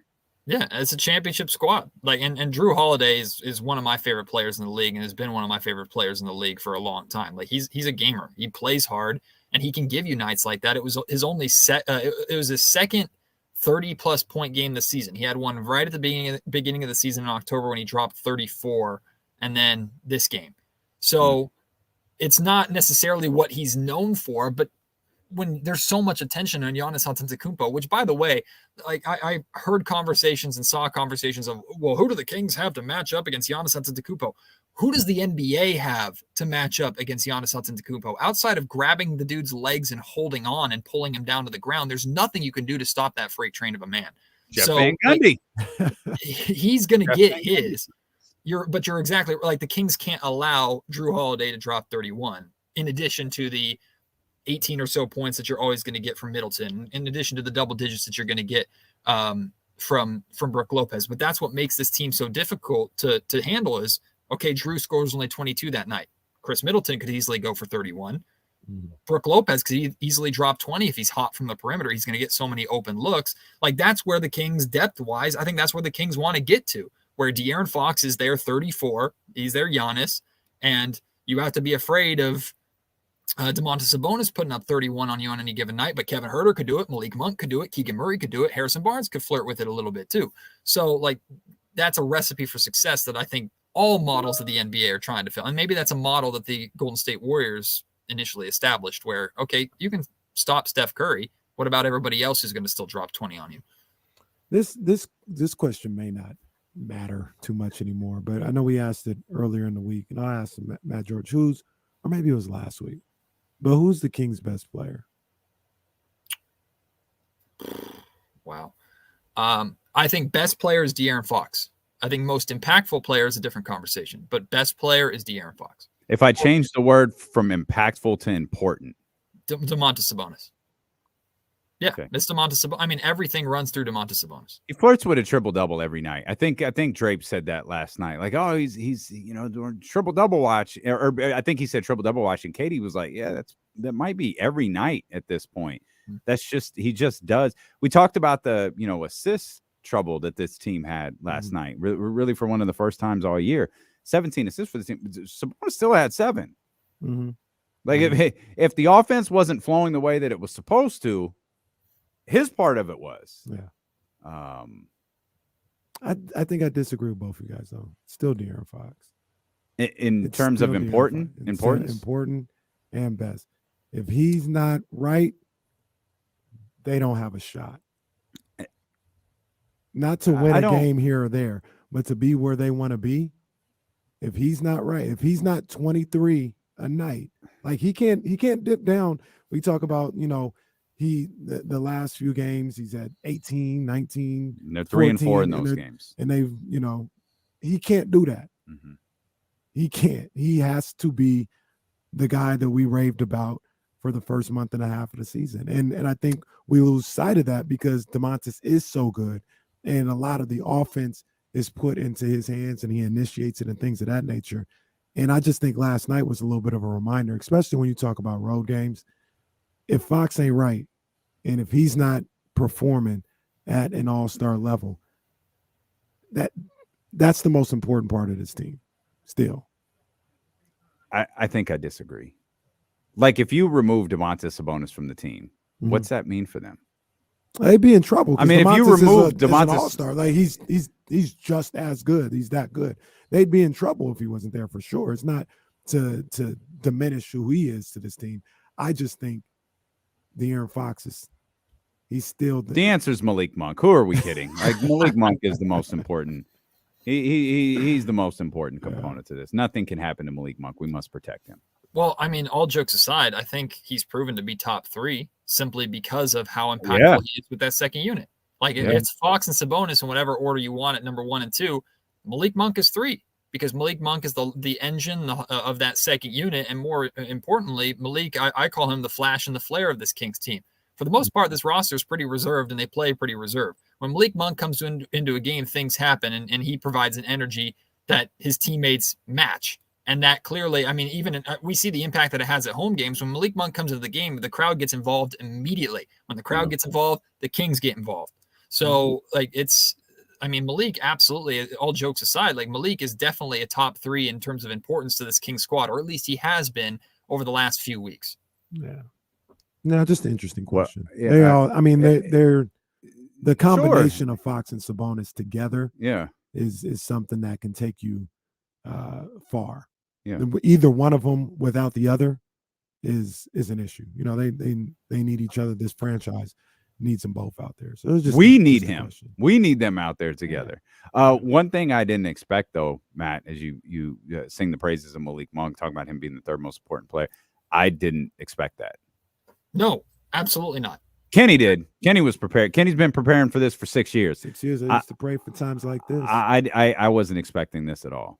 Actually, right after your show's over here in about 15 minutes, I have a Locked On Kings podcast dropping where I kind of talked about the journey of Malik Monk from struggling as a young player in Charlotte, and he had the off-court issues that he had in Charlotte, to how he's become this 6th man of the year candidate, some would say favorite, in Sacramento. And I'm joined by Doug Branson from Locked On Hornets and Andy Kamenetsky from Locked On Lakers, and we talk about the development of Malik's career and how changes of scenery versus the things that he started in LA that he's sort of perfected or taken to another level here in Sacramento.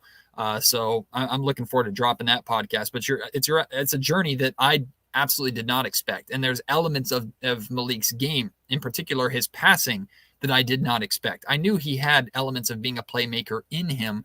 I didn't expect full speed, slingshot, spin, bounce pass right into the pocket of De'Aaron to hit a wing 3 like he hit against the Chicago Bulls on Sunday. Like, those are passes that very few in the league can actually pull off, and to do it with the confidence that Malik Monk has shown. Plus, I think Malik is a master at dump-off passes. He draws attention when he attacks the basket. That's why Chimezie Metu seems to eat so much when he and Malik Monk are on the floor together. Malik gives Chimezie Metu drop-off dunk passes and lobs like nobody else does on the team. So, I mean, Malik has been, if there's a conversation for team MVP to this point, I think Malik Monk is maybe a favorite. Yeah, we've talked about this with Chimezie Metu as it relates to like Luke Walton and Alvin Gentry and the importance of coaching. The same thing's obviously true for Malik Monk. You know, Malik Monk was talking about his playmaking abilities, and I think it might have been Chris Biederman, or it might have been you, Matt. Someone asked him about, you know, his ability to play make it, to be a playmaker, and he was like, "Is that something new for you?" He was like, "No, I've always been able to do this. I've always had this in me. I just never really had the opportunity in the other places that I was at." Yeah. And it's, again, man, you know, we ride these players so hard sometimes when we do these shows and these podcasts and these blogs and write-ups and all of that different stuff. And man, when you factor in the entire picture and look at coaching, because that's what we looked at with Chimezie Metu. Like, it was tough to evaluate Chimezie Metu under Luke Walton and Alvin Gentry because he looks like a completely different player under Mike Brown. Malik Monk, clearly a different player under Mike Brown than he was was it Vogel? Who was the coach last year for the Lakers? Was it? And going back to Charlotte, like he's a different player at this state in his career under Mike Brown. And look, some of that, obviously, credit goes to Mike Brown. Some of it is all just kind of situational, right? Like, the Lakers and Frank Vogel may have, you know, known that Malik could do some stuff, but I got LeBron James. Yeah, you ain't gonna do it there. You got Russell Westbrook too, and I got Russell Westbrook. Yeah. So it's not always, and not saying that you're saying or anybody else, but that Frank Vogel didn't see. No, yeah, no, I got you. It's just this situation didn't really call for that. I need you to do something different because we have two guys that can do that. And then he gets to Sacramento. Then Mike Brown is like, well, man, I got Davion, but I don't really know what other ball handlers I have. Sure, Malik, let's see what you go ahead. I'm gonna give you the keys and see what you can do. And it's worked out good. So timing and situation and sometimes competence from the coach, you know, they all play a factor into what was going on. I think in Charlotte that was the case. They didn't have ball handlers, and they still didn't really let Malik rock. So, you know, they just didn't get. That's why they're Charlotte. Yeah. And 21-year-old Malik Monk may not have been ready for that type of role as well. And I think there's also a sense of urgency thing too, to where things did not go how Malik expected to start his career. And he had an off-court issue, and like the Charlotte Hornets did not issue him a second contract. Normally that institutes, and we're familiar with this, or insinuates, and we're familiar with this in Sacramento, a failed draft pick. So he got 2 vet minimum essentially offers, one from the Lakers, one from the Dallas Mavericks. He picked the Lakers squad. And then he signed a 2-year, $19 million deal with the Sacramento Kings. But he had to earn that. and he had to bet on himself a little bit and play a little desperate in LA, and he earned that, and he's built upon that in Sacramento by recognizing that not only was this his opportunity to get paid and his opportunity to come and play with his best friend, this was his opportunity to have a significant role with a team that needs someone like him. So, I mean, I think it's a mix of change of scenery. I think it's a mix of lessons learned and maturing in the league. People forget he's just 24 years old, which is crazy to think about. And I think he had to kind of put up or shut up, and his career was loosely maybe on the line. And that kind of flipped the switch in him to focus and dial everything in, and we're seeing the results. Since we started with something that upset you to start the show, the Twitter doctors, let's piss off Kenny here in the final few minutes. Oh, joy. Were you upset with, not upset? Were you concerned with the rebounding discrepancy last night? To be honest with you, I didn't talk about that in the show or in the podcast, so I didn't even look at it. Was it horrible? It wasn't good, but Doc Rivers is here. Well, it wasn't I wish they tell the whole story. So but it wasn't the discrepancy; it was the offensive rebound, and it was a lot. It was 17-9.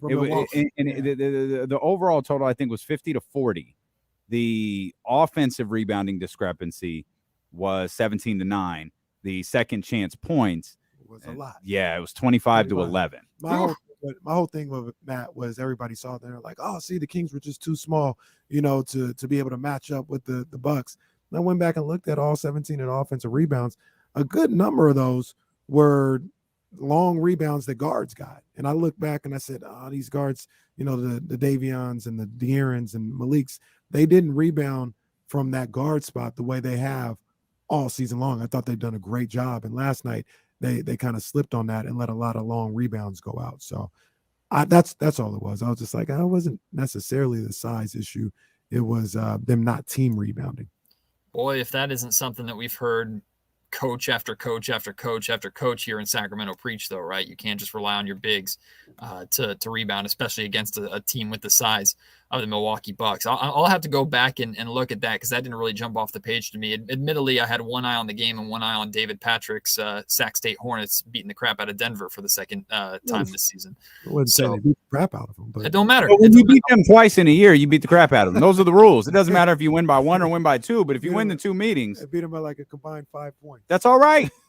That's all right. That's 5 more points than I usually win by. So that means you beat the crap out of them. All right, I'm with that. Kenny Denver fan Caraway apparently turning heel on Coach Patrick. Who knew? Big Pioneer guy you are. You know what's funny, and I know Matt. I am a Pioneer guy. Cal State East Bay Pioneers. I know, Matt. I know you're familiar with this. Offensive rebounds piss Doug Christie off to no level. Oh, like I don't know if Doug raises his voice in meetings. I don't imagine that he does. But I imagine he raised his voice watching that film by himself. That they got another offensive rebound. That's like me and miss free throws. You know what? That's probably a perfect comp. Doug hates offensive rebounds unless he's. One day we will get Doug Christie as a head coach, whether it's in the NBA or in college or whatever it is. We will get Doug Christie as a head coach. And if his team gives up a single offensive rebound, he will have them running lines during the timeout. He would call a timeout and make them run on the spot. If the team gave up an offensive rebound and Doug could call timeout in that second, he'd probably do it. I could see Doug Christie being a Mike Brown quick timeout guy. Doug Christie his first career technical foul as a head coach is going to be him cussing out his own team, and the refs are going to be like, "All right, hey, coach, hey, coach, relax, buddy, he'll do that. Sit down." His team would get the free throw though. That's how it would work. It works. Check out the Locked On Kings podcast wherever you get podcasts from. You listen on the Odyssey app, Apple, YouTube. They're everywhere. Locked On Kings podcast is great work by our friend Matt George. And, of course, tune into ABC 10 and check out our man here. Matt, we appreciate you as always. Most of all, we appreciate you for being with us. Friday, tomorrow, you know the deal. Trista, Kyle, James Ham in the Cleveland Cavaliers. We'll get you ready for it. Hope to see you tomorrow at noon here on Sacramento Sports Leader, ESPN 1320. Holla. We're clear. We made it. That was nice and pleasant. I got to break into a show on a Friday at some point because I still have never really talked to or met Trista. I'm very familiar with her work, and we follow each other on social media, but I've never had the opportunity to talk with her, and I always listen and always watch. So yeah, jump in. Trista will just stop talking when she's ready. Trista, it used to go 2 to 2:13. I was about to say, well, you were supposed to have Trista for 10 minutes. That was it. It was a 10-minute hit, 2 to and we'd be out by 2:13, and then it turned into like 2:20, and then very regularly has started to become 2:30. Mm-hmm. So yesterday it got to the point where it was so long, it was like, I'm just gonna bring Kyle in, like just like Kyle's just gonna be here for this part, and thank God I did, because it just produced pure magic. Yeah, one of the great moments in show. Warm me up on that beam, baby. Kyle's face is what made it. Kyle's and then when face she is what recognized what she said. yeah, she got the face back. Yeah. She's very animated. She posted some great stuff on Twitter, like of her reaction to a bet where I think she hurt herself. Mm-hmm. Broke her hand. And then another one where the BetQL team took a pic of the crew at the studio, and she had slouched all the way down, like on the bottom of the couch. Yeah, she is animated for sure. Stream, we will shut things down, man. We appreciate you guys so much. I'll be better tomorrow. Kenny was a home run as always. I'll be better tomorrow. Yeah, the eye emojis indeed. Oh, it's gonna go down at 2 o'clock tomorrow. Indeed. That's the gimmick for the 200 people. As soon as Trista's screen pops up, just let the eye emojis fly. just let them rock. We'll see you guys tomorrow, man. We appreciate you as always. Hey, it's a good point. Ah, fuck.